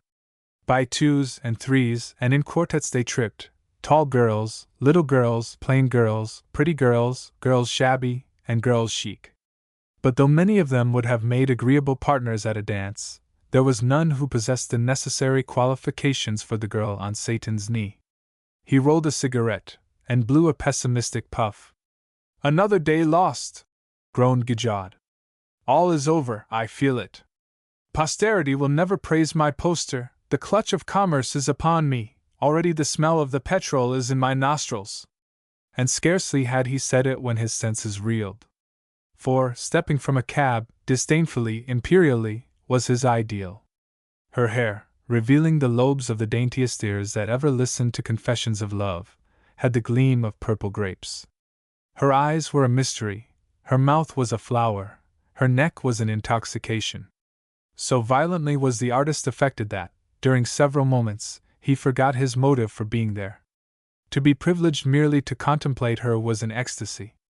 While he sat transfixed with admiration, her dainty foot graced the agent's step, and she entered. Gajod caught his breath, and rose. The cab had been discharged. Dared he speak to her when she came out? It would be a different thing altogether from speaking to the kind of girl that he had foreseen. But to miss such a model for lack of nerve, that would be the regret of a lifetime. Now the prospect of the poster overwhelmed him, and he felt that he would risk any rebuff, commit any madness to induce her to sit. The estimate that he had, by this time, formed of Monsieur Lavalette's taste convinced him that her return would not be yet. He sauntered to and fro, composing a preliminary and winning phrase.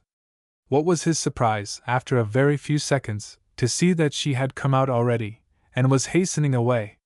He overtook her in a dozen strides, and with a bow that was eloquent of his homage, exclaimed, Mademoiselle! Hein? She said, turning. Oh, it's all right. There are too many people there. I've changed my mind, I shan't wait. He understood that she took him for a minion of the agent's, and he hesitated whether to correct her mistake immediately. However, candor seemed the better course. I do not bring a message from Monsieur Lavalette, mademoiselle, he explained. No? No. What then? I have ventured to address you on my own account, on a matter of the most urgent importance. I have no small change, she said curtly, making to pass. Mademoiselle! His outraged dignity was superb. You mistake me first for an office boy, and then for a beggar. I am a man of means, though my costume may be unconventional. My name is Theodos Gajod. Her bow intimated that the name was not significant, but her exquisite eyes had softened at the reference to his means. For weeks I have been seeking a face for a picture that I have conceived, he went on. A face of such peculiar beauty that I despaired of finding it. I had the joy to see you enter the agency, and I waited, trembling with the prayer that I might persuade you to come to my aid. Mademoiselle, will you do me the honor to allow me to reproduce the magic of your features on my canvas? I entreated of you in the sacred name of art. During this appeal, the lady's demeanor had softened more still. A faint smile hovered on her lips. Her gaze was half gratified, half amused. Oh, you're a painter? She said. You want me to sit to you for the salon? I don't know, I'm sure. It is not precisely for the salon, he acknowledged. But I am absorbed by the scheme. It will be the crown of my career. I will explain. It is a long story. If we could sit down? Where? There appears to be a cafe close to the agency, said Gajod timidly. Oh, she dismissed the cafe's pretensions with her eyebrows. You are right, he stammered. Now that I look at it again, I see that it is quite a common place. Well, will you permit me to walk a little way with you? We will go to breakfast at Armenonville, if you like, she said graciously, where you can explain to me at your leisure. It seemed to Gajod that his heart dropped into his stomach and turned to a cannonball there. Armenonville? What would such a breakfast cost? Perhaps a couple of louis? Never in his life had he contemplated breakfasting at Armenonville. She smiled, as if taking his consent for granted. Her loveliness and air of fashion confused him dreadfully. And if he made excuses, there would be no poster. Oh, he must seize the chance at any price. Oh, course, I shall be enchanted, he mumbled. And before he half realized that the unprecedented thing had happened, they were rattling away, side by side in a fiacre. It was astounding, it was breathless, it was an episode out of a novel. But Gajod felt too sick, in thinking of the appalling expense, to enjoy his sudden glory. Accustomed to a couple of louis providing meals for 3 weeks, he was stupefied by the imminence of scattering the sum in a brief half-hour. Even the cab fare weighed upon him.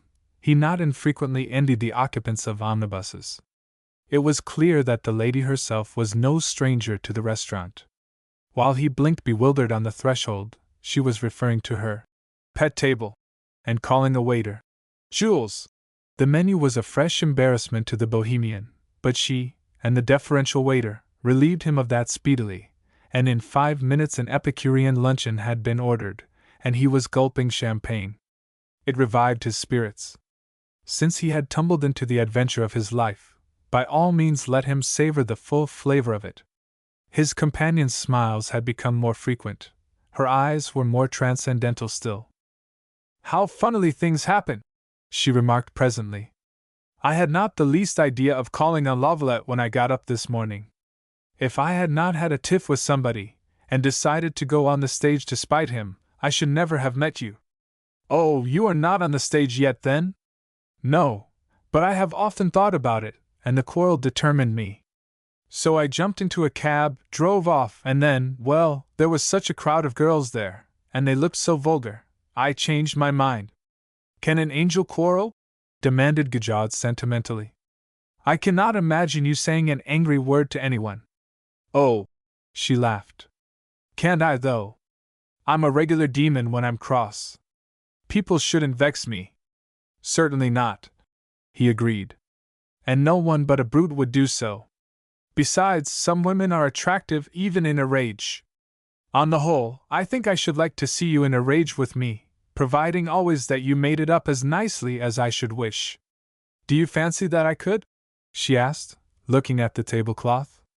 My head swims in fancying. Her laughter rippled again, and her fascination was so intense that the poor fellow could scarcely taste a mouthful of his unique repast. Talk to me, she commanded. Sensibly, I mean. Where do you live? I am living in the Rue Rivignan. The Rue Rivignan? Where is that? Montmartre. Oh, really? She seemed chilled. It is not a very nice quarter in the daytime, is it? My studio suits me, murmured Gajad, perceiving his fall in her esteem. For that reason I am reluctant to remove. An artist becomes very much attached to his studio. And what do I care for fashion, I? You may judge by my coat. You're eccentric, aren't you? Hitherto I have lived only for art. But now I begin to realize that there may be something more potent and absorbing still. What is that? Love, added Gajad, feeling himself the embodiment of all the heroes of romance. Oh? Her glance mocked, encouraged. I am dying to hear about your picture, though. What is the subject? It is not exactly what you mean by a picture. He fiddled with his glass. It is, in fact, a poster that I project. A poster? She exclaimed. And you asked me to— Oh, no, I couldn't possibly. Mademoiselle, I really don't think I could. A poster? Ah, no. To save me, he implored. Because my whole life depends on your decision. How can a poster matter so much to you? The proposal is absurd. She regarded her Petchy Melba with a frown. If you think of becoming an actress, remember what a splendid advertisement it would be, he urged feverishly. Oh, flute! But she had wavered at that. All Paris would flock to your debut. They would go saying, can she be as beautiful as her portrait? And they would come back saying, she is lovelier still. Let me give you some more wine. No more. I'll have coffee, and a Grand Marnier, red. Doubtless the more expensive color, reflected Gajad. But the time had passed for dwelling on minor troubles. Listen, he resumed. I shall tell you my history. You will then realize to what an abyss of despair your refusal will plunge me, to what effulgent heights I may be raised by your consent. You cannot be marble. My father. Indeed, I am not marble, she put in. I am instinct with sensibility. It is my great weakness. So much the better. Be weak to me. My father. Oh, let us get out of this first, she suggested. You can talk to me as we drive. And the attentive Jules presented the discreetly folded bill. For fully 30 seconds the pavilion d'Armenonville swirled round the unfortunate painter so violently that he felt as if he were on a roundabout at a fair. He feared that the siren must hear the pounding of his heart. To think that he had dreaded paying 2 louis. 2 louis? Why, it would have been a bagatelle. Speechlessly he laid a fortune on the salver. With a culminating burst of recklessness he waved 4 francs towards Jules, and remarked that that personage eyed the tip with cold displeasure. What a lucrative career, a waiter's! Moaned the artist. He turns up his nose at 4 francs. Well, he had speculated too heavily to accept defeat now. Bracing himself for the effort, Gajad besought the lady's help with such a flood of blandishment during the drive that more than once she seemed at the point of yielding.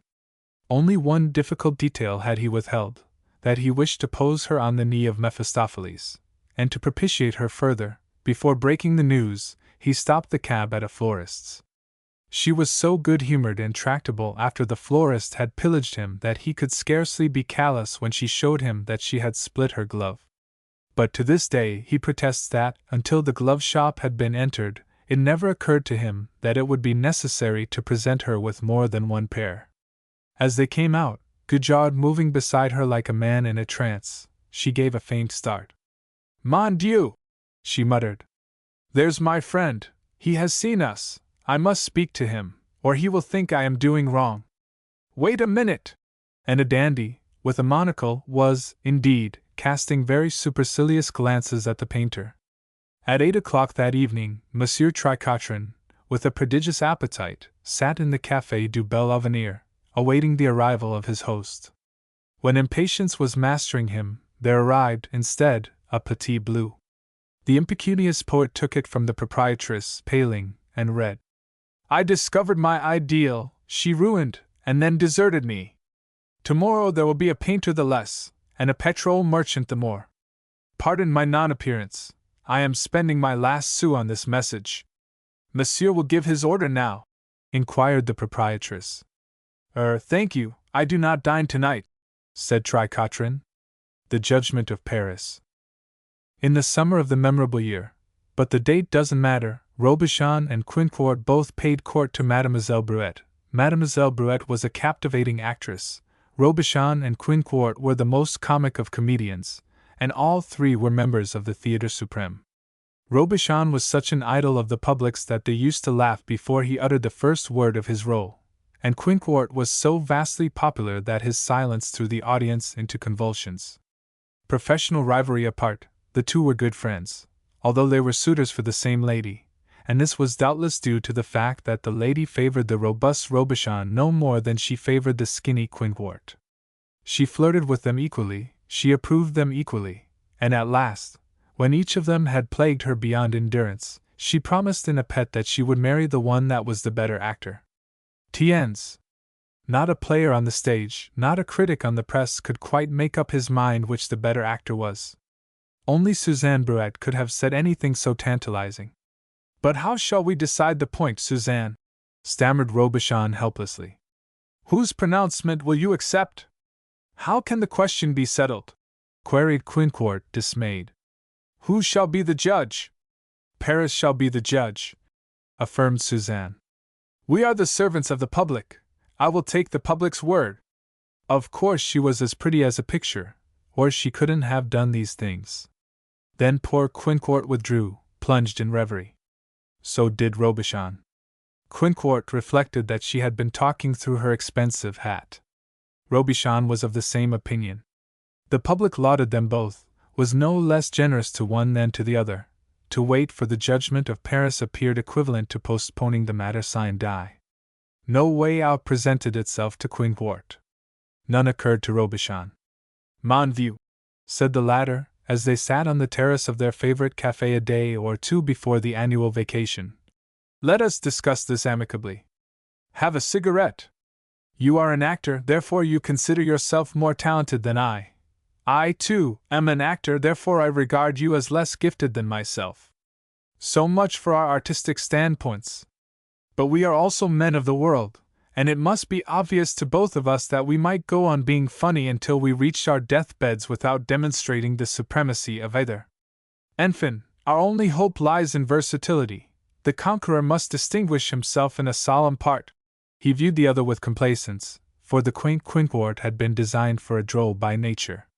Right, said Quinquart. He contemplated his colleague with satisfaction, for it was impossible to fancy the fat Robichon in tragedy. I perceive only one drawback to the plan, continued Robichon. The management will never consent to accord us a chance. Is it not always so in the theatre? One succeeds in a certain line of business, and one must be resigned to play that line as long as one lives. If my earliest success had been scored as a villain of melodrama, it would be believed that I was competent to enact nothing but villains of melodrama. It happened that I made a hit as a comedian, wherefore nobody will credit that I am capable of anything but being comic. Same here, concurred Quinquart. Well then, what do you propose? Robichon mused. Since we shall not be allowed to do ourselves justice on the stage, we must find an opportunity off it. A private performance? Good. Yet, if it is a private performance, how is Paris to be the judge? Ah, murmured Robichon. That is certainly a stumbling block. They sipped their apéritifs moodily. Many heads were turned towards the little table where they sat. There are Quinquart and Robichon, how amusing they always are, said passers-by, little guessing the anxiety at the laughter-makers' hearts. What's to be done? Sighed Quinquart at last. Robichon shrugged his fat shoulders, with a frown. Both were too absorbed to notice that, after a glance of recognition, one of the pedestrians had paused, and was still regarding them irresolutely. He was a tall, burly man, habited in rusty black, and the next moment, as if finding courage, he stepped forward and spoke. Gentlemen, I ask pardon for the liberty I take. Impulse urges me to seek your professional advice. I am in a position to pay a moderate fee. Will you permit me to explain myself? Monsieur, returned Robichon. We are in deep consideration of our latest parts. We shall be pleased to give you our attention at some other time. Alas, persisted the newcomer. With me time presses. I, too, am considering my latest part, and it will be the only speaking part one have ever played, though I have been appearing for 20 years. What? You have been a super for 20 years? Said Quinquart, with a grimace. No, monsieur, replied the stranger grimly. I have been the public executioner, and I am going to lecture on the horrors of the post I have resigned. The two comedians stared at him aghast. Across the sunlit terrace seemed to have fallen the black shadow of the guillotine. I am Jacques Roux, the man went on. I am trying it on the dog at Appeville-sous-Bois next week, and I have what you gentlemen call stage fright. I, who never knew what nervousness meant before. Is it not queer? As often as I rehearse walking onto the platform, I feel myself to be all arms and legs. I don't know what to do with them. Formerly, I scarcely remembered my arms and legs, but of course, my attention used to be engaged by the other fellow's head. Well, it struck me that you might consent to give me a few hints in deportment. Probably one lesson would suffice. Sit down, said Robichon. Why did you abandon your official position? Because I awakened to the truth, Roux answered. I no longer agree with capital punishment. It is a crime that should be abolished. The scruples of conscience, hein? That is it. Fine, said Robichon. What dramatic lines such a lecture might contain! And of what is it to consist? It is to consist of the history of my life, my youth, my poverty, my experiences as executioner, and my remorse. Magnificent, said Robichon. The specters of your victims pursue you even to the platform. Your voice fails you, your eyes start from your head in terror. You gasp for mercy, and imagination splashes your outstretched hands with gore. The audience thrill, women swoon, strong men are breathless with emotion. Suddenly he smote the table with his big fist, and little Quinquart nearly fell off his chair, for he divined the inspiration of his rival. Listen, cried Robichon. Are you known at Appeville-sous-Bois? My name is known, yes. Bah! I mean, are you known personally? Have you acquaintances there? Oh, no, but why? There will be nobody to recognize you? It is very unlikely in such a place. What do you estimate that your profits will amount to?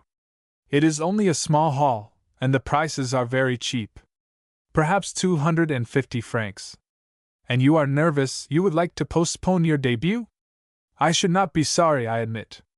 But again, why? I will tell you why. I offer you 500 francs to let me take your place.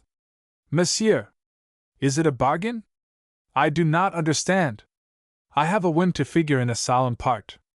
You can explain next day that you missed your train, that you were ill. There are a dozen explanations that can be made. You will not be supposed to know that I personate et you. The responsibility for that is mine. What do you say? It is worth double the money, demurred the man. Not a bit of it. All the press will shout the story of my practical joke. Paris will be astounded that I, Robichon, lectured as Jacques Roux and curdled an audience's blood. Millions will speak of your intended lecture tour who otherwise would never have heard of it. I am giving you the grandest advertisement, and paying you for it, besides. Enfin, I will throw a deportment lesson in. Is it agreed? Agreed, monsieur, said Roux. Oh, the trepidation of Quinquart. Who could eclipse Robichon if his performance of the part equaled his conception of it? At the theatre that evening Quinquart followed Suzanne about the wings pathetically. He was garbed like a buffoon, but he felt like Romeo. The throng that applauded his capers were far from suspecting the romantic longings under his magenta wig. For the first time in his life he was thankful that the author hadn't given him more to do. And oh, the excitement of Robichon! He was to put his powers to a tremendous test, and if he made the effect that he anticipated he had no fear of Quinquart's going one better. Suzanne, to whom he whispered his project proudly, announced an intention of being present to see the fun. Quinquart also promised to be there. Robichon sat up all night preparing his lecture. If you wish to know whether Suzanne rejoiced at the prospect of his winning her, history is not definite on the point, but some chroniclers assert that at this period she made more than usual of Quinquart, who had developed a hump as big as the Pantheon. And they all went to Appeville-sous-Bois. Though no one in the town was likely to know the features of the executioner, it was to be remembered that people there might know the actors, and Robichon had made up to resemble Roux as closely as possible. Arriving at the humble hall, he was greeted by the lessee, heard that a good house was expected, and smoked a cigarette in the retiring room while the audience assembled. At 8 o'clock the lessee reappeared. "All is ready, Monsieur Roux," he said. Robichon rose. He saw Suzanne and Quinquart in the third row, and was tempted to wink at them. "Ladies and gentlemen." All eyes were riveted on him as he began. Even the voice of the executioner exercised a morbid fascination over the crowd. The men nudged their neighbors appreciatively, and women gazed at him, half horrified, half charmed. The opening of his address was quiet enough. There was even a humorous element in it, as he narrated imaginary experiences of his boyhood. People tittered, and then glanced at one another with an apologetic air, as if shocked at such a monster's daring to amuse them. Suzanne whispered to Quinquart, "Too cheerful. He hasn't struck the right note." Quinquart whispered back gloomily, "Wait, he may be playing for the contrast." And Quinquart's assumption was correct. Gradually the cheerfulness faded from the speaker's voice, the humorous incidents were past. Gruesome, hideous, grew the anecdotes, the hall shivered. Necks were craned, and white faces twitched suspensively. He dwelt on the agonies of the condemned, he recited crimes in detail, he mirrored the last moments before the blade fell. He shrieked his remorse, his lacerating remorse. "I am a murderer," he sobbed, and in the hall one might have heard a pin drop. There was no applause when he finished. That set the seal on his success. He bowed and withdrew amid tense silence. Still none moved in the hall until, with a rush, the representatives of the press sped forth to proclaim Jacques Roux an unparalleled sensation. The triumph of Robichon. How generous were the congratulations of Quinquart, and how sweet the admiring tributes of Suzanne. And there was another compliment to come, nothing less than a card from the Marquis de Thevenin, requesting an interview at his home. "Ah!" exclaimed Robichon, enravished. "An invitation from a noble! That proves the effect I made, hein?" "Who may he be?" inquired Quinquart. "I never heard of the Marquis de Thevenin." "It is immaterial whether you have heard of him," replied Robichon. "He is a marquis, and he desires to converse with me. It is an honor that one must appreciate. I shall assuredly go." And being a bit of a snob, he sought a fiacre in high feather. The drive was short, and when the cab stopped he was distinctly taken aback to perceive the unpretentious aspect of the nobleman's abode. It was, indeed, nothing better than a lodging. A peasant admitted him, and the room to which he was ushered boasted no warmer hospitality than a couple of candles and a decanter of wine. However, the sconces were massive silver. Monsieur le Marquis, he was informed, had been suddenly compelled to summon his physician, and begged that Monsieur Roux would allow him a few minutes' grace. Robichon ardently admired the candlesticks, but began to think he might have supped more cosily with Suzanne. It was a long time before the door opened. The Marquis de Thevenin was old, so old that he seemed to be falling to pieces as he tottered forward. His skin was yellow and shriveled, his mouth sunken, his hair sparse and gray, and from this weird face peered strange eyes, the eyes of a fanatic. "Monsieur, I owe you many apologies for my delay," he wheezed. "My unaccustomed exertion this evening fatigued me, and on my return from the hall I found it necessary to see my doctor. Your lecture was wonderful, Monsieur Roux, most interesting and instructive. I shall never forget it." Robichon bowed his acknowledgments. "Sit down, Monsieur Roux, do not stand. Let me offer you some wine. I am forbidden to touch it myself. I am a poor host, but my age must be my excuse. To be the guest of Monsieur le Marquis," murmured Robichon, "is a privilege and honor which—" "Ah," sighed the Marquis, "I shall very soon be in the Republic where all men are really equals and the only masters are the worms." My reason for requesting you to come was to speak of your unfortunate experiences, of a certain unfortunate experience in particular. You referred in your lecture to the execution of one called Victor Lesueur. He died game, hein? As plucky a soul as I ever dispatched, said Robichon, savoring the burgundy. Ah! Not a tremor?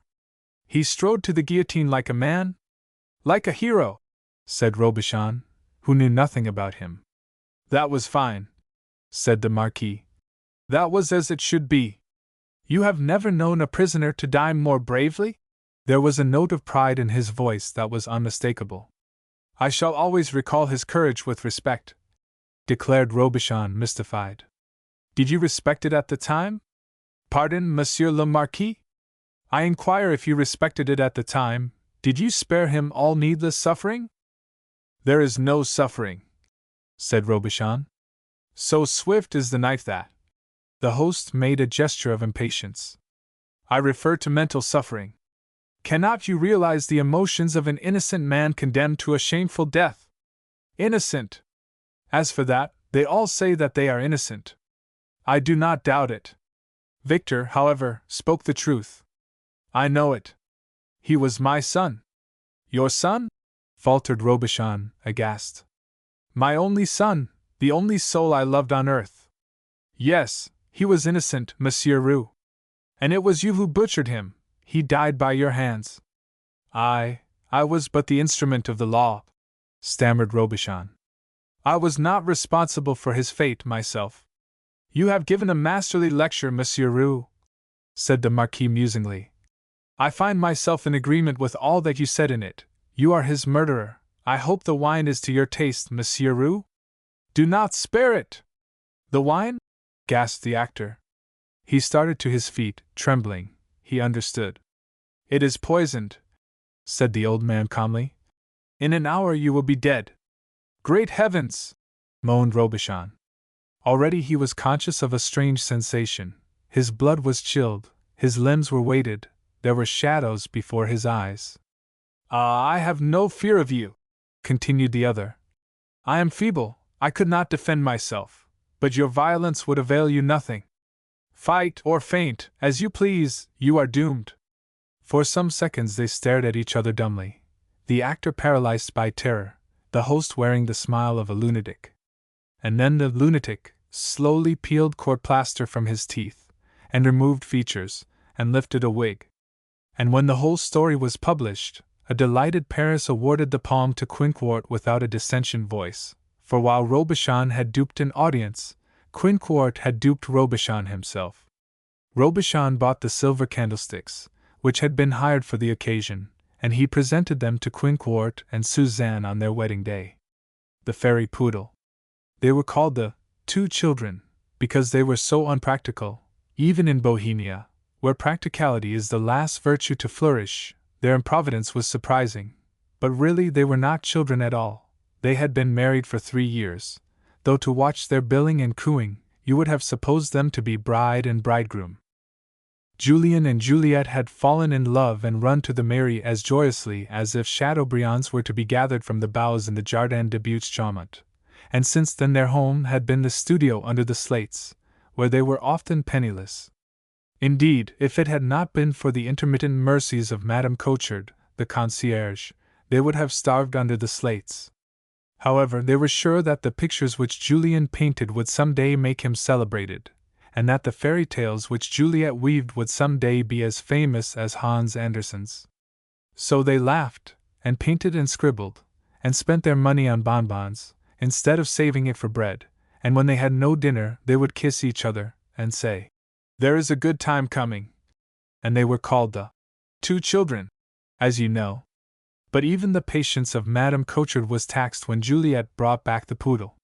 She found him, a strayed, muddy, unhappy little poodle, in the Rue de Rivoli one wet afternoon in November, and what more natural than that she should immediately bear him home, and propose to give him a bath, and adopt him.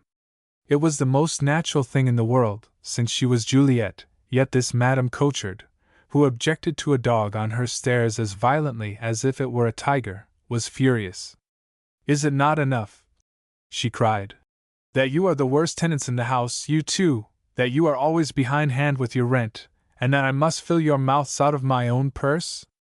Is a concierge an angel from heaven, do you think, that you expect her to provide also for lost dogs? Dear, kind Madame Cochard, cooed Juliet, you will learn to love the little creature as if it were your own child. See how trustfully he regards you. It is a fact, added Julian. He seems to take to her already. It is astonishing how quickly a dog recognizes a good heart. Good heart or not, exclaimed the concierge. It is to be understood that I do not consent to this outrage. The poodle shall not remain. Be discreet, urged Juliet. I entreat you to be discreet, for your own sake. If you must have the whole truth, he is a fairy poodle. What do you say? Ejaculated Madame Cochard. He is a fairy poodle, and if we treat him ungenerously, we shall suffer. Remember the history of the lodgers, the concierge, and the pug. I have never heard of such a history, returned Madame Cochard. And I do not believe that there ever was one. She has never heard the history of the lodgers, the concierge, and the pug, cried Juliet. Oh, then listen, madam.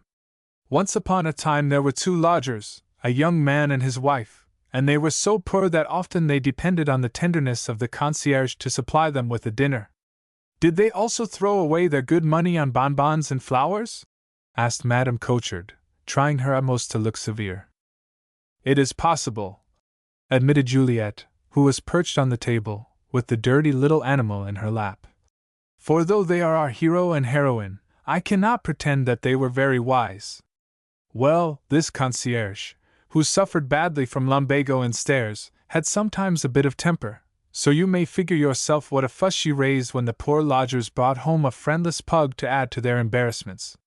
However, there is no however, persisted Madame Cochard. She raises a fuss, and that is all about it. Pardon, dear madam, put in Julian.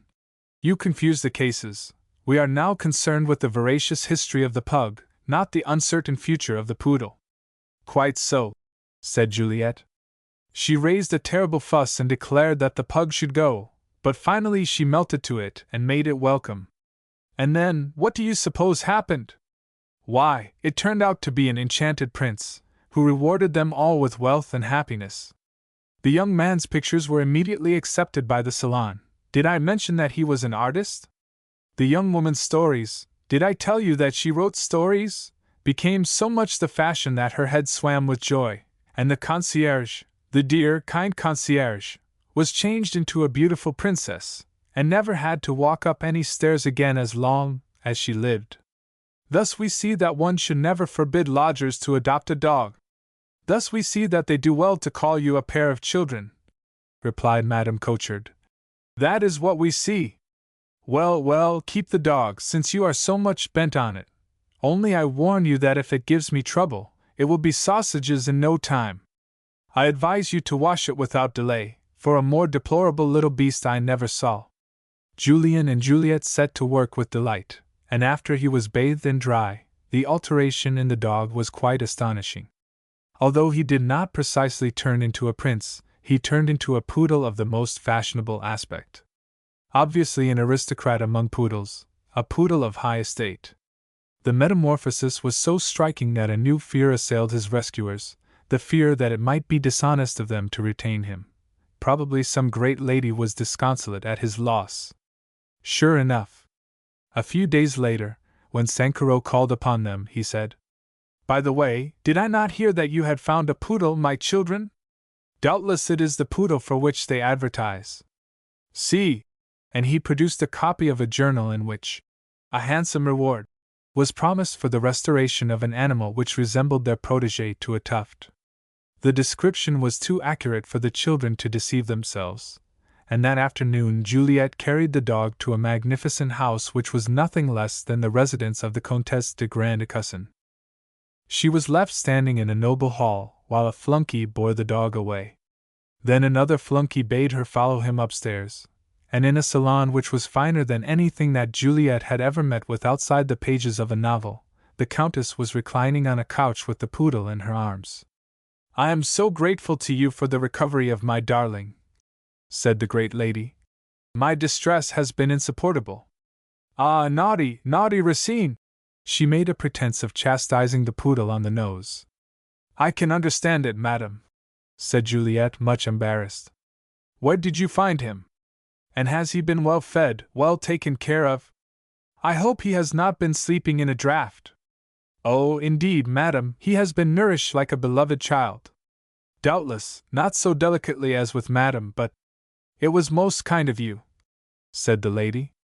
I count myself blessed that my little Racine fell into such good hands. Now as to the reward, what sum would you think sufficient? Juliet looked shy. I thank you, madam, but we could not accept anything, she faltered. What? Exclaimed the Countess, raising her eyebrows in surprise. You cannot accept anything? How is that? Well, said Juliet, it would be base to accept money for a simple act of honesty. It is true that we did not wish to part with the dog, we had grown to love him, but, as to our receiving payment for giving him up, that is impossible. The Countess laughed merrily. What a funny child you are! And who are we, you and your parents? Oh no, said Juliet. My parents are in heaven, madam, but I am married. Your husband must be in heaven too, said the Countess, who was a charming woman. Ah, demurred Juliet. But although I have a warm heart, I have also a healthy appetite, and he is not rich, he is a painter. I must go to see his pictures some day, replied the Comtesse de Grandecussin. Give me the address, and believe that I am extremely grateful to you. It need not be said that Juliet skipped home on air after this interview. The hint of such patronage opened the gates of paradise to her, and the prospect was equally dazzling to Julien. For fully a week they talked of nothing but a visit from the Comtesse de Grandecussin, having no suspicion that fine ladies often forgot their pretty promises as quickly as they made them. And the week, and a fortnight, and a month passed, and at last the expectation faded. They ceased to indulge their fancies of a carriage and pair dashing into the street with a Lady Bountiful. And what was much more serious, Madame Cochard ceased to indulge their follies. The truth was that she had never pardoned the girl for refusing to accept the proffered reward. The delicacy that prompted the refusal was beyond her comprehension, and now that the pair were in arrears with their rent again, she put no bridle on her tongue. It appears to me that it would have been more honorable to accept money for a poodle than to owe money to a landlord, she grunted. It must be perfectly understood that if the sum is not forthcoming on the 1st of January, you will have to get out. I have received my instructions, and I shall obey them. On the 1st day of January, my children, you pay, or you go. Le bon Dieu alone knows what will become of you, but that is no affair of mine. I expect you will die like the babes in the wood, for you are no more fit to make a living than a cow is fit to fly. Dear Madame Cochard, they answered peacefully, why distress yourself about us? The 1st of January is more than a week distant. In a week we may sell a picture or some fairy tales. In a week many things may happen. And they sunned themselves on the boulevard the same afternoon with as much serenity as if they had been millionaires. Nevertheless, they did not sell a picture or some fairy tales in the week that followed, and the 1st of January dawned with relentless punctuality, as we all remember. In the early morning, when Madame Cochard made her ascent to the attic, her arms folded inexorably, the glare of a creditor in her eye, she found that Juliet had already been out. If you can believe me, she had been out to waste her last 2 francs on an absurd tie for Julien. Eh bien? Demanded the concierge sternly. Where is your husband? I am here, as arranged, for the rent. No doubt he has it ready on the mantelpiece for me? He is not in, answered Juliet coaxingly. And I am sorry to say we have had disappointments. The fact is there is something wrong with the construction of a story of which I had immense hopes. It needs letting out at the waist, and a tuck put in at the hem. When I have made the alterations, I am sure it will fit some journal elegantly. All this passes forbearance, exclaimed Madame Cochard. Well, you have thoroughly understood, and all is said. You will vacate your lodging by evening. So much grace I give you, but at 6 o'clock you depart promptly, or you will be ejected. And do not reckon on me to send any meal up here during the day, for you will not get so much as a crust. What is it that you have been buying there? It is a little gift for Julian. I rose early to choose it before he woke and surprise him, but when I returned he was out." "A gift?" cried the concierge. "You have no money to buy food, and you buy a gift for your husband. What for?" "What for?" repeated Juliet wonderingly. "Why, because it is New Year's Day.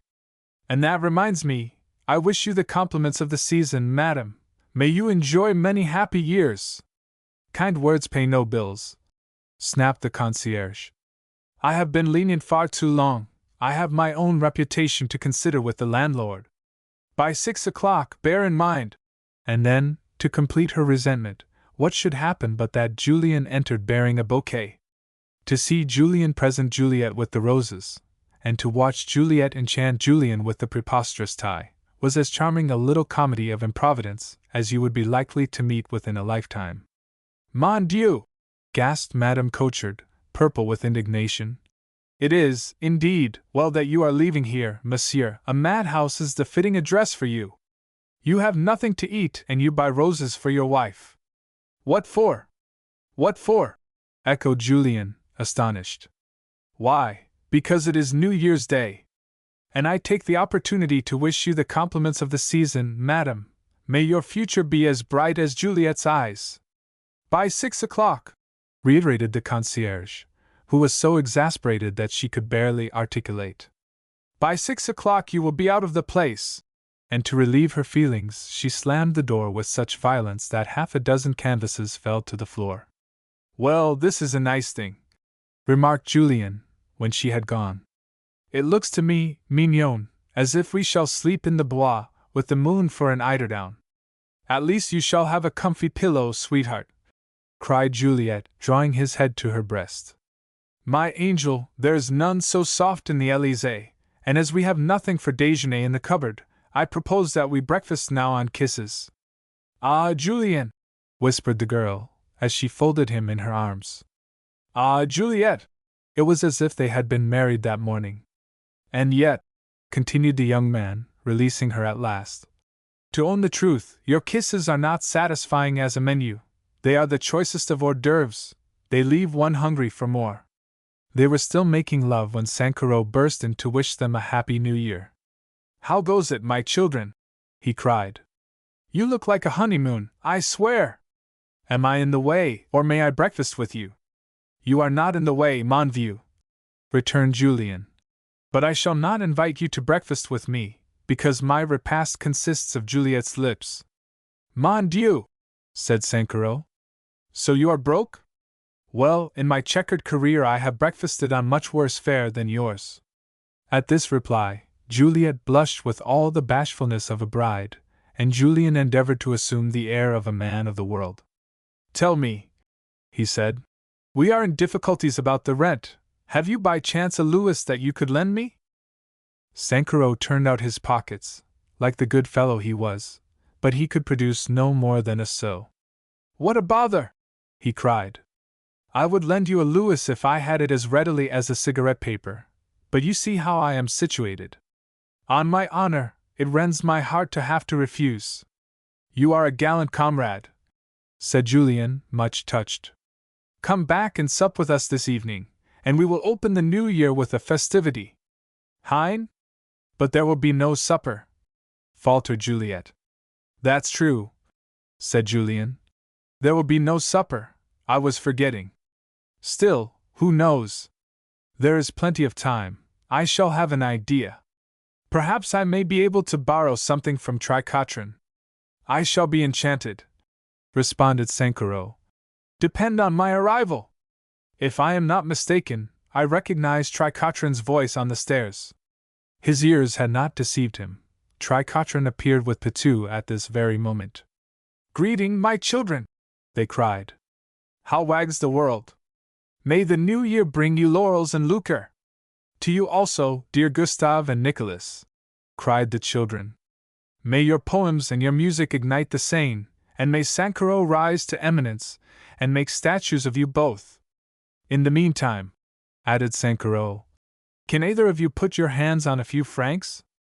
There is a fine opening for them here. A difference of opinion exists between ourselves and the landlord. Julien explained. We consider that he should wait for his rent, and he holds a different view. If you could lend us 15 francs, we might effect a compromise. The poet and the composer displayed the lining of their pockets as freely as the sculptor had done, but their capital proved to be a sou less than his own. Tears sprang to their eyes as they confessed their inability to be of use. We are in despair, they groaned. My good, kind friends, exclaimed Julien. Your sympathy is a noble gift in itself.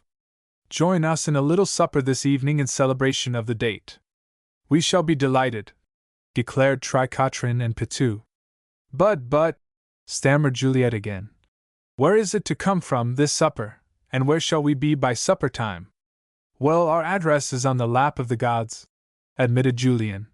But while there is life there is hope. Possibly I may obtain a loan from Lejuny. Not many minutes had passed before Lejuny also paid a visit to the attic. Aha! Cried the unsuccessful novelist, as he perceived the company. Well met! My children, my brothers, may your rewards equal your deserts this year, may France do honor to your genius! And may Lejuny be crowned the new Balzac! Shouted the assembly. May his abode be in the Champs-Élysées, and his name in the mouth of all the world!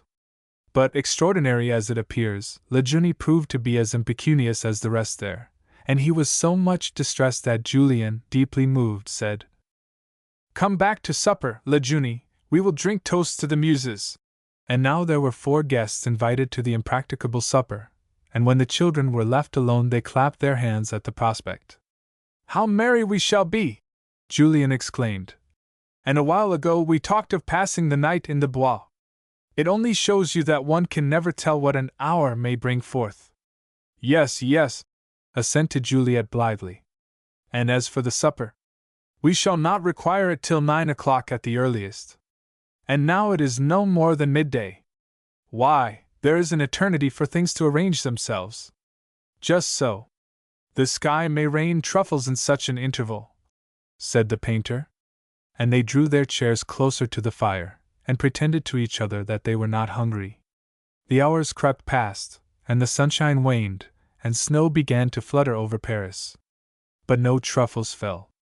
By degrees the fire burned low, and died. To beg for more fuel was impossible, and Juliet shivered a little.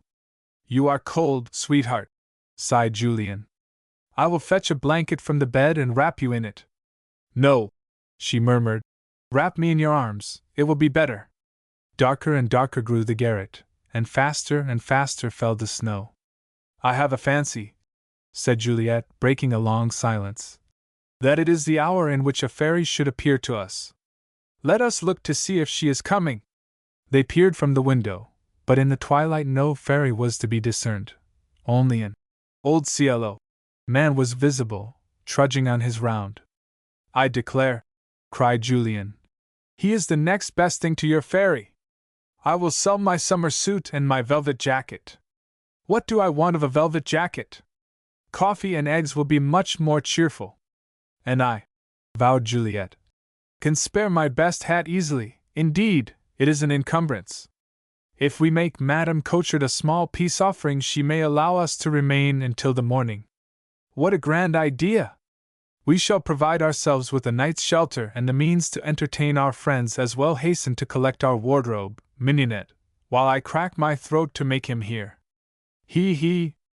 At the repeated cries, the old cielo man lifted his gaze to the 5th-floor window at last, and in a few minutes Julien and Juliet were kneeling on the boards above a pile of garments, which they raised one by one for his inspection.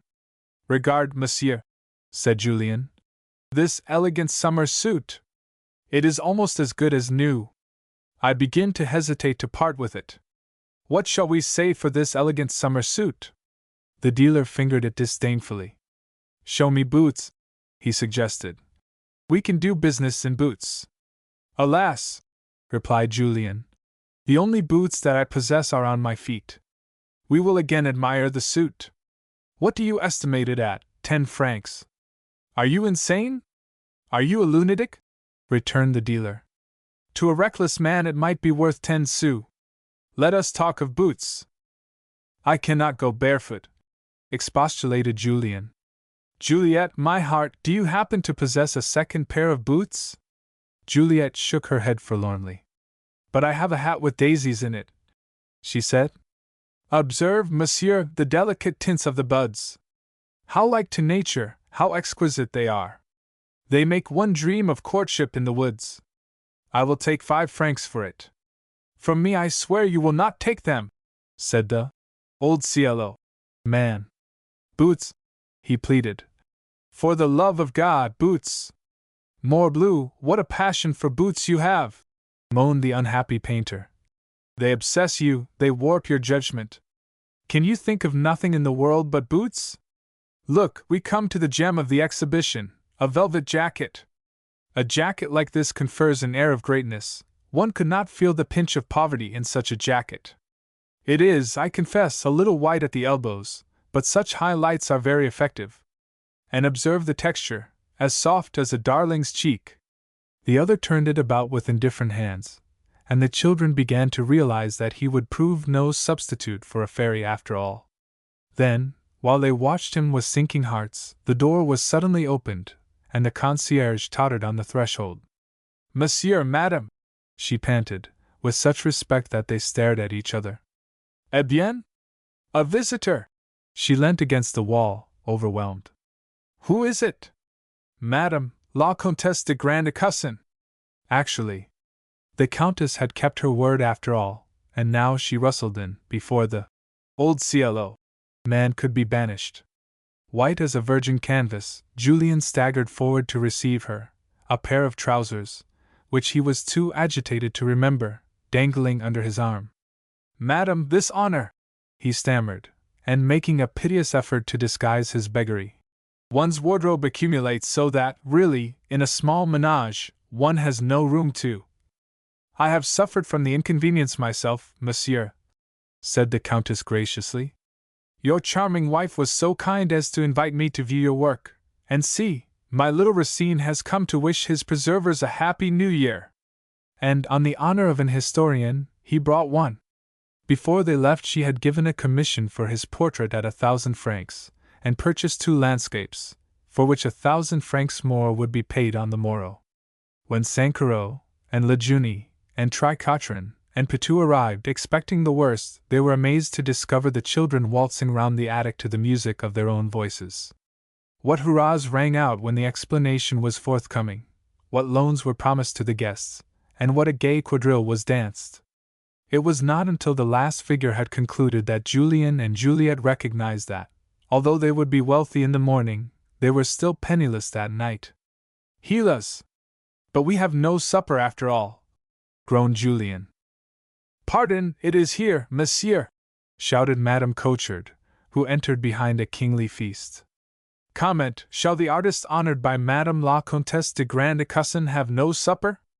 Pot au feu, monsieur, leg of mutton, monsieur, little tarts, monsieur, dessert, monsieur, and for each person a bottle of good wine.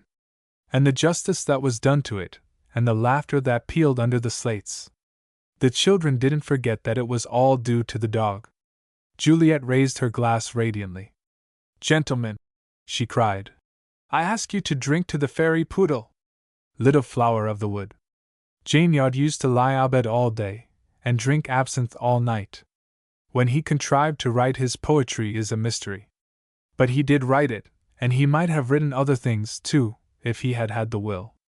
It was often said that his paramount duty was to publish a history of modern Paris, for the man was an encyclopedia of unsuspected facts. Since he can never publish it now, however, I am free to tell the story of the Café du Bon Vieux Temps as he told it to an English editor and me one night on the terrace of the café itself. It befell thus. When we entered that shabby little Montmartre restaurant, Jaignard chanced to be seated, at a table in a corner, sipping his favorite stimulant. He was deplorably dirty and suggested a scarecrow, and the English editor looked nervous when I offered an introduction. Still, Jaignard was Jaignard. The offer was accepted, and Jaignard discoursed in his native tongue. At midnight the editor ordered supper. Being unfamiliar with the Café du Bon Vieux Temps in those days, I said that I would drink beer. Jaignard smiled sardonically, and the waiter surprised us with the information that beer could not be supplied. What? After midnight, nothing but champagne, he answered. Really? Well, let us go somewhere else, I proposed. But the editor would not hear of that. He had a princely soul, and, besides, he was doing Paris. All the same, what does it mean? He inquired of Jainyod. Jainyod blew smoke rings. It is the rule. During the evening the Bach drinker is welcomed here as elsewhere, but at midnight, well, you will see what you will see. And we saw very soon. The bourgeoisie of Montmartre had straggled out while we talked, and in a little while the restaurant was crowded with a rackety crew who had driven up in cabs. Everybody but ourselves was in evening dress. Where the coppers had been counted carefully, gold was scattered. A space was cleared for dancing, and Mademoiselle Nan Joliquet obliged the company with her latest comic song. The editor was interested. It is a queer change, though. Has it always been like this? Asked Jainyod. I said I don't know. Oh, not at all, replied Jainyod. No, indeed, it was not always like this. It used to be as quiet at midnight as at any other hour. But it became celebrated as a supper place, and now it is quite the thing for the ardent spirits, with money, to come and kick up their heels here until 5 in the morning. Curious, how such customs originate, remarked the editor. Here we have a restaurant which is out of the way, which is the reverse of luxurious, and which, for all that, seems to be a gold mine to the proprietor. Look at him! Look at his white waistcoat and his massive watch chain, his air of prosperity. How did he come to rake it in like this, Jainyod? You know everything, I said. The poet stroked his beard, and glanced at his empty glass. The editor raised a bottle. I cannot talk on Cliquot, demurred Jainyod. If you insist, I will take another absinthe. They will allow it, in the circumstances. SST Adolphe. The waiter whisked over to us. Monsieur pays for champagne, but I prefer absinthe. There is no law against that, hein? Adolphe smiled tolerantly. Shall we sit outside? Suggested the editor. What do you think? It's getting rather riotous in here, isn't it? So we moved on to the terrace, and waited while Jainyod prepared his poison.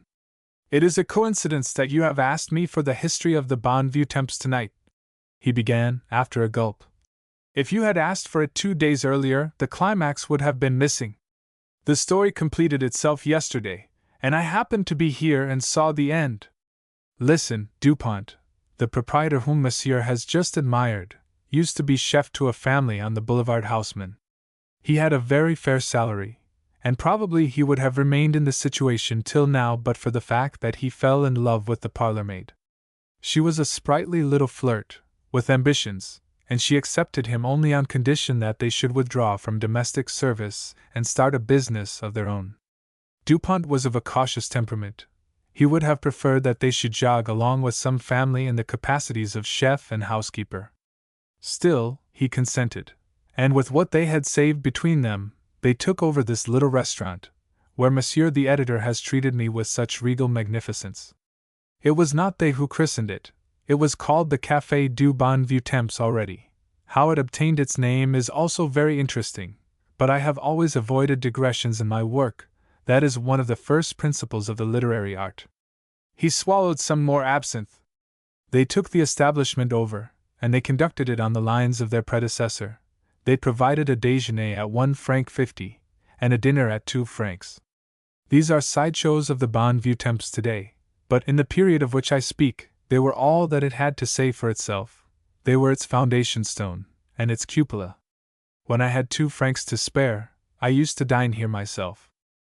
Well, the profits were not dazzling. And after marriage the little parlour-maid developed extravagant tastes. She had a passion for theatres. I, Jainyod, have nothing to say against theatres, excepting that the managers have never put on my dramas, but in the wife of a struggling restaurateur a craze for playgoing is not to be encouraged. Monsieur will agree? Also, Madame had a fondness for dress. She did little behind the counter but display new ribbons and trinkets. She was very stupid at giving change, and always made the mistake on the wrong side for Dupont. At last he had to employ a cousin of his own as dame de comptoir. The expenses had increased, and the returns remained the same. In fine, DuPont was in difficulties. The Bonne Temps was on its last legs.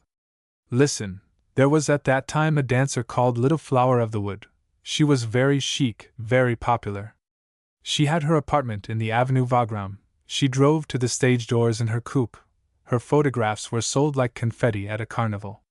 Well, one afternoon, when DuPont's reflections were oscillating between the bankruptcy court and the morgue, he was stupefied to receive a message from her. She bade him reserve a table for herself and some friends for supper that night.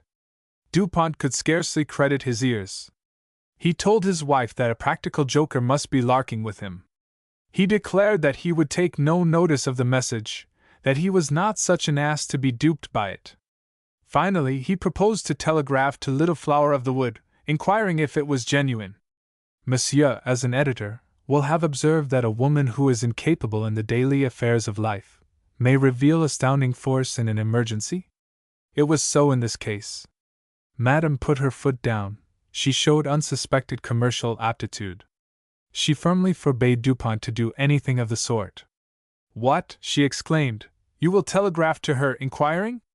Never in this life. You might as well advise her frankly not to come. What would such a question mean? That you do not think the place is good enough for her.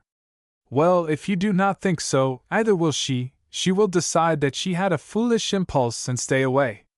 Mon Dieu! Do you dream that a woman accustomed to the Café de Paris would choose to sup in an obscure little restaurant like ours? Said DuPont, fuming. Do you dream that I am going to buy partridges, and peaches, and wines, and heaven knows what other delicacies in the dark? Do you dream that I am going to ruin myself while every instinct in me protests? It would be the act of a madman. My little cabbage, returned Madame, we are so near to ruin as we are, that a step nearer is of small importance. If Little Flower of the Wood should come, it might be the turning point in our fortunes, people would hear of it, the Bonne Temps might become renowned. Yes, we shall buy partridges, and peaches, and bonbons, and flowers also, and we shall hire a piano. And if our good angel should indeed send her to us, I swear she shall pass as pleasant an evening as if she had gone to Maxim's or the Abbaye. Bien. She convinced him. For the rest of the day the place was in a state of frenzy. Never before had such a repast been seen in its kitchen, never before had he cooked with such loving care, even when he had been preparing a dinner of ceremony on the Boulevard Haussmann. Madame herself ran out to arrange for the piano. The floor was swept. The waiter was put into a clean shirt. DuPont shed tears of excitement in his saucepans. He served the 2-franc dinner that evening with eyes that watched nothing but the clock. All his consciousness now was absorbed by the question whether the dancer would come or not. The dinner passed somehow. It is to be assumed that the customers grumbled, but in his suspense DuPont regarded them with indifference. The hours crept by. It was 11:45, 12 o'clock. He trembled behind the counter as if with ague. Now it was time that she was here. His face was blanched, his teeth chattered in his head. What if he had been hoaxed after all? 12:30. The sweat ran down him. Terror gripped his heart. A vision of all the partridges wasted convulsed his soul. Hark! A carriage stopped. He tottered forward. The door opened, she had come. Women are strange. Little Flower of the Wood, who yawned her pretty head off at Armenonville, was enraptured with the Bonne Temps. The rest of the party took their tone from her, and everything was pronounced fun, the coarse linen, the dirty ceiling, the admiring stares of the bock drinkers. The lady herself declared that she had never enjoyed a supper so much in her life, and the waiter, it was not Adolphe then, was dumbfounded by a Louis tip. Figure yourself the exultation of Madame. Ah, she chuckled. When they shut up shop at sunrise, what did I tell you, my little cabbage? Monsieur, as an editor, will have observed that a woman who reveals astounding force in an emergency may triumph pettily when the emergency is over? It remains to be seen whether they will come any more, however, said DuPont. Let us go to bed. Mon Dieu, how sleepy I am. It was the first occasion that the Bonne Temps had been open after 2 o'clock in the morning. It was the first occasion, and for some days they feared it might be the last. But no, the dancer came again. A few eccentrics who came with her flattered themselves on having made a discovery. They boasted of it. Gradually the name of the Bonview Temps became known. By the time that little flower of the wood had had enough, there was a supper clientele without her. Folly is infectious, and in Paris there are always people catching a fresh craze. Dupont began to put up his prices, and levied a charge on the waiter for the privilege of waiting at supper. The rest of the history is more grave. Comment, monsieur? Since you insist, again an absinthe. Janiod paused, and ran his dirty fingers through his hair. This man can talk, said the editor, in an undertone. Gentlemen, resumed the poet, 2 years passed. Little Flower of the Wood was on the Italian Riviera. The Italian Riviera was awake again after the heat of the summer. The little town that had dozed for many months began to stir. Almost every day now she saw new faces on the promenade. The sky was gentler, the sea was fairer. And she sat loathing it all, craving to escape from it to the bleak streets of Paris. 2 winters before, she had been told, "Your lungs will stand no more of the pranks you have been playing. You must go south, and keep early hours, or," the shrug said the rest.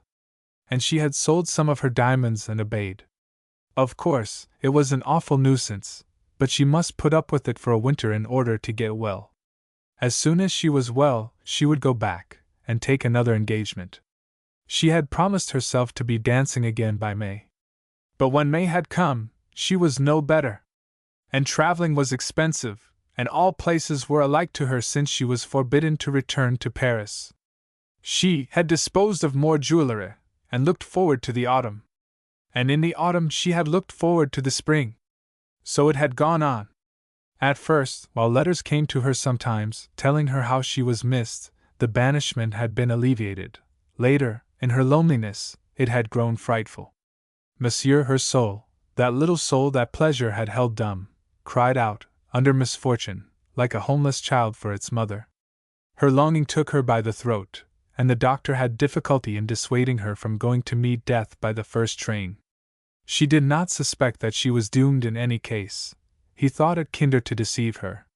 He had preached patience, mademoiselle, a little patience, and she had wrung her hands, but yielded, sustained by the hope of a future that she was never to know. By this time the last of her jewels was sold, and most of the money had been spent. The fact alarmed her when she dwelt upon it, but she did not dwell upon it very often. In the career of Little Flower of the Wood, so many financial crises had been righted at the last moment.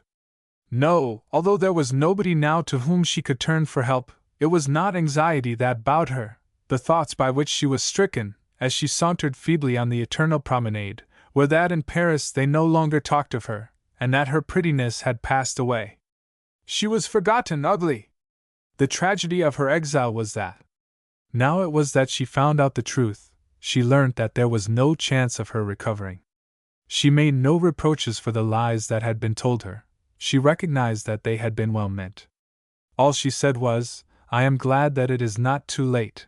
I may see Paris still before the curtain tumbles. I shall go at once." Not many months of life remained to her, but they were more numerous than her Louis.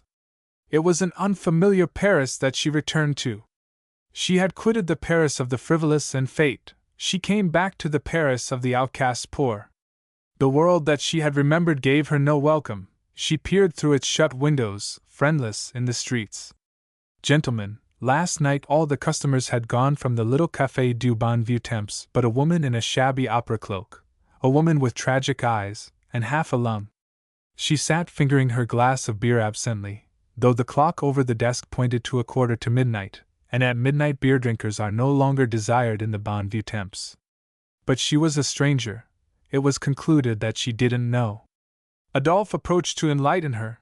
"Madame wishes to order supper?" he asked. The stranger shook her head. "Madame will have champagne?" "Don't bother me," said the woman. Adolphe nodded toward the bock contemptuously. "After midnight only champagne is served here," he said. "It is the rule of the house." "A fig for the rule," scoffed the woman. "I am going to stop." Adolphe retired and sought the patron, and Dupont advanced to her with dignity. "Madame is plainly ignorant of our arrangements," he began. "At 12 o'clock one cannot remain here for the cost of a bock. the restaurant becomes very gay. So I believe, she said, I want to see the gaiety. It also becomes expensive. I will explain. During the evening we serve a dinner at 2 francs for our clients in the neighborhood, and until 12 o'clock one may order box, or what one wishes, at strictly moderate prices. But at 12 o'clock there is a change. We have quite a different class of trade. The world that amuses itself arrives here to sup and to dance. As a supper house, the Bois Vieux Temps is known to all Paris. One lives and learns, said the woman, ironically, but I know more about the Bon Vieux Temps than you seem to think. I can tell you the history of its success. Madame Dupont regarded her with haughty eyes. 3 years ago, monsieur, there was no different class of trade. At 12 o'clock, and no champagne. The dinners at 2 francs for your clients in the neighborhood were all that you aspired to. You did the cooking yourself in those days, and you did not sport a white waistcoat and a gold watch chain. These things have nothing to do with it. You will comply with the rule or you must go. All is said. One night Little Flower of the Wood had a whim to sup here, continued the woman as if he had not spoken. She had passed the place in her carriage and fancied its name, or its flower pot, or she wanted to do something new. Anyhow, she had the whim. I see you have the telephone behind the desk, monsieur. Your little restaurant was not on the telephone when she wished to reserve a table that night. She had to reserve it by a messenger. Well, well, said Dupont, impatiently. But you were a shrewd man. You saw your luck and leapt at it, and when she entered with her party, you received her like a queen.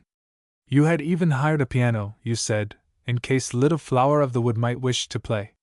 I notice that a piano is in the corner now. No doubt you soon saved the money to buy one. How do you know all this, you? Dupont's gaze was curious. Her freak pleased her, and she came again and again, and others came, just to see her here. Then you recognized that your clients from the neighborhood were out of place among the spendthrifts, who yielded more profit in a night than all the 2-franc dinners in a month. You said, at 12 o'clock there shall be no more box, only champagne. I had made your restaurant famous, and you introduced the great rule that you now command me to obey. You are Little Flower of the Wood? Yes, it was I who did it for you, she said quietly, and the restaurant flourished after Little Flower of the Wood had faded. Well, tonight I want to spend an hour here again, for the sake of what I used to be. Time brings changes, you understand, and I cannot conform with the great rule. She opened the opera cloak, trembling, and he saw that beneath it Little Flower of the Wood was in rags.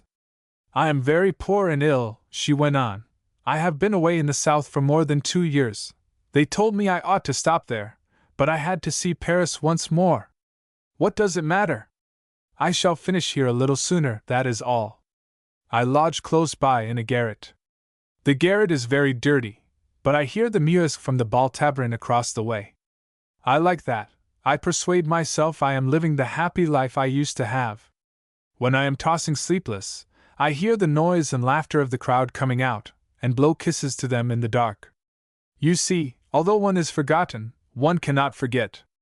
I pray that their laughter will come up to me right at the end, before I die. You cannot afford to enter tabarins? Faltered Dupont. You are so stony as that? So stony as that, she said, and I repeat that tonight I want to pass an hour in the midst of the life I loved. Monsieur, remember how you came to make your rule. Break it for me once. Let me stay here tonight for a bock. Dupont is a restaurateur, but he is also a man. He took both her hands, and the waiters were astonished to perceive that the patron was crying. My child, he stammered, you will sup here as my guest. Adolphe set before her champagne that she sipped feverishly, and a supper that she was too ill to eat. And cabs came rattling from the boulevard with boisterous men and women who no longer recalled her name, and with other little flowers of the wood, who had sprung up since her day. The woman who used to reign there sat among them looking back, until the last jest was bandied, and the last bottle was drained. Then she bade her host goodbye, and crawled home, to the garret where she heard the music of the ball, the garret where she prayed that the laughter would come up to her right at the end, before she died. Janiod finished the absinthe, and lurched to his feet. That's all. Great Scott! Said the editor. I wish he could write in English. But it's very pitiable, she may starve there, something ought to be done. Can you tell us where she is living, monsieur? The poet shrugged his shoulders. Is there no satisfying you? You asked me for the history of the Bon Vieux Temps, and there are things that even I do not know. However, I have done my best. I cannot say where the lady is living, but I can tell you where she was born. He pointed, with a drunken laugh, to his glass. There! A miracle in Montmartre. Lejeune, the luckless novelist, went to Petou, the unrecognized composer, saying, I have a superb scenario for a review. Let us join forces. I promise you we shall make a fortune. We shall exchange our attics for first floors of fashion, and be wealthy enough to wear sable overcoats and Panama hats at the same time. In ordinary circumstances, of course, Petou would have collaborated only with Tricotrin, but Tricotrin was just then engrossed by a tragedy in blank verse and 7 acts, and he said to them, Make a fortune together by all means, my comrades. I should be unreasonable if I raised objections to having rich friends. Accordingly, the pair worked like heroes of biography, and after vicissitudes innumerable, Patatres was practically accepted at La Coupole. The manager even hinted that Fifi Blondet might be seen in the leading part. La Coupole and Blondet. Petou and Lejeune could scarcely credit their ears. To be sure, she was no actress, and her voice was rather unpleasant, and she would probably want everything rewritten 15 times before it satisfied her. But she was a beautiful woman, and all Paris paid to look at her when she graced the stage, and she had just ruined Prince Czernowitz, which gave her name an additional value. Upon my word, gasped Petou, our luck seems as incredible, my dear Lejeune, as the plot of any of your novels. Come and have a drink. I feel like Rodolphe at the end of La Vie de Bohème. He confided to Tricotrin in their garret one winter's night, as they went supperless to their beds. Now that the days of privation are past, I recall them with something like regret. The shock of the laundress's totals, the meager dinners at the Belle Avenir, these things have a fascination now that I part from them. I do not wish to sound ungrateful, but I cannot help wondering if my millions will impair the taste of life to me. To me they will make it taste much better, said Tricotrin, for I shall have somebody to borrow money from, and I shall get enough blankets. Brrr! How cold I am! Besides, you need not lose touch with Montmartre because you are celebrated. You can invite us all to your magnificent abode. Also, you can dine at the Belle Avenir still, if sentiment pulls you that way. I shall certainly dine there, averred Petou. And I shall buy a house for my parents, with a peacock and some deer on the lawn. At the same time, a triumph is not without its pathos. I see my return to the Belle Avenir, the old affections in my heart, the old greetings on my lips, and I see the fellows constrained and formal in my presence. I see Madame apologizing for the cuisine, instead of reminding me that my credit is exhausted, and the waiter polishing my glass, instead of indicating the cheapest item on the menu. Such changes hurt. He was much moved. A fortune is not everything. He sighed, forgetting that his pockets were as empty as his stomach. Poverty yielded joys which I no longer know. The poet embraced him with emotion. I rejoice to find that fame has not spoilt your nature, he cried, and he, too, forgot the empty pockets, and that the contract from La Coupole had yet to come. Yes, we had hard times together, you and I am still a nobody, but we shall be chums as long as we live. I feel that you can unbosom yourself to me, the poor bohemian, more freely than to any immortal with whom you hobnob in scenes of splendor. Oh, indeed, indeed, assented Petou, weeping. You are as dear to me now as in the days of our struggles. I should curse my affluence if it made you doubt that. Good night, my brother, God bless you. He lay between the ragged sheets, and half an hour crept by. Gustave! Well? Said Tricotrin, looking towards the other bed. Not asleep yet? I cannot sleep. Hunger is gnawing at me. Ah, what a relentless realist is this hunger, complained the poet. How it destroys one's illusions. Is there nothing to eat in the cupboard? Not a crumb. I am ravenous myself. But I recall a broken cigarette in my waistcoat pocket. Let us cut it in halves. They strove, shivering, to appease their pangs by slow whiffs of a caporal, and while they supped in this unsatisfactory fashion, there came an impetuous knocking at the street door. "It must be that La Coupole has sent you a sack of gold to go on with," Tricotrin opined. "Put your head out and see." "It is Lejuny," announced the composer, withdrawing from the window with chattering teeth. "What the devil can he want? I suppose I must go down and let him in. Perhaps we can get some more cigarettes from him," said Tricotrin. "It might have been worse." But when the novelist appeared, the first thing he stammered was, "Give me a cigarette, one of you fellows, or I shall die." "Well, then, dictate your last wishes to us," returned Pitou. "Do you come here under the impression that the house is a tobacconist's? What is the matter with you? What is up?" "For 3 hours," snuffled Lejuny, who looked half frozen and kept shuddering violently. "For 3 hours I have been pacing the streets, questioning whether I should break the news to you tonight or not. In one moment I told myself that it would be better to withhold it till the morning, in the next I felt that you had a right to hear it without delay. Hour after hour, in the snow, I turned the matter over in my mind, and— Mon Dieu! Exclaimed Pitou.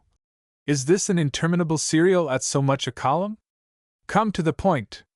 Lejuny beat his breast. I am distracted, he faltered. I am no longer master of myself. Listen!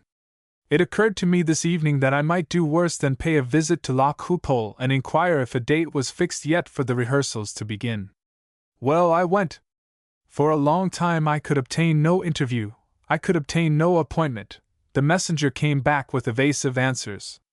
I am naturally quick at smelling a rat, I have the detective's instinct, and I felt that there was something wrong. My heart began to fail me. For mercy's sake, groaned his unhappy collaborator, explode the bomb and bury my fragments. Enough of these literary introductions. Did you see the manager or didn't you? I did see the miscreant, the bandit king, I saw him in the street. For I was not to be put off, I waited till he came out. Well, my friend, to compress the tragedy into one act, our hope is shattered, Patatras is again refused. Oh, heavens! Moaned Pitou, and fell back upon the mattress as white as death. What explanation did he make? Cried Tricotrin. What is the reason? The reason is that Blondette is an imbecile, she finds the part unworthy of her talents. A part on which I have lavished all the wealth of my invention, she finds it beneath her, she said she would break her contract rather than play it. Well, Blondette is the trump card of his season, he would throw over the whole of the Academy sooner than lose Blondette. Since she objects to figuring in Patatras, Patatras is waste paper to him. Alas! Who would be an author? I would rather shovel coke, or cut corns for a living. He himself admitted that there was no fault to find with the review, but you know well, monsieur, that we must humor Blondette. I asked him if he would try to bring her to her senses, but it seems that there have been a dozen discussions already. He is sick of the subject. Now it is settled, our manuscript will be banged back at us, and we may rip. Oh, my mother! Moaned Pitou. Oh, the peacock and the deer! What's that you say? Asked Lejuny. Are you positive that you haven't got a cigarette anywhere? I am positive that I have nothing, proclaimed Pitou vehemently. Nothing in life but a broken heart. Oh, you did quite right to come to me, but now leave me to perish. I have no words, I am stricken. The next time you see me it will be in the morgue. Mon Dieu, that beautiful wretch, that creature without conscience, or a note in her voice, by a shrug of her elegant shoulders she condemns me to the Seine. Ah, do not give way! Exclaimed Tricotrin, leaping out of bed. Courage, my poor fellow, courage! Are there not other managers in Paris? There are, and Patatras has been refused by them. La Coupole was our last chance, and it has collapsed. We have no more to expect, it is all over. Is it not so, Lejuny? All over, sobbed Lejuny, bowing his head on the washhand stand. Patatras is dead! Then for some seconds the only sound to be heard in the attic was the labored breathing of the three young men's despair. At last Tricotrin, drawing himself upright in his tattered nightshirt, said, with a gesture of dignity, Well, the case may justify me, In the present situation, it appears to me that I have the right to use my influence with Blondette. A signal from Mars could not have caused a more profound sensation. Pitou and Lejeune regarded him with open mouths. Your influence? Echoed Pitou. Your influence? I was not aware that you had ever met her. No, rejoined the poet darkly. I have not met her. But there are circumstances in my life which entitle me to demand a service of this triumphant woman. Do not question me, my friends. What I shall say to her must remain a secret even from you. I declare, however, that nobody has a stronger claim on her than Gustave Tricotrin, the poor penny-a-liner whom she does not know. The sudden intervention, to say nothing of its literary flavor, so excited the collaborators that they nearly wrung his hands off, and Lejeune, who recognized a promising beginning for another serial, was athirst for further hints. She has perhaps committed a murder, that fair fiend? He inquired rapturously. Perhaps, replied Tricotrin. In that case she dare refuse you nothing. Why not, since I have never heard of it? I was only jesting, said the novelist. In sober earnest, I conjecture that you are married to her, like Athos to Milady. As you stand there, with that grave air, you strongly resemble Athos. Nevertheless, Athos did not marry a woman to whom he had not spoken, and I repeat that I have never spoken to Blondette in my life. Well, said Lejeune, I have too much respect for your wishes to show any curiosity. Besides, by an expert the mystery is to be divined. Before the story opens, you rendered her some silent aid, and your name will remind her of a great heroism? I have never rendered her any aid at all, demurred Tricotrin, and there is not the slightest reason to suppose that she has ever heard my name. But again, I have an incontestable right to demand a service of her, and for the sake of the affection I bear you both, I shall go and do it. When Tricotrin thinks that he is living in the Three Musketeers, it is useless to try to pump him, said Pitou. Let us content ourselves with what we are told. Is it not enough? Our fate is in Blondette's hands, and he is in a position to ask a favor of her. What more can we want? But he could not resist putting a question on his own account after Lejeune had skipped downstairs. Gustave, why did you never mention to me that you knew Blondette? Morbleu! How often must I say that I do not know her? Well, how shall I express it? That some episode in your career gave you a claim on her consideration. Because, by doing so, I should have both violated a confidence, and reopened a wound which still burns, said Tricotrin, more like Athos than ever. Only the urgency of your need, my comrade, could induce me to take the course that I project. Now let me sleep, for tomorrow I must have all my wits. It was, however, 5 o'clock already, and before either of them had slept long, the street was clattering with feet on their way to the laundries, and vendors of delicacies were bawling suggestions for appetizing breakfasts. Not only do the shouts of these monsters disturb my slumber, but they taunt my starvation, yawned the poet. Yet, now I come to think of it, I have an appointment with a man who has sworn to lend me a franc, so perhaps I had better get up before he is likely to have spent it. I shall call upon Blondette in the afternoon, when she returns from her drive. What is your own program? My first attempt will be at a cremerie in the Rue St. Rustique, where I am inclined to think I may get credit for milk and a roll if I swagger. Capital, said Tricotrin.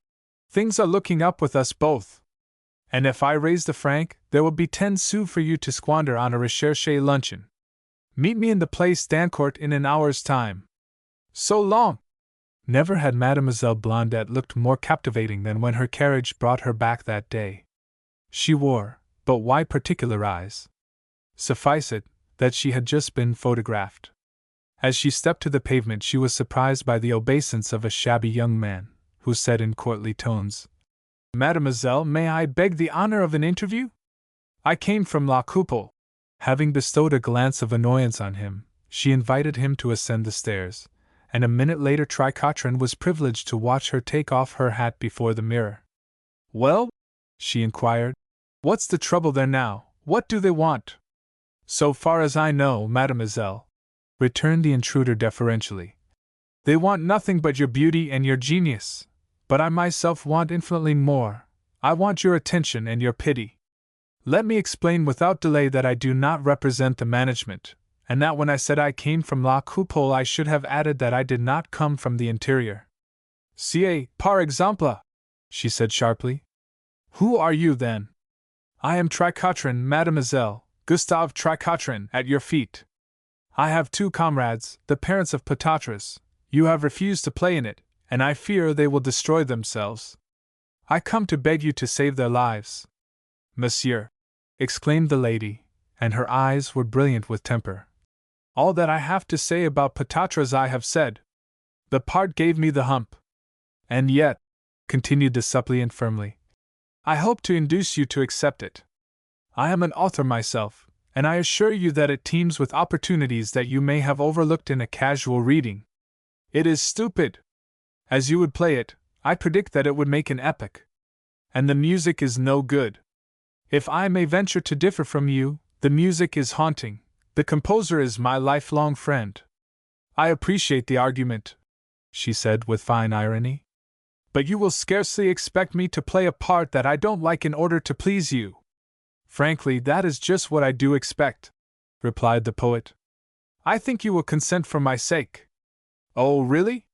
For your sake? Would you mind mentioning why before you go?" "Because, mademoiselle," said Tricotrin, folding his arms, "in years gone by, you ruined me." "Mon Dieu!" she gasped, and she did not doubt that she was in the presence of a lunatic. "Do not rush to the bell," he begged. "If it will allay your panic, I will open the door and address you from the landing.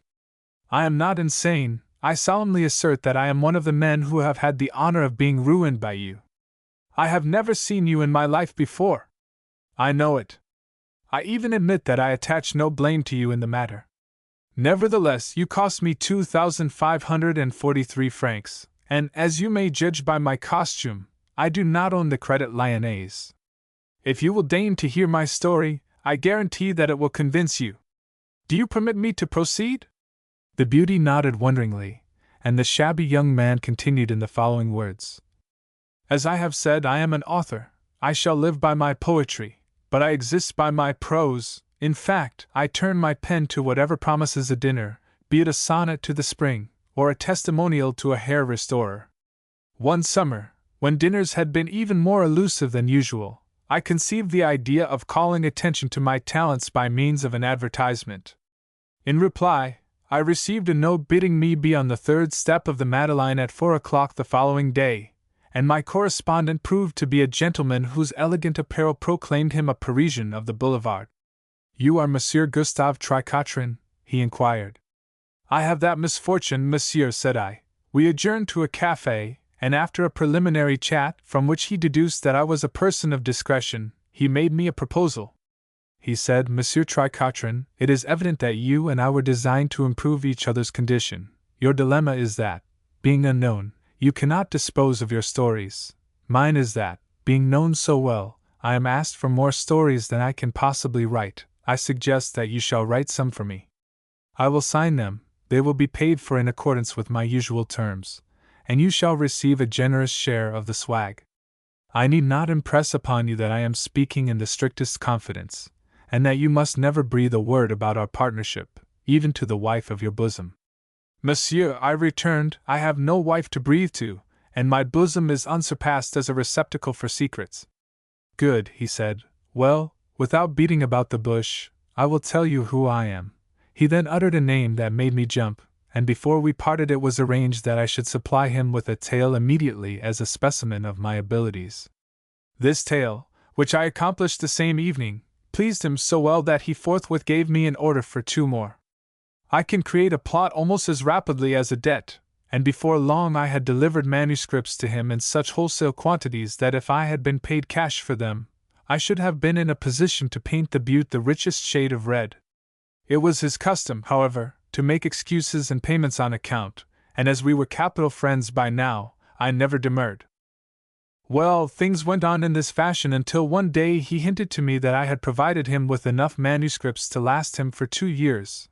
His study was lumbered with evidence of my talent, and his market, after all, was not unlimited. He owed me then close upon 3,000 francs, and it was agreed that he should wipe the debt out by weekly installments. Enfin, I was content enough. I foresaw an ample income for 2 years to come, and renewed leisure to win immortality by my epics. I trust that my narrative does not fatigue you, mademoiselle? What has it all to do with me, however? Asked the lady. You shall hear. Though the heroine comes on late, she brings the house down when she enters. For a few weeks my patron fulfilled his compact with tolerable punctuality, but I never failed to notice when we met that he was a prey to some terrible grief. At last, when he had reduced the sum to 2,543 francs, the figures will be found graven on my heart, he confided in me, he made me a strange request. He exclaimed, Tricotrin, I am the most miserable of men. Poor fellow, I responded, it is, of course, a woman? Precisely, he answered. I adore her. Her beauty is incomparable, her fascinations are unparalleled, her intelligence is unique. She has only one blemish, she is mercenary. After all, perfection would be tedious, I said. You are a man of sensibility, you understand, he cried. Her tastes have been a considerable strain on my resources, and in consequence my affairs have become involved. Now that I am in difficulties, she is giving me the chuck. I have implored and besought, I have worn myself out in appeals, but her firmness is as striking as her other gifts. There remains only one chance for me, a letter so impassioned that it shall awake her pity. I, as I tell you, am exhausted. I can no longer plead, no longer phrase, I am a wreck. Will you, as a friend, as a poet, compose such a letter and give it to me to copy? Could I hesitate? I drove my pen for him till daybreak. All the yearnings of my own nature, all the romance of my fiery youth, I poured out in this appeal to a siren whom I had never seen, and whose name I did not know. I was distraught, pathetic, humorous, and sublime by turns. Subtle gleams of wit flashed artistically across the lurid landscape of despair. I reminded her of scenes of happiness, vaguely, because I had no details to elaborate. The reminiscences, however, were so touching that I came near to believing in them. Mindful of her solitary blemish, I referred to embarrassments now almost at an end, and so profoundly did I affect myself, that while I wrote that I was weeping, it was really true. Well, when I saw the gentleman again he embraced me like a brother. Your letter was a masterpiece, he told me. It has done the trick. Mademoiselle, I do not wish to say who he was, and as you have known many celebrities, and had many love letters, you may not guess. But the woman was you. And if I had been a better business man, I should have written less movingly, for I recognized, even during my inspiration, that it was against my interests to reunite him to you. I was an artist, I thrilled your heart, I restored you to his arms, and you had the 2,543 francs that would otherwise have come to me. Never could I extract another sou from him. As Tricotrin concluded his painful history, Mademoiselle Blondet seemed so much amused that he feared she had entirely missed its pathos. But his misgiving was relieved when she spoke. It seems to me I have been expensive to you, monsieur, she said.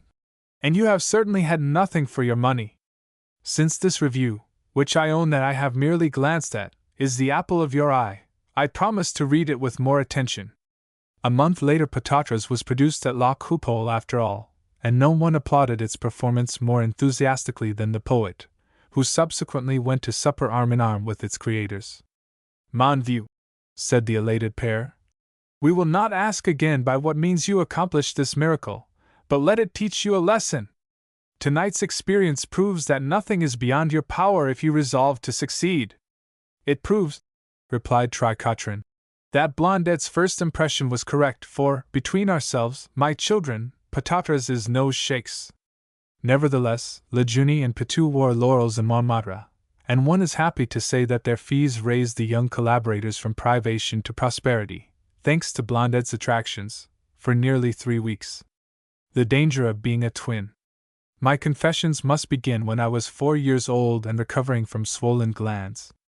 As I grew well, my twin brother, Gregoire, who was some minutes younger, was put to bed with the same complaint. What a misfortune! Exclaimed our mother. That Sylvestre is no sooner convalescent than Gregoire falls ill, the doctor answered. It astonishes me, Madame La Palme, that you were not prepared for it. Since the children are twins, the thing was to be foreseen. When the elder throws the malady off, the younger naturally contracts it. Among twins it is nearly always so. And it always proved to be so with Gregoire and me. No sooner did I throw off whooping cough than Gregoire began to whoop, though I was at home at Vernon and he was staying with our grandmother at Tours. If I had to be taken to a dentist, Gregoire would soon afterwards be howling with toothache. As often as I indulged in the pleasures of the table, Gregoire had a bilious attack. The influence I exercised upon him was so remarkable that once when my bicycle ran away with me and broke my arm, our mother consulted 3 medical men as to whether Gregoire's bicycle was bound to run away with him too. Indeed, my brother was distinctly apprehensive of it himself.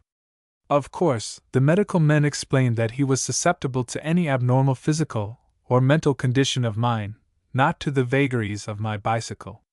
As an example, madam, if the elder of 2 twins were killed in a railway accident, it would be no reason for thinking that an accident must befall a train by which the younger traveled. What sympathy can there be between locomotives? But if the elder were to die by his own hand, there is a strong probability that the younger would commit suicide also. However, I have not died by my own hand, so Gregoire has had nothing to reproach me for on that score. As to other grounds, well, there is much to be said on both sides. To speak truly, that beautiful devotion for which twins are so celebrated in drama and romance has never existed between my brother and myself. Nor was this my fault. I was of a highly sensitive disposition, and from my earliest years it was impressed upon me that Gregoire regarded me in the light of a grievance. I could not help having illnesses, yet he would upbraid me for taking them. Then, too, he was always our mother's favorite, and instead of there being caresses and condolence for me when I was indisposed, there was nothing but grief for the indisposition that I was about to cause Gregoire. This wounded me. Again at college. I shall not pretend that I was a bookworm, or that I shared Gregoire's ambitions. On the contrary, the world beyond the walls looked such a jolly place to me that the mere sight of a classroom would sometimes fill me with abhorrence. But, mon Dieu! If other fellows were wild occasionally, they accepted the penalties, and the affair was finished. On me rested a responsibility. My wildness was communicated to Gregoire. Scarcely had I resigned myself to dull routine again when Gregoire, the industrious, would find himself unable to study a page, and commit freaks for which he rebuked me most sternly. I swear that my chief remembrance of my college days is Gregoire addressing pompous homilies to me, in this fashion, when he was in disgrace with the authorities. I ask you to remember, Sylvestre, that you have not only your own welfare to consider, you have mine. I am here to qualify myself for an earnest career.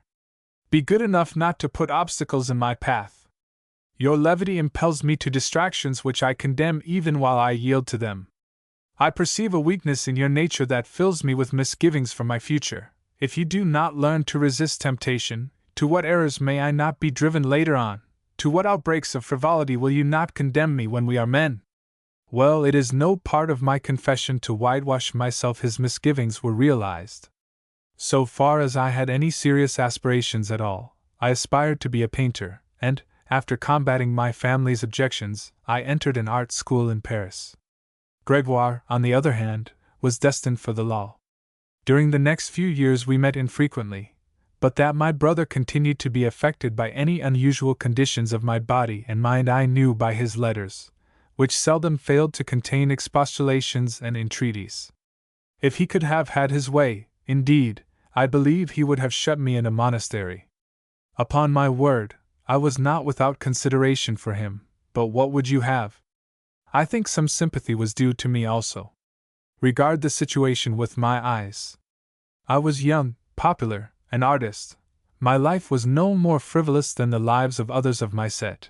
Yet, in lieu of being free, like them, to call the tune and dance the measure, I was burdened with a heavier responsibility than weighs upon the shoulders of any paterfamilias. Let me but drink a bottle too much, and Gregoire, the grave, would subsequently manifest all the symptoms of intoxication. Let me but lose my head about a petticoat, and Gregoire, the righteous, would soon be running after a girl instead of attending to his work. I had a conscience. Thoughts of the trouble that I was brewing for Gregoire would come between me and the petticoat and rob it of its charms. His abominable susceptibility to my caprices marred half my pleasures for me. Once when I sat too straight, bowed by such reflections, a woman exclaimed, "What's the matter with you? One would think you had a family." "Well," I said, "I have a twin," and I went away. She was a pretty woman, too. Do you suppose that Maître Lapalme, he was Maître Lapalme by then, this egregious Gregoire, do you suppose that he wrote to bless me for my sacrifice? Not at all. Of my heroisms he knew nothing, he was conscious only of my lapses. To read his letters one would have imagined that I was a reprobate, a creature without honor or remorse. I quote from one of them. It is a specimen of them all. Can you blame me if I had no love for this correspondent? My brother, the circumstances of our birth. Your attention is directed to my preceding communications on this subject. I desire to protest against the reverie from which you recovered either on the 15th or 16th inst. On the afternoon of the latter date.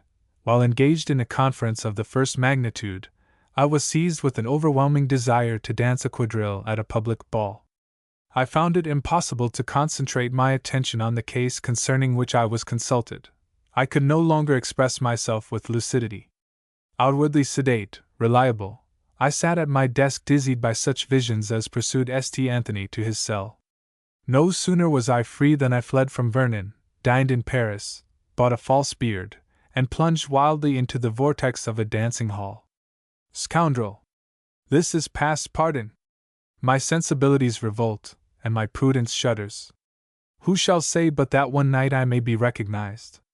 Who can foretell to what blackmail you may expose me? I, Maître Lapalme, forbid your profligacies, which devolve upon me, I forbid, etc. Such admissions my brother sent to me in a disguised hand, and unsigned. Perhaps he feared that his blackmailer might prove to be myself. Typewriting was not yet general in France. Our mother still lived at Vernon, where she contemplated her favorite son's success with the profoundest pride. Occasionally I spent a few days with her, sometimes even more, for she always pressed me to remain. I think she pressed me to remain, not from any pleasure in my society, but because she knew that while I was at home I could commit no actions that would corrupt Gregoire. One summer, when I visited her, I met Mademoiselle Lillet. Mademoiselle Lillet was the daughter of a widower, a neighbor. I remembered that when our servant first announced her, I thought, "What a nuisance! How bored I am going to be!" And then she came in, and in an instant I was spellbound. I am tempted to describe Berthe Lillet to you as she entered our salon that afternoon in a white frock, with a basket of roses in her little hands, but I know very well that no description of a girl ever painted her to anybody yet. Suffice it that she was beautiful as an angel, that her voice was like the music of the spheres, more than all, that one felt all the time, "How good she is, how good, how good!" I suppose the impression that she made upon me was plainly to be seen, for when she had gone, my mother remarked, "You did not say much. Are you always so silent in girls' company?" "No," I answered. "I do not often meet such girls." But afterwards I often met Berthe Lillet. Never since I was a boy had I stayed at Vernon for so long as now, never had I repented so bitterly as now the error of my ways. I loved, and it seemed to me sometimes that my attachment was reciprocated, yet my position forbade me to go to Monsieur Lillet and ask boldly for his daughter's hand. While I had remained obscure, painters of my acquaintance, whose talent was no more remarkable than my own, had raised themselves from Bohemia into prosperity. I abused myself, I acknowledged that I was an idler, a good-for-nothing, I declared that the punishment that had overtaken me was no more than I deserved. And then, well, then I owned to Berthe that I loved her. Deliberately, of course, I should not have done this before seeking her father's permission, but it happened in the hour of our goodbye, and I was suffering too deeply to subdue the impulse. I owned that I loved her, and when I left for Paris we were secretly engaged. Mon Dieu! Now I worked indeed. To win this girl for my own, to show myself worthy of her innocent faith, supplied me with the most powerful incentive in life. In the quarter they regarded me first with ridicule, then with wonder, and finally, with respect. For my enthusiasm did not fade. "He has turned over a new leaf," they said. "He means to be famous." It was understood. No more excursions for Sylvestra, no more junketings and recklessness. In the morning, as soon as the sky was light, I was at my easel. In the evening I studied, I sketched, I wrote to Berthe, and reread her letters. I was another man. My ideal of happiness was now a wife and home. For a year I lived this new life. I progressed. Men whose approval was a cachet, began to speak of me as one with a future. In the salon a picture of mine made something of a stir. How I rejoiced, how grateful and sanguine I was. All Paris sang Berthe to me. The criticisms in the papers, the felicitations of my friends, the praise of the public, all meant Berthe, Berthe with her arms about me, Berthe on my breast. I said that it was not too soon for me to speak now. I had proved my mettle, and though I foresaw that her father would ask more before he gave his consent, I was, at least, justified in avowing myself. I telegraphed to my mother to expect me. I packed my portmanteau with trembling hands, and threw myself into a cab. On the way to the station, I noticed the window of a florist. I bade the driver stop, and ran in to bear off some lilies for Berthe. The shop was so full of wonderful flowers that, once among them, I found some difficulty in making my choice. Hence I missed the train, and returned to my studio, incensed by the delay. A letter for me had just been delivered. It told me that on the previous morning Berthe had married my brother. I could have welcomed a pistol shot. My world rocked.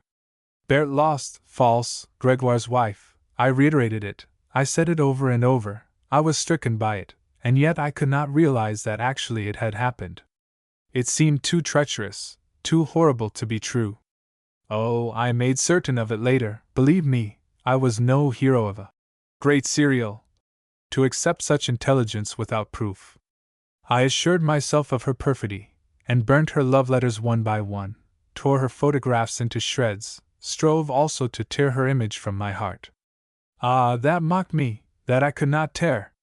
A year before I should have rushed to the cafes for forgetfulness, but now, as the shock subsided, I turned feverishly to work.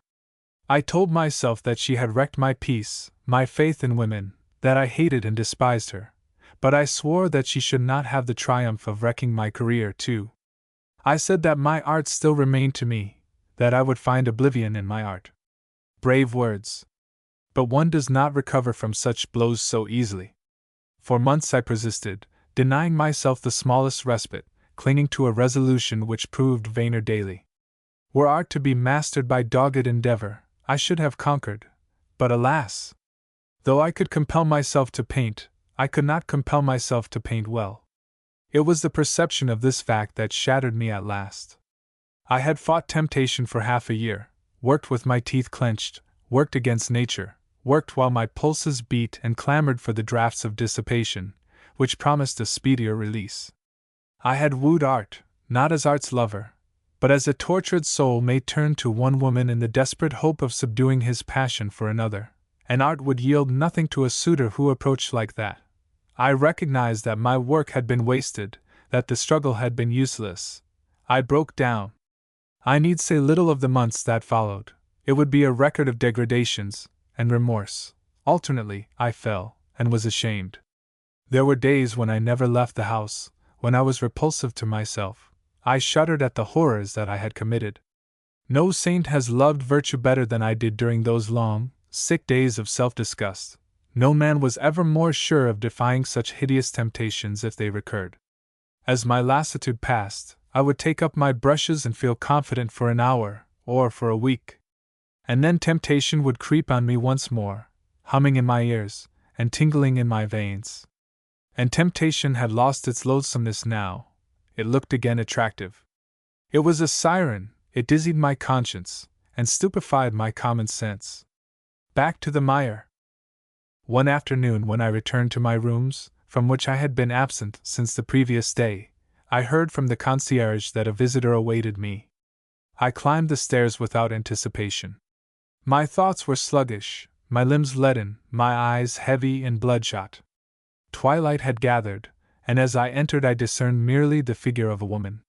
Then she advanced, and all hell seemed to leap flaring to my heart. My visitor was Bert.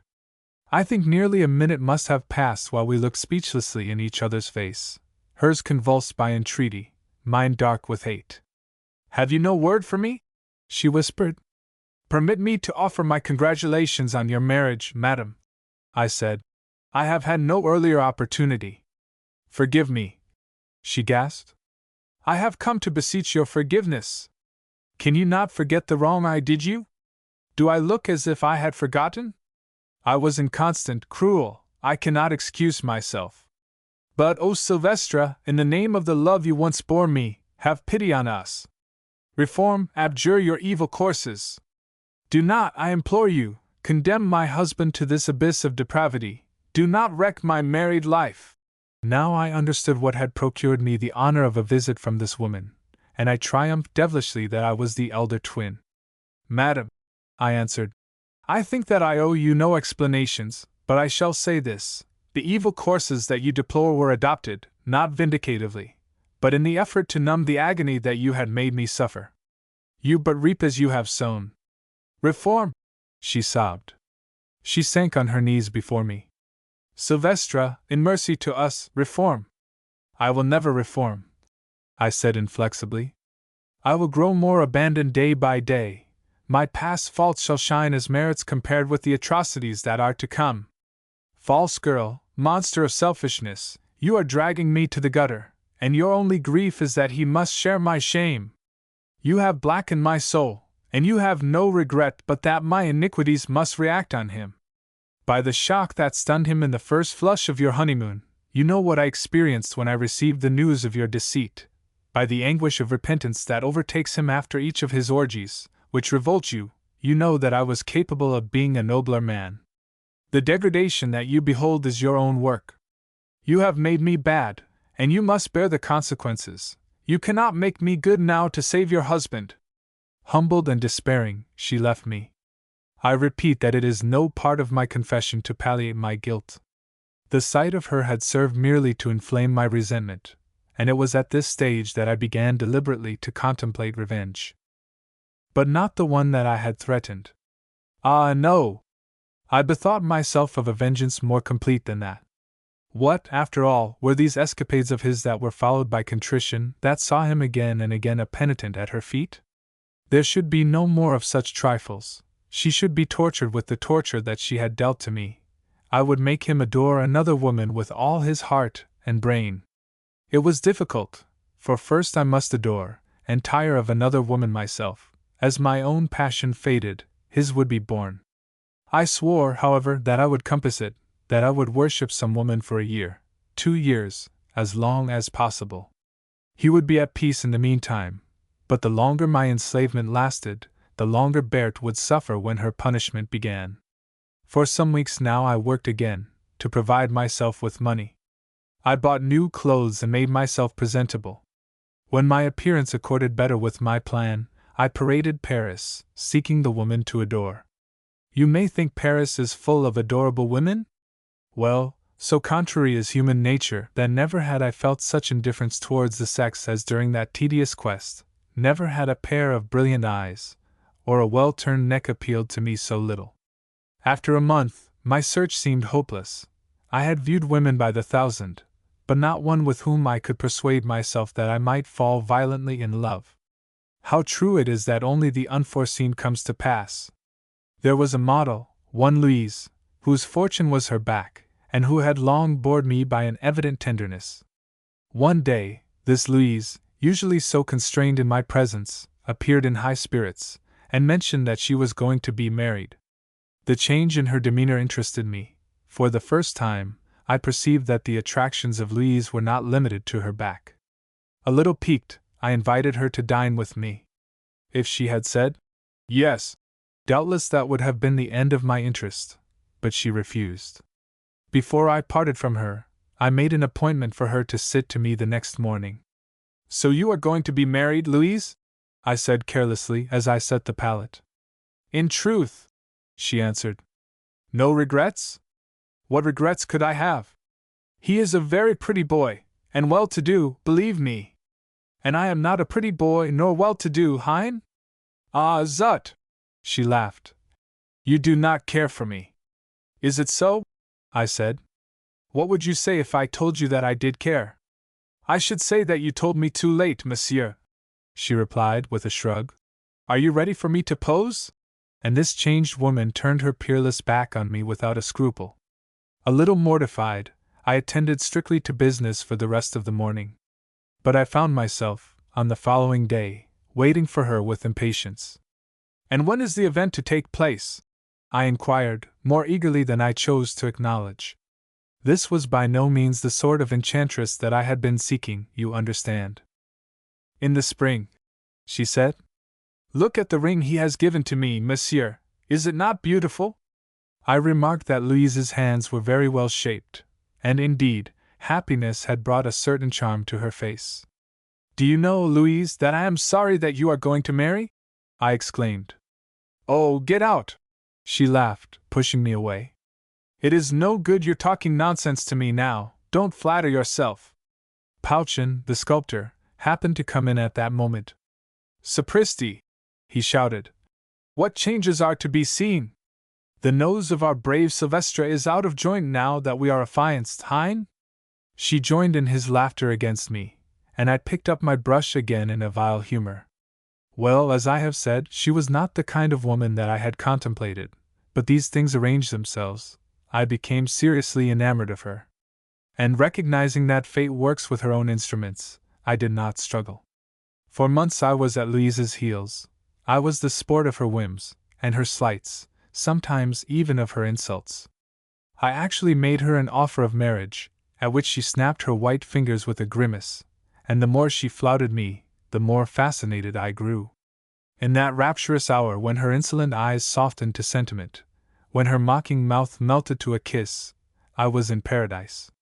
My ecstasy was so supreme that I forgot to triumph at my approaching vengeance. So I married Louise, and yesterday was the 20th anniversary of our wedding. Berthe?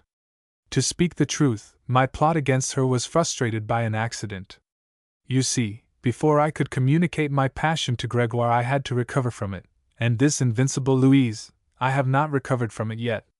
There are days when she turns her remarkable back on me now, generally when I am idle. But mon Dieu! The moments when she turns her lips are worth working for. Therefore, Berthe has been all the time quite happy with the good Gregoire, and since I possess Louise, upon my word of honor I do not mind. Hercules and Aphrodite.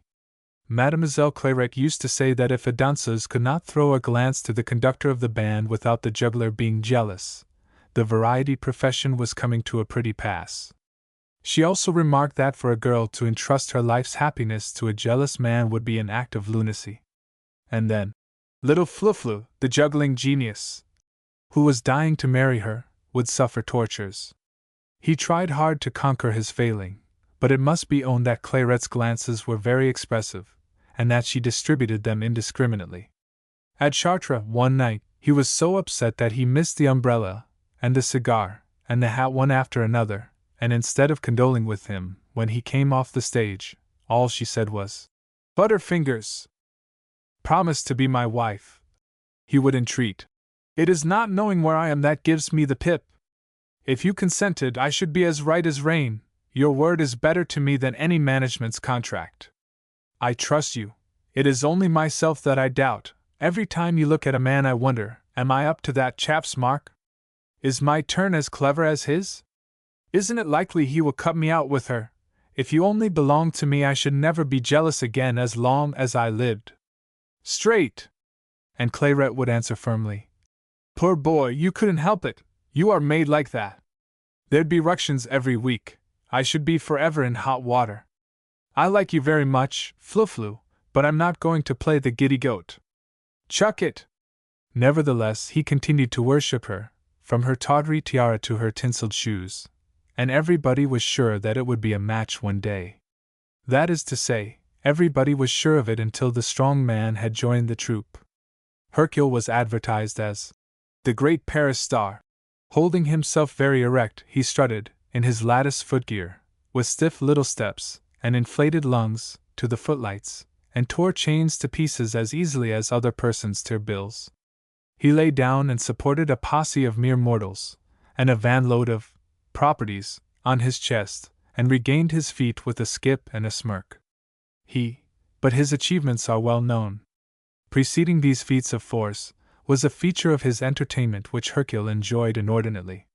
He stood on a pedestal and struck attitudes to show the splendor of his physique. Wearing only a girdle of tiger skin, and bathed in limelight, he felt himself to be as glorious as a god. The applause was a nightly intoxication to him. He lived for it. All day he looked forward to the moment when he could mount the pedestal again and make his biceps jump, and exhibit the magnificence of his highly developed back to hundreds of wondering eyes. No woman was ever vainer of her form than was Hercule of his. No woman ever contemplated her charms more tenderly than Hercule regarded his muscles. The latter half of his turn was fatiguing, but to posture in the limelight, while the audience stared open-mouthed and admired his nakedness, that was fine, it was dominion, it was bliss. Hercule had never experienced a great passion, the passion of vanity excepted, never waited in the rain at a street corner for a coquette who did not come, nor sighed, like the juggler, under the window of a girl who flouted his declarations. He had but permitted homage to be rendered to him. So when he fell in love with Clairette, he didn't know what to make of it. For Clairette, sprightly as she was, did not encourage Hercule. He at once attracted and repelled her. When he rent chains, and poised prodigious weights above his head, she thrilled at his prowess, but the next time he attitudinized in the tiger skin she turned up her nose. She recognized something feminine in the giant. Instinct told her that by disposition the strong man was less manly than little Flu-Flu, whom he could have swung like an Indian club. No, Hercule didn't know what to make of it. It was a new and painful thing to find himself the victim instead of the conqueror. For once in his career, he hung about the wings wistfully, seeking a sign of approval. For once he displayed his majestic figure on the pedestal blankly conscious of being viewed by a woman whom he failed to impress. "What do you think of my turn?"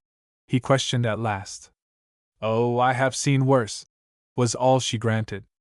The giant winced. "I am the strongest man in the world," he proclaimed. "I have never met a strong man who wasn't," said she. "But there is someone stronger than I am," he owned humbly. Hercule humble. "Do you know what you have done to me, Clairette? You have made a fool of me, my dear." "Don't be so cheeky," she returned. "Who gave you leave to call me Clairette and my dear? A little more politeness, if you please, monsieur." And she cut the conversation short as unceremoniously as if he had been a super. Those who have seen Hercule only in his act, who think of him superb, supreme, may find it difficult to credit the statement, but honestly, the great star used to trot at her heels like a poodle. And she was not a beauty by any means, with her impudent nose, and her mouth that was too big to defy criticism. Perhaps it was her carriage that fascinated him, the grace of her slender figure, which he could have snapped as a child snaps jumbles. Perhaps it was those eyes which unwittingly promised more than she gave. Perhaps, above all, it was her indifference. Yes, on consideration, it must have been her indifferent air, the novelty of being scorned, that made him a slave. But, of course, she was more flattered by his bondage than she showed. Every night he planted himself in the prompt entrance to watch her dance and clap his powerful hands in adulation. She could not be insensible to the compliment, though her smiles were oftenest for Flu-Flu, who planted himself, adulating, on the opposite side. Adagio. Allegretto. Vivace. Unperceived by the audience, the gaze of the two men would meet across the stage with misgiving. Each feared the other's attentions to her, each wished with all his heart that the other would get the sack. They glared at each other horribly. And meanwhile, the orchestra played its sweetest, and Clairette pirouetted her best, and the public, approving the obvious, saw nothing of the intensity of the situation. Imagine the emotions of the little juggler, jealous by temperament, jealous even without cause, now that he beheld a giant laying siege to her affections. And then, on a certain evening, Clairette threw but 2 smiles to Flu-Flu, and 3 to Hercule. The truth is that she did not attach so much significance to the smiles as did the opponents who counted them. But that accident was momentous. The strong man made her a burning offer of marriage within half an hour, and next, the juggler made her furious reproaches. Now she had rejected the strong man, and coming when they did, the juggler's reproaches had a totally different effect from the one that he had intended. So far from exciting her sympathy towards him, they accentuated her compassion for Hercule. How stricken he had been by her refusal! She could not help remembering his despair as he sat huddled on a hamper, a giant that she had crushed. Fluflu was a thankless little pig, she reflected, for as a matter of fact, he had had a good deal to do with her decision. She had deserved a better reward than to be abused by him. Yes, her sentiments towards Hercule were newly tender, and an event of the next night intensified them. It was Hercule's custom, in every town that the constellation visited, to issue a challenge. He pledged himself to present a purse of gold. It contained a 10-franc piece, to any 8 men who vanquished him in a tug-of-war. The spectacle was always an immense success, the 8 yokels straining and tumbling over one another, while Hercule, wearing a masterful smile, kept his 10 francs intact. A tug-of-war had been arranged for the night following, and by every law of prudence, Hercule should have abstained from the bottle during the day. But he did not. His misery sent discretion headlong to the winds. Every time that he groaned for the dances he took another drink, and when the time came for him to go to the show, the giant was as drunk as a lord. The force of habit enabled him to fulfill some of his stereotyped performance. He emerged from that without disgrace. But when the 8 brawny competitors lumbered on to the boards, his heart sank. The other artists winked at one another appreciatively, and the manager hopped with apprehension. Sure enough, the hero's legs made strange trips tonight. The 16 arms pulled him, not only over the chalk line, but all over the stage. They played havoc with him. And then the manager had to go on and make a speech, besides, because the purse of gold aroused dissatisfaction. The fiasco was hideous. Ah, Clairette, moaned the strong man, pitifully. It was all through you. Elsewhere a strong man had put forth that plea, and the other lady had been inexorable.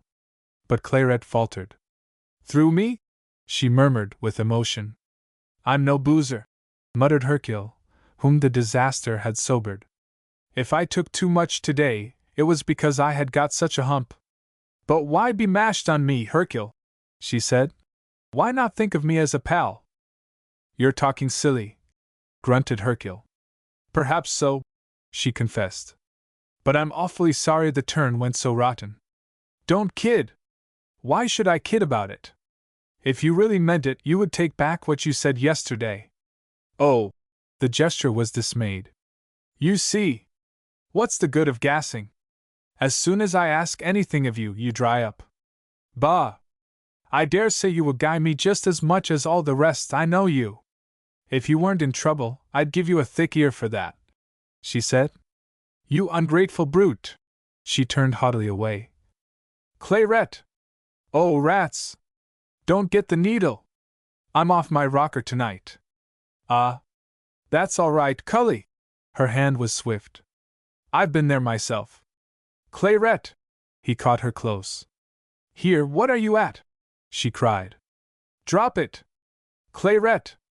Say yes, I'm loony about you. There's a duck. I'll be a daisy of a husband. Won't you? Oh, I don't know, she stammered. And thus were they betrothed. To express what Flufla felt would be but to harrow the reader's sensibilities. What he said, rendered into English, was, I'd rather you had given me the go-by for any cove in the crowd than that swine. They were in the ladies' dressing-room.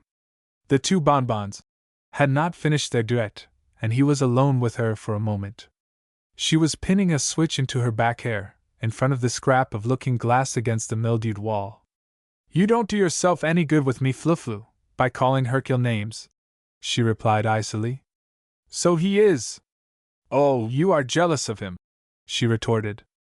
Of course I am jealous of him, owned Fluflu. You can't row me by saying that. Didn't I love you first? And a lump better than he does. Now you're talking through your hat. You used to take any truck of him, yourself, at the beginning. He only got round you because he was drunk and queered his business. I have been drunk too, you didn't say you'd marry me. It's not in him to love any girl for long, he's too sweet on himself. Look here, she exclaimed. I've had enough. Hook it. And don't you speak to me any more. Understand? She put the hairpins aside and began to whitewash her hands and arms. That's the straight tip, said Flu-Flu brokenly. I'm off. Well, I wish you luck, old dear. Running him down to me like that. A dirty trick, I call it. I never meant to, straight. Sorry, Clairette. He lingered at the door. I suppose I shall have to say madam soon? Fiddle, she murmured, moved. You've not got your knife into me, have you, Clairette? I didn't mean to be a beast. I'd have gone to hell for you, that's all, and I wish I was dead. Silly kid, she faltered, blinking. And then the two bonbons came back to doff their costumes, and he was turned out. Never had Hercule been so puffed up. His knowledge of the juggler's sufferings made the victory more rapturous still. No longer did Fluffla stand opposite prompt to watch Clairette's dance. No longer did he loiter about the passages after the curtain was down, on the chance of being permitted to escort her to her doorstep. Such privileges were the strong man's alone. She was affianced to him. At the swelling thought, his chest became Brobdingnagian. His bounce in company was now colossal, and it afforded the troupe a popular entertainment to see him drop to servility in her presence. Her frown was sufficient to reduce him to a cringe. They called him the quick change artist. But Hercule scarcely minded cringing to her. At all events, he scarcely minded it in a tete-a-tete. She was unique. He would have run to her whistle and fawned at her kick. She had agreed to marry him in a few weeks' time, and his head swam at the prospect. Visions of the future dazzled him. When he saw her to her home after the performance, he used to talk of the joint engagements they would get by and by. Not in snide shows like this, but in first-class halls, and of how tremendously happy they were going to be. And then Clairette would stifle a sigh and say, "Oh, yes, of course," and try to persuade herself that she had no regrets. Meanwhile, the constellation had not been playing to such good business as the manager had anticipated. He had done a bold thing in obtaining Hercule, who, if not so famous as the posters pretended, was at least a couple of rungs above the other humble mountebanks, and the box office ought to have yielded better results. Monsieur Blonde was anxious. He asked himself what the public wanted. Simultaneously, he pondered the idea of a further attraction, and perspired at the thought of further expense. At this time, the living statuary turn was the latest craze in the variety halls of fashion, and one day Poor Blonde, casting an expert eye on his danseuse, questioned why she should not be billed a town or two ahead, as Aphrodite, the animated statue, direct from Paris. To question was to act. The weather was mild, and though Clairette experienced pangs of modesty when she learnt that the statue's costume was to be applied with a sponge, she could not assert that she would be in danger of taking a chill. Besides, her salary was to be raised a trifle. Blonde rehearsed her assiduously, Madame Blonde in attendance, and to his joy, she displayed a remarkable gift for adopting the poses. As the bather, she promised to be entrancing, and until she wobbled, her nymph at the fountain was a pure delight. Moreover, thanks to her accomplishments as a dancer, she did not wobble very badly. All the same, when the date of her debut arrived, she was extremely nervous. Elated by his inspiration, Blonde had for once been prodigal with the printing, and on her way to the stage door, it seemed to her that the name of Aphrodite flamed from every hoarding in the place. Hercule met her with encouraging words, but the ordeal was not one that she wished to discuss with him, and he took leave of her very much afraid that she would break down. What was his astonishment to hear her greeted with salvos of applause. Blonde's enterprise had undoubtedly done the trick. The little hall rocked with enthusiasm, and cloaked in a voluminous garment, Aphrodite had to bow her acknowledgments again and again. When the time came for Hercule's own postures, they fell, by comparison, quite flat. "Seal," she babbled on the homeward walk. "Who would have supposed that I should go so strong? If I knock them like this next week too, I shall make blonde spring a bit more. She looked towards her lover for congratulations. So far he had been rather unsatisfactory. Oh, well, he mumbled. It was a very good audience, you know. I never saw a more generous house. You can't expect to catch on like it anywhere else. His tone puzzled her. Though she was quite alive to the weaknesses of her profession, she could not believe that her triumph could give umbrage to her fiancé. Hercule, her adorer, to be annoyed because she had received more hands than he had? Oh, it was mean of her to fancy such a thing. But she was conscious that he had never wished her pleasant dreams so briefly as he did that night, and the strong man, on his side, was conscious of a strange depression. He could not shake it off. The next evening, too, he felt it. Wherever he went, he heard praises of her proportions. The dancing girl had, in fact, proved to be beautifully formed, and it could not be disputed that Aphrodite had wiped Hercules out. Her success was repeated in every town. Morosely now did he make his biceps jump, and exhibit the splendors of his back. His poses commanded no more than half the admiration evoked by hers. His muscles had been eclipsed by her graces. Her body had outvied his own. Oh, she was dear to him, but he was an artiste. There are trials that an artiste cannot bear. He hesitated to refer to the subject, but when he nursed her on his lap, he thought what a great fool the public was to prefer this ordinary woman to a marvelous man.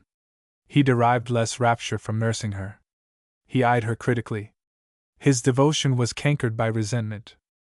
And each evening the resentment deepened. And each evening it forced him to the wings against his will. He stood watching, though every burst of approval wrung his heart. Soured and sexless, he watched her. An intense jealousy of the slim nude figure posturing in the limelight took possession of him. It had robbed him of his plaudits.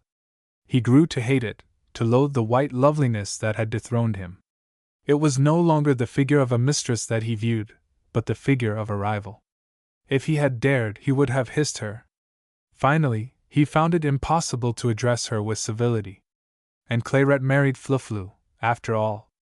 Clairette, said Fluflu on the day they were engaged, if you don't chuck the statuary turn, I know that one night I shall massacre the audience. Won't you give it up for me, Peach? So you are beginning your ructions already? Laughed Clairette. I told you what a handful you would be. Oh, well then, just as you like, old dear. In this business a girl may meet with a worse kind of jealousy than yours. Pardon, you are Mademoiselle Girard. A news vendor passed along the terrace of the Café de Harcourt bawling La Voix Parisienne. The Frenchman at my table made a gesture of aversion. Our eyes met. I said, You do not like La Voix? He answered with intensity, I loathe it. What's its offense? The wastrel frowned. He fiddled with his frayed and filthy collar. You revive painful associations. You ask me for a humiliating story, he murmured, and regarded his empty glass. I can take a hint as well as most people. He prepared his poison reflectively. I will tell you all, he said.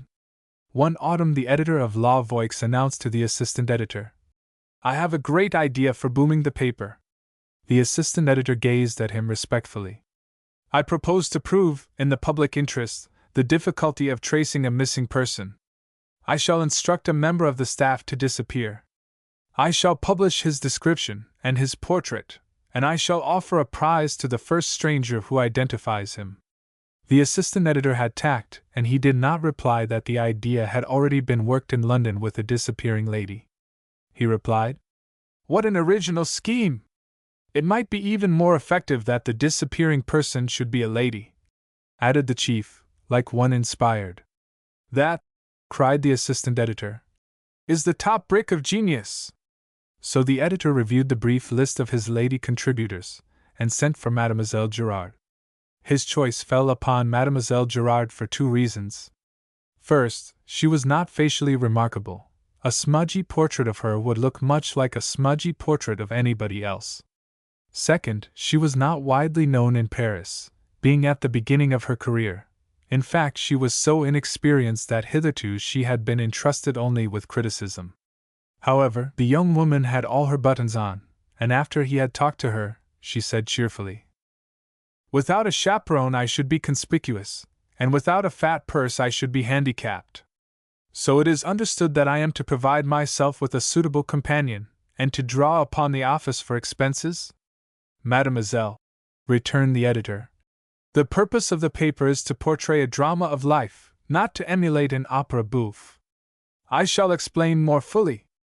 Please figure to yourself that you are a young girl in an unhappy home. Let us suppose that a stepmother is at fault.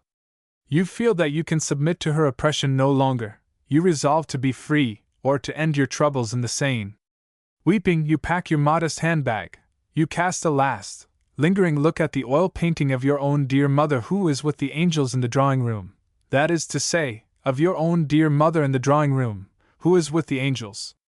It still hangs there, your father has insisted on it. Unheard, you steal from the house. The mysterious city of Paris stretches before your friendless feet. Can you engage a chaperone? Can you draw upon an office for expenses? The idea is laughable. You have saved, at a liberal computation, 40 francs. It is necessary for you to find employment without delay. But what happens? Your father is distracted by your loss, the thought of the perils that beset you frenzies him. He invokes the aid of the police.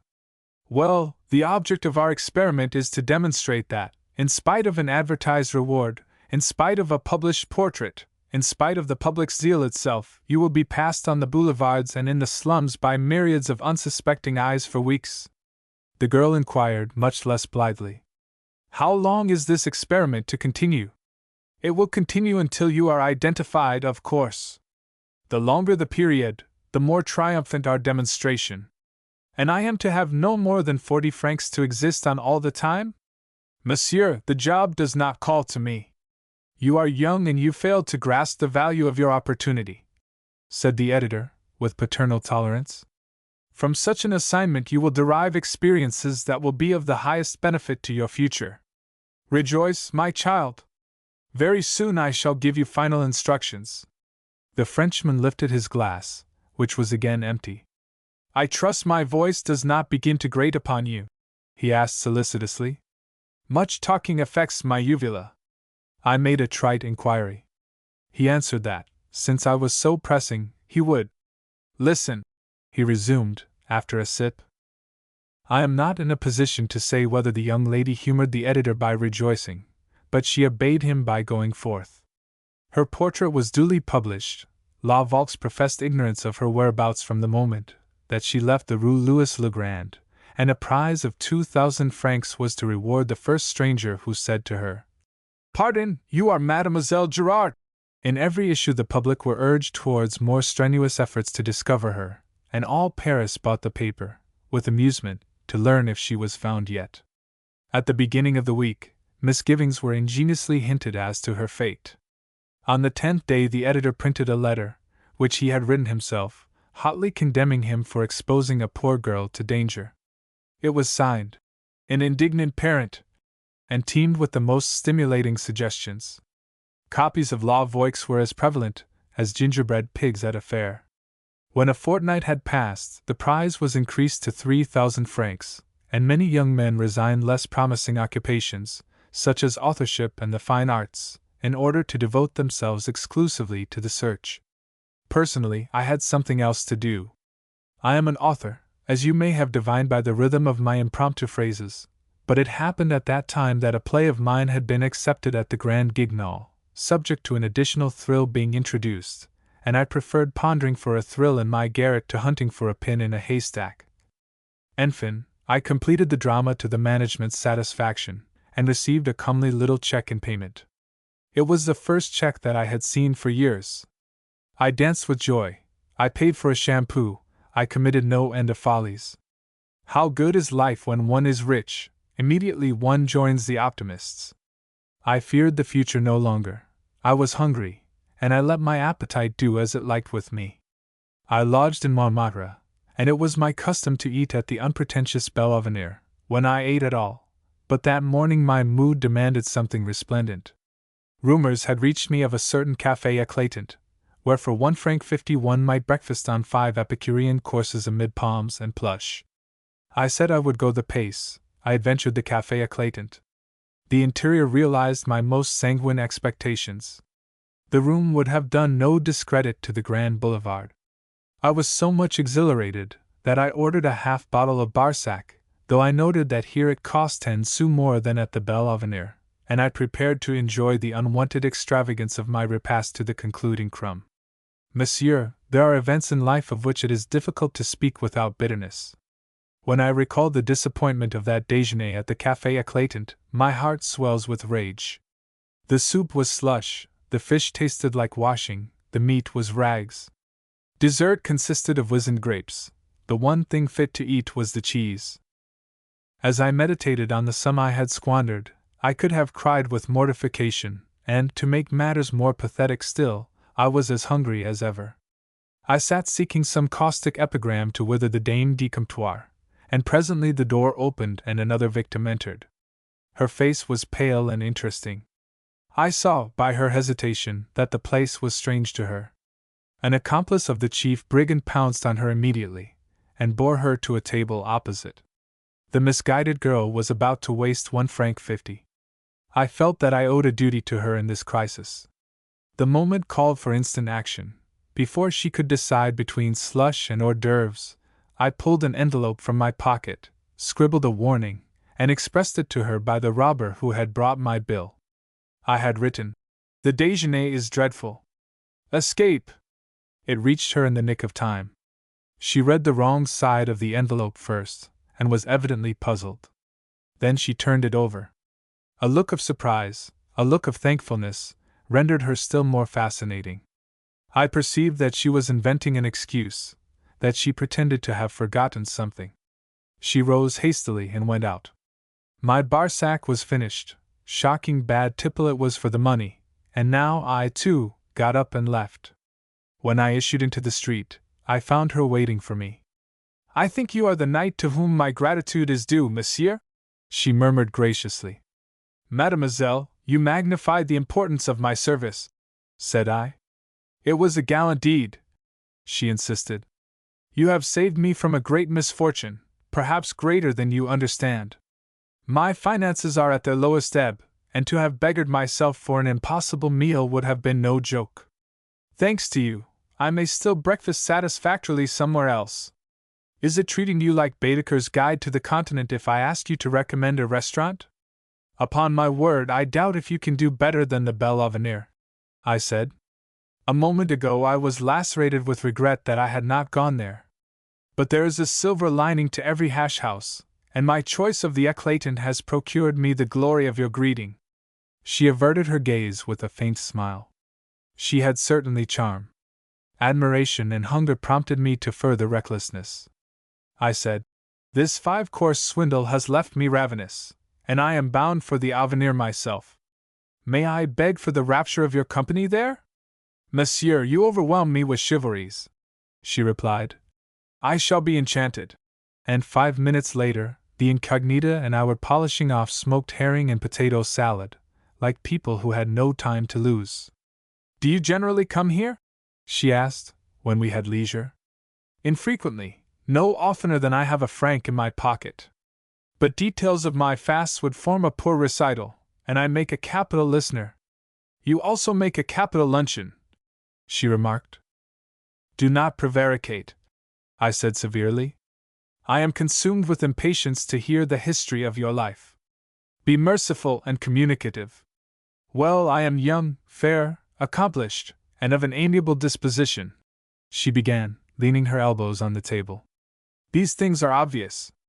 Come to confidences. What is your profession?" "By profession I am a clairvoyant and palmist," she announced. I gave her my hand at once, and I was in 2 minds about giving her my heart. "Proceed," I told her. "Reveal my destiny." Her air was profoundly mystical. "In the days of your youth," she proclaimed, "your line of authorship is crossed by many rejections." "Oh, I am an author, Hein? That's a fine thing in guesses." "It is written," she affirmed, still scrutinizing my palm. "Your dramatic lines are, countless. Some of them are good. I see danger, you should beware of, I cannot distinguish." She clasped her brow and shivered. Ah, I have it! You should beware of hackneyed situations. So the drama is written too, is it? It is written, and I discern that it is already accepted, she said. For at the juncture where the éclatant is eclipsed by the Café du Bel Avenir, there is a distinct manifestation of cash. Marvelous! I exclaimed. And will the Sibyl explain why she surmised that I was a dramatic author? Even so, she boasted. You wrote your message to me on an envelope from the Dramatic Authors Society. What do you think of my palmistry? I cannot say that I think it is your career. You are more likely an author yourself, or an actress, or a journalist. Perhaps you are Mademoiselle Gerard. Mon Dieu! What a piece of luck for me if I found Mademoiselle Gerard! And what a piece of luck for her! Why for her? Well, she cannot be having a rollicking time. It would not break her heart to be found, one may be certain. In that case, I said, she has only to give someone the tip. Oh, that would be dishonorable. She has a duty to fulfill to la voix. She must wait till she is identified. And remember, there must be no half measures. The young man must have the intuition to say firmly, "Pardon, you are Mademoiselle Gerard." Her earnest gaze met mine for an instant. As a matter of fact, I said, I do not see how anyone can be expected to identify her in the street. The portrait shows her without a hat, and a hat makes a tremendous difference. She sighed. What is your trouble? I asked. Man! Man? Tell me his address that I may slay him. The whole sex. It's impenetrable stupidity. If Mademoiselle Gerard is ever recognized, it will be by a woman. Man has no instinct. May one inquire the cause of these flattering reflections? Her laughter pealed. Let us talk of something else, she commanded. When does your play come out, Monsieur Thibaut Hippolyte de Bach? You see, I learned your name, too. You have all the advantages, I complained. Will you take a second cup of coffee, mademoiselle? No, thank you, monsieur, she said. Well, will you take a liqueur, mademoiselle? Mademoiselle will not take a liqueur either. She pouted. Well, will you take a walk? In the end we took an omnibus, and then we proceeded to the Buttes Chaumont, and very agreeable I found it there. We chose a seat in the shade, and I began to feel that I had known her all my life. More precisely, perhaps, I began to feel that I wished to know her all my life. A little breeze was whispering through the boughs, and she lifted her face to it gratefully. How delicious, she said. I should like to take off my hat. Do then. Shall I? Why not? She pulled the pins out slowly, and laid the hat aside, and raised her eyes to me, smiling. Well? She murmured. You are beautiful. Is that all? What more would you have me say? The glare of sunshine mellowed while we talked. Clocks struck unheeded by me. It amazed me at last to discover how long she had held me captive. Still, I knew nothing of her affairs excepting that she was hard up, that, by comparison, I was temporarily prosperous. I did not even know where she meant to go when we moved, nor did it appear necessary to inquire yet, for the sentiment in her tones assured me that she would dismiss me with no heartless haste.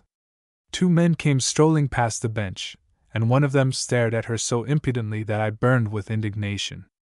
After looking duels at him, I turned to her, to deprecate his rudeness.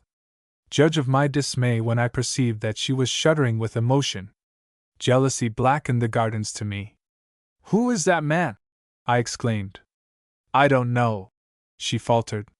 You don't know? But you are trembling? Am I? I ask you who he is? How he dared to look at you like that? Am I responsible for the way a loafer looks? You are responsible for your agitation. I ask you to explain it.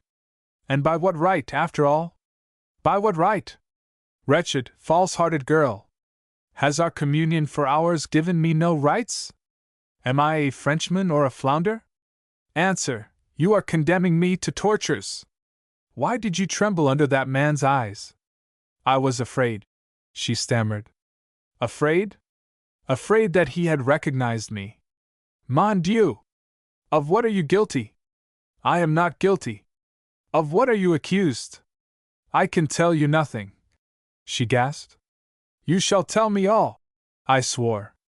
In the name of my love, I demanded of you. Speak. Why did you fear his recognition?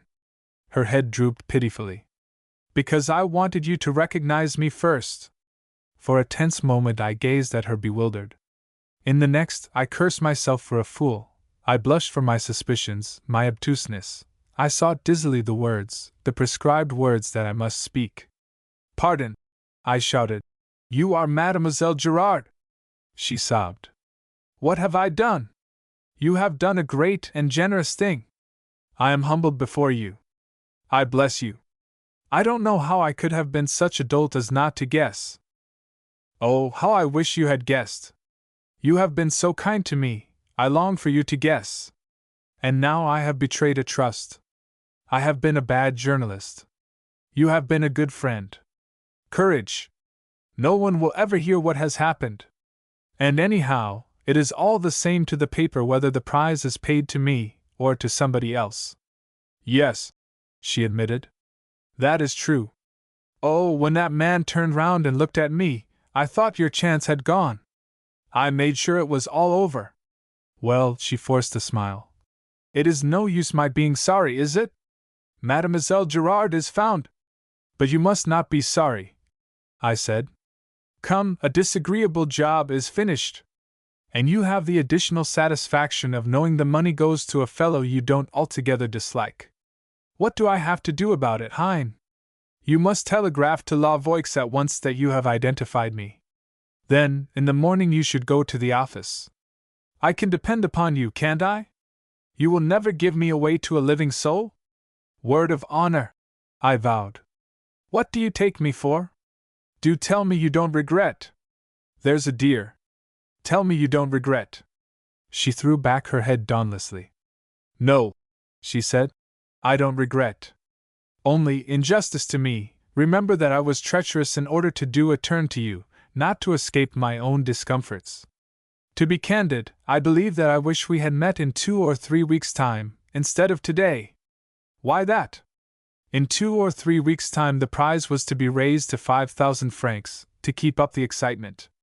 Seal! I cried. 5,000 francs? Do you know that positively? Oh, yes, she nodded. It is arranged. 5,000 francs would have been a fortune to me. Either of us spoke for some seconds. Then, continuing my thoughts aloud, I said, After all, why should I telegraph at once? What is to prevent my waiting the 2 or 3 weeks? Oh, to allow you to do that would be scandalous of me, she demurred. I should be actually swindling La Voix. La Voix will obtain a magnificent advertisement for its outlay, which is all that it desires, I argued. The boom will be worth 5,000 francs to La Voix, there is no question of swindling. 5,000 francs is a sum with which one might. It can't be done, she persisted. To a man in my position, I said, 5,000 francs. It is impossible for another reason. As I told you, I am at the end of my resources. I rose this morning, praying that I should be identified. My landlady has turned me out, and I have no more than the price of 1 meal to go on with. You goose! I laughed. And if I were going to net 5,000 francs by your tip 3 weeks hence, don't you suppose it would be good enough for me to pay your expenses in the meanwhile? She was silent again. I understood that her conscience was a more formidable drawback than her penury. Monsieur, I said that you had asked me for a humiliating story, that I had poignant memories connected with La Voix. Here is one of them. I set myself to override her scruples, to render this girl false to her employers. Many men might have done so without remorse. But not a man like me. I am naturally high-minded, of the most sensitive honor. Even when I conquered at last, I could not triumph. Far from it. I blamed the force of circumstances furiously for compelling me to sacrifice my principles to my purse. I am no adventurer, Hein? Enfin, the problem now was, where was I to hide her? Her portmanteau she had deposited at a railway station. Should we have it removed to another bedroom, or to a pension de famille? Both plans were open to objections, A bedroom would necessitate her still challenging discovery in restaurants, and at a pension de famille she would run risks on the premises. A pretty kettle of fish if someone spotted her while I was holding for the rise. We debated the point exhaustively. And having yielded, she displayed keen intelligence in arranging for the best. Finally she declared, "Of the two things, a pension de famille is to be preferred. Install me there as your sister. Remember that people picture me a wanderer and alone. Therefore, a lady who is introduced by her brother is in small danger of being recognized as Mademoiselle Gerard." She was right, I perceived it. We found an excellent house, where I was unknown. I presented her as Mademoiselle Henriette Delafosse, my sister, and to be on the safe side, I engaged a private sitting room for her, explaining that she was somewhat neurasthenic. Good. I waited breathless now for every edition of La Voix, thinking that her price might advance even sooner. But she closed at 3,000 francs daily.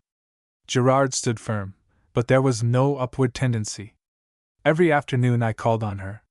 She talked about that conscience of hers again sometimes, and it did not prove quite so delightful as I had expected, when I paid a visit.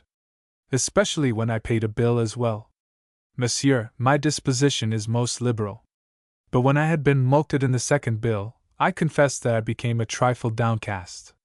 I had prepared myself to nourish the girl wholesomely, as befitted the circumstances, but I had said nothing of vin superior, and I noted that she had been asking for it as if it were cider in Normandy. The list of extras in those bills gave me the jumps, and the charges made for scented soap were nothing short of an outrage. Well, there was but one more week to bear now, and during the week I allowed her to revel. This, though I was approaching embarrassments re the rent of my own attic. How strange is life! Who shall foretell the future? I had wrestled with my self-respect, I had nursed an investment which promised stupendous profits were I capable of carrying my scheme to a callous conclusion. But could I do it? Did I claim the prize, which had already cost me so much? Monsieur, you are a man of the world, a judge of character. I ask you, did I claim the prize, or did I not? He threw himself back in the chair, and toyed significantly with his empty glass. I regarded him, his irresolute mouth, his receding chin, his unquenchable thirst for absinthe. I regarded him, and I paid him no compliments. I said, "You claimed the prize. You have made a bloomer." He answered, "I did not claim it. The prize was claimed by the wife of a piano tuner, who had discovered Mademoiselle Gerard employed in the artificial flower department of the Printemps. I read the blood-curdling news at 9 o'clock on a Friday evening, and at 9:15, when I hurled myself, panic-stricken, into the pension de famille, the impostor who had tricked me out of 3 weeks' board and lodging had already done a bolt. I have never had the joy of meeting her since. How Tricotrin saw London. One day Tricotrin had 80 francs, and he said to Pitou, who was no less prosperous, "Goodbye to follies, for we have arrived at an epoch in our careers. Do not let us waste our substance on trivial pleasures, or paying the landlord. Let us make it a provision for our future." "I rejoice to hear you speak for once like a businessman," returned Pitou. "Do you recommend gilt-edged securities, or an investment in land?" "I would suggest rather that we apply our riches to some educational purpose, such as travel," explained the poet, producing a railway company's handbill. "By this means we shall enlarge our minds, and somebody has pretended that knowledge is power. It must have been the principle of a school. It is not for nothing that we have l'entente cordiale. You may now spend a Sunday in London at about the cost of one of Madeline's hats. These London Sunday baits may be a plot of the English government to exterminate us. I have read that none but English people can survive a Sunday in London. No, it is not that, for we are offered the choice of a town called Eastbourne. Listen, they tell me that in London the price of cigarettes is so much lower than with us that, to a bold smuggler, the trip is a veritable economy. Matches too. Matches are so cheap in England that the practice of stealing them from café tables has not been introduced. Well, your synopsis will be considered, and reported on in due course," announced the composer, after a pause. "But at the moment of going to press we would rather buy a hat for Madeline." And as Madeline also thought that this would be better for him, it was decided that Tricotrin should set forth alone. His departure for a foreign country was a solemn event.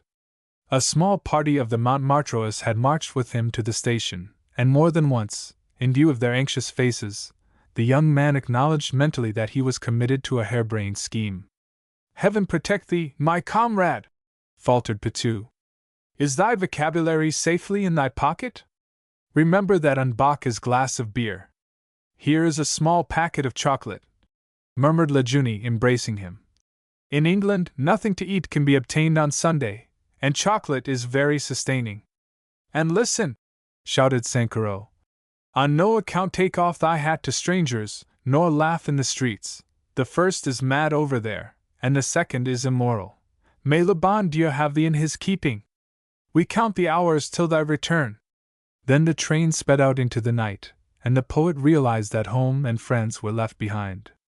He would have been less than a poet if, in the first few minutes, the pathos of the situation had not gripped him by the throat. Vague, elusive fancies stirred his brain. He remembered the franc that he owed at the Café du Bel Avenir, and wondered if Madame would speak gently of him were he lost at sea. Tender memories of past loves dimmed his eyes, and he reflected how poignant it would be to perish before the papers would give him any obituary notices. Regarding his fellow passengers, he lamented that none of them was a beautiful girl, for it was an occasion on which woman's sympathy would have been sweet. Indeed, he proceeded to invent some of the things that they might have said to each other. Inwardly, he was still resenting the faces of his traveling companions when the train reached Dieppe. "It is material for my biography," he soliloquized, as he crept down the gangway. Few who saw the young man step firmly onto the good ship's deck conjectured the emotions that tore his heart. Few recognized him to be Tricotrin, whose work was at that date practically unknown. But as a matter of fact, he did arouse conjectures of a kind, for when the boat moved from the quay, he could not resist the opportunity to murmur, "My France, farewell!" with an appropriate gesture. His repose during the night was fitful, and when Victoria was reached at last, he was conscious of some bodily fatigue. However, his mind was never slow to receive impressions, and at the sight of the scaffolding, he whipped out his notebook on the platform. He wrote, "The English are extraordinarily prompt of action. One day it was discerned that La Guerre Victoria was capable of improvement. No sooner was the fact detected than an army of contractors was feverishly enlarging it." Pleased that his journey was already yielding such good results, the poet lit a caporal and sauntered through the yard. Though the sky promised a fine Sunday, his view of London at this early hour was not inspiriting. He loitered blankly, debating which way to wander. Presently the outlook brightened. He observed a very dainty pair of shoes and ankles coming through the station doors. Fearing that the face might be unworthy of them, he did not venture to raise his gaze until the girl had nearly reached the gate, but when he took the risk, he was rewarded by the discovery that her features were as piquant as her feet. She came towards him slowly, and now he remarked that she had a grudge against fate. Her pretty lips were compressed, her beautiful eyes gloomy with grievance. The fairness of her brow was darkened by a frown. "Well," mused Tricotrin, "though the object of my visit is educational, the exigencies of my situation clearly compel me to ask this young lady to direct me somewhere. Can I summon up enough English before she has passed?" It was a trying moment, for already she was nearly abreast of him. Forgetful of Sankarot's instructions, as well as of most of the phrases that had been committed to memory, the poet swept off his hat and stammered, "Mise, I beg your pardon." She turned the aggrieved eyes to him inquiringly. Although she had paused, she made no answer. Was his accent so atrocious as all that? For a second they regarded each other dumbly, while a blush of embarrassment mantled the young man's cheeks. Then, with a little gesture of apology, the girl said in French, "I do not speak English, monsieur." "Oh, le bon Dieu be praised!" cried Tricotrin, for all the world as if he had been back on the Boulevard Roquecourt. "I was dazed with travel, or I should have recognized you were a Frenchwoman. Did you, too, leave Paris last night, mademoiselle?" "Ah, no," said the girl pensively.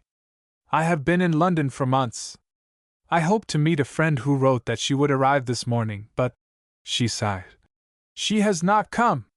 She will arrive tonight instead, no doubt, I should have no anxiety. You may be certain she will arrive tonight, and this contretemps will be forgotten. She pouted. I was looking forward so much to seeing her. To a stranger who cannot speak the language, London is as triste as a tomb. Today, I was to have had a companion, and now. Indeed, I sympathize with you, replied Tricotrin. But is it really so? London is what you say? You alarm me. I am here absolutely alone. Where, then, shall I go this morning? There are churches, she said, after some reflection. And besides? WLL, there are other churches. Of course, such things can be seen in Paris also, demurred Tricotrin. It is not essential to go abroad to say one's prayers. If I may take the liberty of applying to you, in which direction would you recommend me to turn my steps? For example, where is Soho? Is it too far for a walk? No, monsieur, it is not very far. It is the quarter in which I lodge. And do you return there now? He asked eagerly. What else is there for me to do? My friend has not come, and... Mademoiselle, exclaimed the poet, I entreat you to have mercy on a compatriot. Permit me, at least, to seek Soho in your company. Do not, I implore you, leave me homeless and helpless in a strange land. I notice an eccentric vehicle which instinct whispers is an English hansom. For years I have aspired to drive in an English hansom once. It is in your power to fulfill my dream with effulgence. Will you consent to instruct the acrobat who is performing with a whip, and to take a seat in the English hansom beside me? Monsieur, responded the pretty girl graciously, I shall be charmed. And romantic as the incident appears, the next minute they were driving along Victoria Street together. The good kind fairies have certainly taken me under their wings, declared Tricotrin, as he admired his companion's profile. It was worth enduring the pangs of exile, to meet with such kindness as you have shown me. I am afraid you will speedily pronounce the fairies fickle, said she, for our drive will soon be over, and you will find Soho no fairyland. How comes it that your place of residence is so unsuitable to you, mademoiselle? I lodge in the neighborhood of the coiffeurs where I am employed, monsieur, where I handle the tails and transformations. Our specialty is artificial eyelashes. The attachment is quite invisible, and the result absolutely ravishing. No, she added hurriedly, I am not wearing a pair myself, these are quite natural, word of honor. But we undertake to impart to any eyes the gaze soulful, or the twinkle coquettish, as the customer desires. As an artist, I assure you that these expressions are due less to the eyes themselves than to the shade, and especially the curve, of the lashes. Many a woman has entered our saloon entirely insignificant, and turned the heads of all the men in the street when she left. You interest me profoundly, said Tricotrin. At the same time, I shall never know in future whether I am inspired by a woman's eyes, or the skill of her coiffure. I say in future. I entertain no doubt as to the source of my sensations now. She rewarded him for this by a glance that dizzied him, and soon afterwards the hansom came to a standstill amid an overpowering odor of cheese. We have arrived, she proclaimed. So it is now that we part, monsieur. For me there is the little lodging, for you the enormous London. It is Soho, wander where you will. There are restaurants hereabouts where one may find coffee and rolls at a modest price. Accept my thanks for your escort, and let us say bonjour. Are the restaurants so unsavory that you decline to honor them? He questioned. Comment? Will you not bear me company? Or, better still, will you not let me command a coffee pot for two to be sent to your apartment, and invite me to rest after my voyage? She hesitated. My apartment is very humble, she said, and well, I have never done a thing like that. It would not be correct. What would you think of me if I consented? I will think all that you would have me think, vowed Tricotrin. Come, take pity on me. Ask me in, and afterwards we will admire the sights of London together. Where can the coffee pot be ordered? As for that, she said, there is no necessity. I have a little breakfast for two already prepared. Enfin, it is understood, we are to be good comrades, and nothing more? Will you give yourself the trouble of entering, monsieur? The bedroom to which they mounted was shabby, but far from unattractive.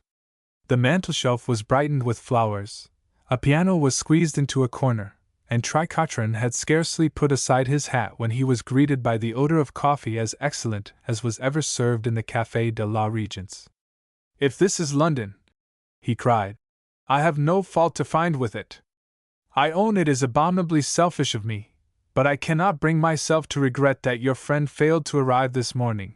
Indeed, I shudder to think what would have become of me if we had not met. Will you mention the name that is to figure in my benizons? My name is Rosalie Durand, monsieur. And mine is Gustave Tricotrin, mademoiselle, always your slave. I do not doubt that in Paris, at this moment, there are men who picture me tramping the pavement, desolate. Not one of them but would envy me from his heart if he could see my situation. It might have fallen out worse, I admit," said the girl. "My own day was at the point of being dulled to tears, and here I am chattering as if I hadn't a grief in the world. Let me persuade you to take another croissant." "Fervently I wish that appearances were not deceptive," said Tricotrin, who required little persuasion. "Is it indiscreet to inquire to what griefs you allude? Upon my word, your position appears a very pretty one. Where do those dainty shoes pinch you? They are not easy on foreign soil, monsieur. When I reflect that you go back tonight, that tomorrow you will be again in Paris, I could gnash my teeth with jealousy." "But ma foi," returned Tricotrin, "to a girl of brains like yourself, Paris is always open. Are there no customers for eyelashes in France? Why condemn yourself to gnash with jealousy when there is a living to be earned at home?" "There are several reasons," she said. "For one thing, I am an extravagant little hussy and haven't saved enough for a ticket. I have heard no reason yet. At the moment my pocket is nicely lined. You might return with me this evening." "Are you mad by any chance?" She laughed. "It seems to me the natural course." "Well, I should not be free to go like that, even if I took your money. I am a business woman, you see, who does not sacrifice her interests to her sentiment. What is your own career, Monsieur Tricotrin?" "I am a poet, and when I am back in Paris I shall write verse about you. It shall be an impression of London, the great city as it reveals itself to a stranger whose eyes are dazzled by the girl he loves." "Forbidden ground!" she cried, admonishing him with a finger. "No dazzle!" "I apologize," said Tricotrin. "You shall find me a poet of my word. Why, I declare," he exclaimed, glancing from the window, "it has begun to rain! Well, fortunately, we have plenty of time. There is all day for our excursion, and we can wait for the weather to improve. If you do not object to smoking while I sing, monsieur, I propose a little music to go on with." And it turned out that this singular assistant of a hairdresser had a very sympathetic voice, and no contemptible repertoire. Although the sky had now broken its promise shamefully and the downpour continued, Tricotrin found nothing to complain of. By midday one would have said that they had been comrades for years. By luncheon both had ceased even to regard the rain. And before evening approached, they had confided to each other their histories from the day of their birth. Ascertaining that the basement boasted a smudgy servant girl, who was to be dispatched for entrees and sauterne, Tricotrin drew up the menu of a magnificent dinner as the climax. It was conceded that at this repast he should be the host, and having placed him on oath behind a screen, Rosalie proceeded to make an elaborate toilette in honor of his entertainment. Determined, as he had said, to prove himself a poet of his word, the young man remained behind the screen as motionless as a waxwork, but the temptation to peep was tremendous, and at the whispering of a silk petticoat he was unable to repress a groan. "What ails you?" she demanded, the whispering suspended. "I merely expire with impatience to meet you again. Monsieur, I am hastening to the trysting place, and my costume will be suitable to the occasion, believe me. In that case, if you are not quick, you will have to wear crepe. However, proceed, I can suffer with the best of them. Are you certain that I can be of no assistance? I feel selfish, idling here like this. Besides, since I am able to see," she screamed. "See no reason why you should refuse my aid. My plight is worse still. What are you doing now?" "My hair," she announced. Surely it would not be improper for me to view a head of hair? Perhaps not, monsieur, but my head is on my shoulders, which makes a difference. Mademoiselle, sighed Tricotrin, never have I known a young lady whose head was on her shoulders more tightly. May I crave one indulgence? My imprisonment would be less painful for a cigarette, and I cannot reach the matches. Will you consent to pass them round the screen? It is against the rules. But I will consent to throw them over the top. Catch! Why don't you say thank you? Because your unjust suspicion killed me. I now need nothing but immortelles, and at dinner I will compose my epitaph. If I am not mistaken, I already smell the soup on the stairs. And the soup had scarcely entered when his guest presented herself. Paquin and the fairy godmother would have approved her gown. As to her coiffure, if her employer could have seen it, he would have wanted to put her in his window. Tricotrin gave her his arm with stupefaction. Upon my word, he faltered. You are me. I am now overwhelmed with embarrassment that I had the temerity to tease you while you dressed. And what shall I say of the host who is churl enough to welcome you in such a shabby coat? The cork went pop, their tongues went 19 to the dozen, and the time went so rapidly that a little clock on the chest of drawers became a positive killjoy. By all the laws of dramatic effect, remarked the poet, as they trifled with the almonds and raisins, you will now divulge that the fashionable lady before me is no Rosalie Durand, of a hairdresser's shop, but Madame la Comtesse de Thrilling Mystery. Every novel reader would be aware that at this stage you will demand some dangerous service of me, and that I shall forthwith risk my life and win your love. Bien sûr! That is how it ought to be, she agreed. Is it impossible? That I can be a countess? Well, we will waive the countess, and for that matter I will not insist on risking my life. But what about the love?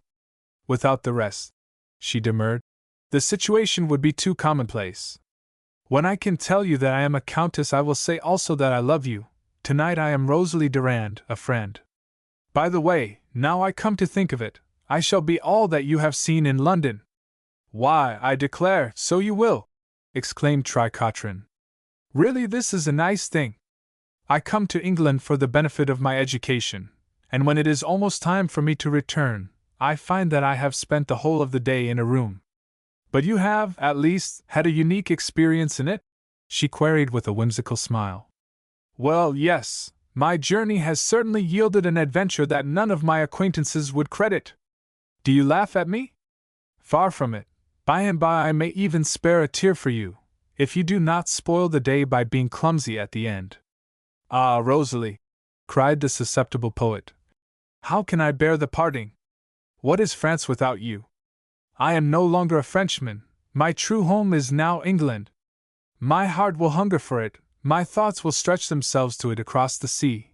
Banished to Montmartre, I shall mourn daily for the white cliffs of Albion, for Soho, and for you. I, too, shall remember, she murmured. But perhaps one of these days you will come to England again? If the fare could be paid with devotion, I would come every Sunday, but how can I hope to amass enough money? Such things do not happen twice. No, I will not deceive myself, this is our farewell. See! He rose, and turned the little clock with its face to the wall. When that clock strikes, I must go to catch my train. In the meantime we will ignore the march of time. Farewells, tears, regrets, let us forget that they exist. Let us drink the last glass together gaily, mignon. They pledged each other with brave smiles, hand in hand. And now their chatter became fast and furious, to drown the clock's impatient tick. The clockwork wheezed and whirred. "'Tis going to part us," shouted Tricotrin. "Laugh, laugh, beloved, so that we may not hear. Kiss me," she cried. "While the hour sounds, you shall hold me in your arms." "Heaven!" gasped the young man, as the too brief embrace concluded. "How I wish it had been striking midnight!" The next moment came the separation. He descended the stairs. At the window she waved her hand to him. And in the darkness of an English hansom, the poet covered his face and wept. "From our hearts we rejoice to have thee safely back," they chorused in Montmartre. "And what didst thou see in London?" "Oh, mon Dieu, what noble sights!" exclaimed Tricotrin. The Lord Mayor blazes with jewels like the Shah of Persia, and compared with Piccadilly, the Champs-Élysées are no wider than a hatband. Vive l'entente! Positively my brain whirls with all the splendors of London I have seen. The infidelity of Monsieur Newlands. Whenever they talk of him, whom I will call Newlands, of his novels, his method, the eccentricities of his talent, someone is sure to say, "But what comrades, he and his wife!" You are certain to hear it. And as often as I hear it myself, I think of what he told me that evening. I remember the shock I had. At the beginning, I had expected little. When I went in, his wife said, "I fear he will be poor company. He has to write a short story for Lavoix, and cannot find a theme. He has been beating his brains all day." So far from anticipating emotions, I had proposed dining there another night instead, but she would not allow me to leave. "Something you say may suggest a theme to him," she declared, "and he can write or dictate the story in an hour, when you have gone." So I stayed, and after dinner he lay on the sofa, bewailing the fate that had made him an author. The salon communicated with his study, and through the open door he had the invitation of his writing table, the little sheaf of paper that she had put in readiness for him, the lighted lamp, the pile of cigarettes. I knew that she hoped the view would stimulate him, but it was soon apparent that he had ceased to think of a story altogether.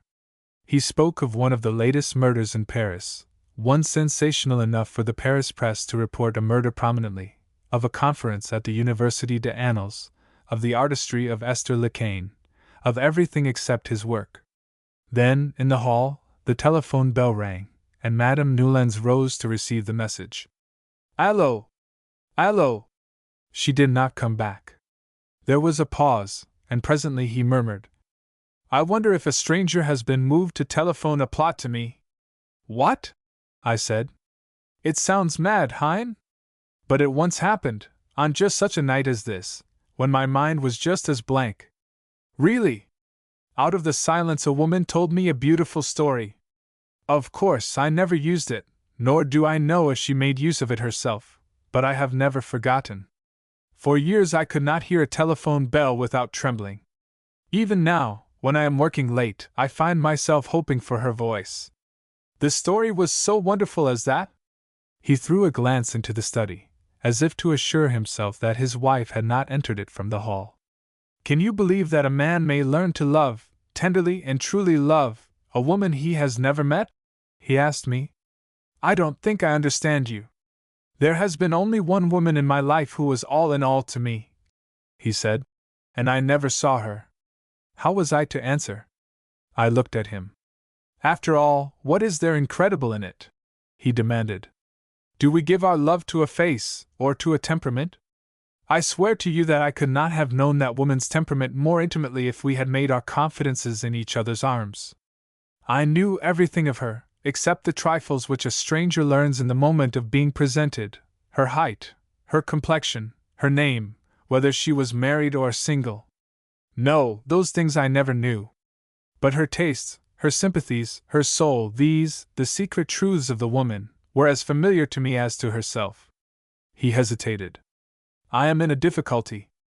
If I seem to disparage my wife, I shall be a cad. If I let you think we have been as happy together as people imagine, you will not understand the importance of what I am going to tell you. I will say this. Before our honeymoon was over, I bored her fearfully. While we were engaged, I had talked to her of my illusions about herself. When we were married, I talked to her of my convictions about my art. The change appalled her. She was chilled, crushed, dumbfounded. I looked to her to share my interests. For response, she yawned and wept. Oh, her tears! Her hourly tears! The tears that drowned my love. The philosopher is made, not born. In the first few years I rebelled furiously. I wanted a companion, a confidant, and I had never felt so desperately alone. We had a flat in the Rue de Santé then, and the telephone was in my workroom. One night late, as I sat brooding there, the bell startled me, and a voice, a woman's voice, said, "I am so lonely, I want to talk to you before I sleep." I cannot describe the strangeness of that appeal, reaching me so suddenly out of the distance. I knew that it was a mistake, of course, but it was as if, away in the city, some nameless soul had echoed the cry in my own heart. I obeyed an impulse. I said, "I, too, am very lonely. I believe I have been waiting for you." There was a pause, and then she asked, dismayed, "Who are you?" "Not the man you thought," I told her, "but a very wistful one." I heard soft laughter. "How absurd," she murmured. "Be merciful," I went on. "We are both sad, and fate clearly intends us to console each other. It cannot compromise you, for I do not even know who you are. Stay and talk to me for 5 minutes." "What do you ask me to talk about?" "Oh, the subject to interest us both, yourself." After a moment she answered, "I am shaking my head." "It is very unfeeling of you," I said, "and I have not even the compensation of seeing you do it." Imagine another pause, and then her voice in my ear again. "I will tell you what I can do for you. I can tell you a story." The truth would please me more, I owned. Still, if my choice must be made between your story and your silence, I certainly choose the story. "I applaud your taste," she said. "Are you comfortable? Are you sitting down?" I sat down, smiling. "Madam." She did not reply. "Then, mademoiselle." Again no answer. "Well, say at least if I have your permission to smoke while I listen to you?" She laughed. "You carry courtesy far." "How far?" I asked quickly. But she would not even hint from what neighborhood she was speaking to me. "Attend," she commanded, and began. "It is a story of two lovers," she said, "Paul and Rosamond. They were to have married, but Rosamond died too soon. When she was dying, she gave him a curl of the beautiful brown hair that he used to kiss. 'Au revoir, dear love,' she whispered. 'It will be very stupid in heaven until you come. Remember that I am waiting for you and be faithful. If your love for me fades, you will see that curl of mine fade too.' Every day through the winter Paul strewed flowers on her tomb, and sobbed. And in the spring he strewed flowers and sighed. And in the summer he paid that flowers might be strewn there for him. Sometimes, when he looked at the dead girl's hair, he thought that it was paler than it had been. But, as he looked at it seldom now, he could easily persuade himself that he was mistaken. Then he met a woman who made him happy again, and the wind chased the withered flowers from Rosamond's grave and left it bare. One day Paul's wife found a little packet that lay forgotten in his desk. She opened it jealously, before he could prevent her. Paul feared that the sight would give her pain, and watched her with anxious eyes. But in a moment she was laughing. "What an idiot I am!" she exclaimed. "I was afraid that it was the hair of some girl you had loved." The curl was snow white. Her fantastic tale, continued Newlands, which was told with an earnestness that I cannot reproduce, impressed me very much. I did not offer any criticism. I did not pay her any compliment. I said simply, "Who are you?" "That," she warned me, "is a question that you must not ask." "Well, are you still bored?" "No." "Interested a little?" "Very much so." "I, too, am feeling happier than I did. And now, bonsoir." "Wait," I begged. "Tell me when I shall speak to you again." She hesitated, and I assure you that I had never waited for a woman's answer with more suspense while I held her hand than I waited for the answer of this woman whom I could not see. "Tomorrow," I urged. "In the morning?" "In the morning it would be difficult." "The afternoon?" "In the afternoon it would be impossible." "Then the evening, at the same hour?" "Perhaps," she faltered, "if I am free." "My number," I told her, "is 54219. Can you write it now?" "I have written it." "Please repeat, so that there may be no mistake." 54219. Correct? "Correct." "I am grateful. Good night." "Good night. Sleep well." You may suppose that on the morrow I remembered the incident with a smile, that I ridiculed the emotion it had roused in me? You would be wrong. I recalled it more and more curiously. I found myself looking forward to the appointment with an eagerness that was astonishing. We had talked for about 20 minutes, hidden from each other, half Paris, perhaps, dividing us. I had nothing more tangible to expect this evening. Yet I experienced all the sensations of a man who waits for an interview, for an embrace. What did it mean? I was bewildered. The possibility of love at first sight I understood, but might the spirit also recognize an affinity by telephone? There is a phrase in feuilletons that had always irritated me. To his impatience it seemed that the clock had stopped. It had always struck me as absurd. Since that evening I have never condemned the phrase, for honestly, I thought more than once that the clock had stopped. By and by, to increase the tension, my wife, who seldom entered my workroom, opened the door. She found me idle, and was moved to converse with me. Mon Dieu! Now that the hour approached at last, my wife was present, with the air of having settled herself for the night. The hands of the clock moved on, and always faster now. If she remained till the bell rang, what was I to do? To answer that I had someone with me would be intelligible to the lady, but it would sound suspicious to my wife. To answer that I was busy would sound innocent to my wife, but it would be insulting to the lady. To disregard the bell altogether would be to let my wife go to the telephone herself. I tell you I perspired. Under Providence, our cook rescued me. There came a timid knock, and then the figure of the cook, her eyes inflamed, her head swathed in some extraordinary garment. She had a raging toothache. Would madame have the kindness to give her a little cognac? The ailments of the cook always arouse in human nature more solicitude than the ailments of any other servant. My wife's sympathy was active. I was saved. The door had scarcely closed when tiaring the signal came. Good evening from the voice. So you are here to meet me. Good evening, I said. I would willingly go further to meet you. Be thankful that the rendezvous was your flat. Listen to the rain. Come, own that you congratulated yourself when it began. Luckily I can be gallant without getting wet. You thought. Really, I am most considerate. You keep a dry skin, you waste no time in reaching me, and you need not even trouble to change your coat. It sounds very cozy, I admitted, but there is one drawback to it all. I do not see you. That may be more considerate of me still. I may be reluctant to banish your illusions. Isn't it probable that I am elderly, or, at least, plain? I may even be a lady novelist, with ink on her fingers. By the by, monsieur, I have been rereading one of your books since last night. Oh, you know my name now? I am gratified to have become more than a telephonic address to you. May I ask if we have ever met? We never spoke till last night, but I have seen you often. You, at any rate, can have no illusions to be banished. What a relief!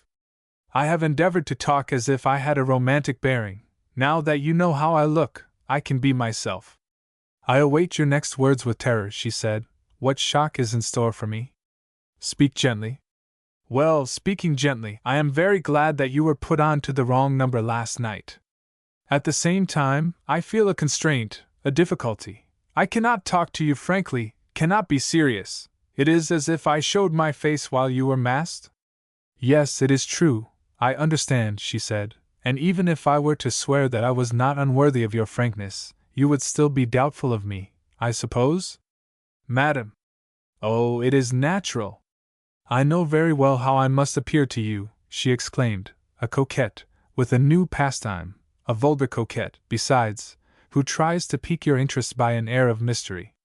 Believe me, monsieur, I am forbidden to unmask. Think lightly of me if you must. I have no right to complain, but believe as much as that. I do not give you my name, simply because I may not. Madam, I replied, so far from wishing to force your confidences, I assure you that I will never inquire who you are, never try to find out. And you will talk frankly, unconstrainedly, all the same? Ah, you are too illogical to be elderly and plain, I demurred. You resolve to remain a stranger to me, and I bow to your decision, but, on the other hand, a man makes confidences only to his friends.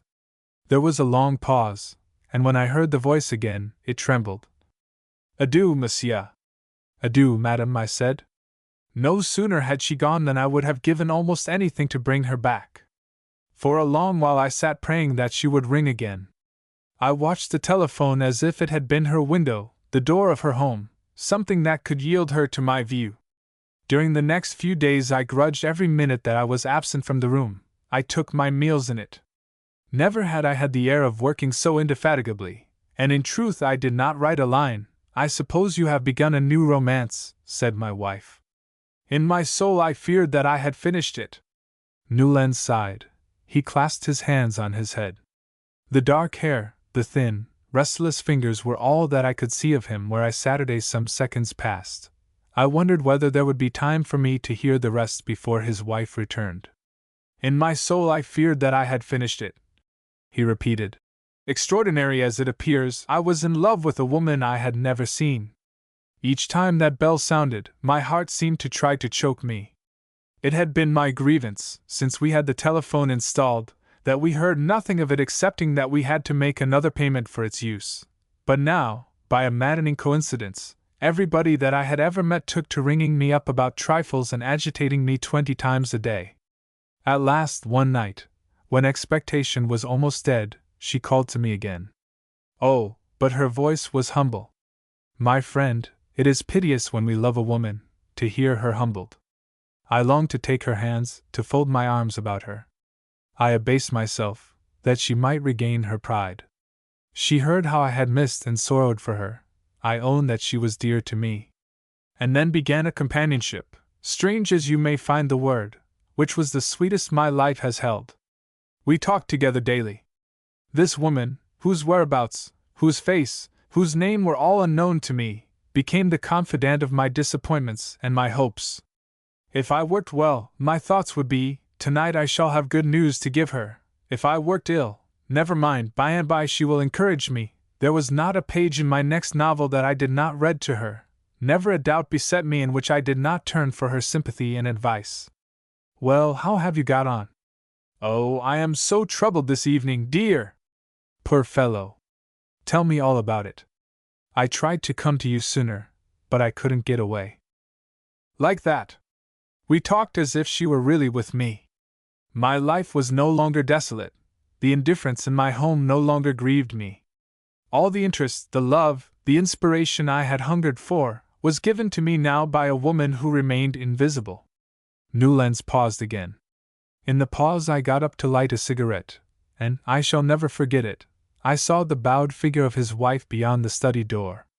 It was only a glimpse I had, but the glimpse was enough to make my heart stand still. She leant over the table, her face hidden by her hand. I tried to warn, to signal to him. He did not see me.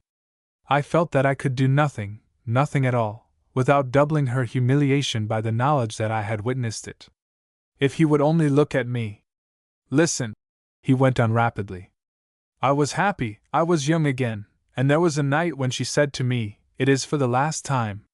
6 words. But for a moment I had no breath, no life, to answer them.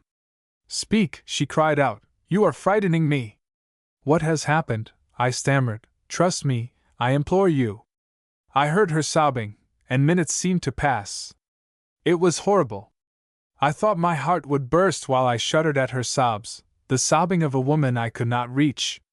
"I can tell you nothing," she said, when she was calmer, "only that we are speaking together for the last time." "But why? Is it that you are leaving France?" "I cannot tell you," she repeated. "I have had to swear that to myself." Oh, I raved to her. I was desperate. I tried to wring her name from her then. I besought her to confess where she was hidden. The space between us frenzied me. It was frightful, it was like a nightmare, that struggle to tear the truth from a woman whom I could not clasp or see. "My dear," she said, "there are some things that are beyond human power. They are not merely difficult, or unwise, or mad, they are impossible. You have begged the impossible of me. You will never hear me again, it is far from likely we shall ever meet, and if one day we do, you will not even know that it is I. But I love you. I should like to think that you believe it, for I love you very dearly. Now say goodbye to me. My arms are round your neck, dear heart, I kiss you on the lips." It was the end. She was lost. A moment before I had felt her presence in my senses, now I stood in an empty room, mocked by a futile apparatus. My friend, if you have ever yearned to see a woman whose whereabouts you did not know, ever exhausted yourself tramping some district in the hope of finding her, you may realize what I feel, for remember that by comparison your task was easy. I am even ignorant of this woman's arrondissement and appearance. She left me helpless. The telephone had given her, the telephone had taken her away. All that remained to me was the mechanism on a table. Newlands turned on the couch at last, and turning, he could not fail to see his wife. I was spellbound. Mechanism on a table, he repeated, with a prodigious yawn of relief. That is all my own. Good, said Madame Newlands cheerily. She bustled in, fluttering pages of shorthand. But, old angel, the tale of Paul and Rosamond is thrown away. It is an extravagance, telling 2 stories for the price of 1. My treasure, thou knowest I invented it months ago and couldn't make it long enough for it to be of any use. True. Well, we will be liberal, then, we will include it. She noticed my amazement. What ails our friend? Newlands gave a guffaw. I fear our friend did not recognize that I was dictating to you. By the by, it was fortunate someone rang us up just now, that started my plot for me. Who was it? It was La Voix. She laughed. Inquiring if the story would be done in time. Yes, indeed, they are comrades, you are certain to hear it. And as often as I hear it myself, I think of what he told me that evening. I remember how he took me in. End of Project Gutenberg's A Chair on the Boulevard, by Leonard Merrick.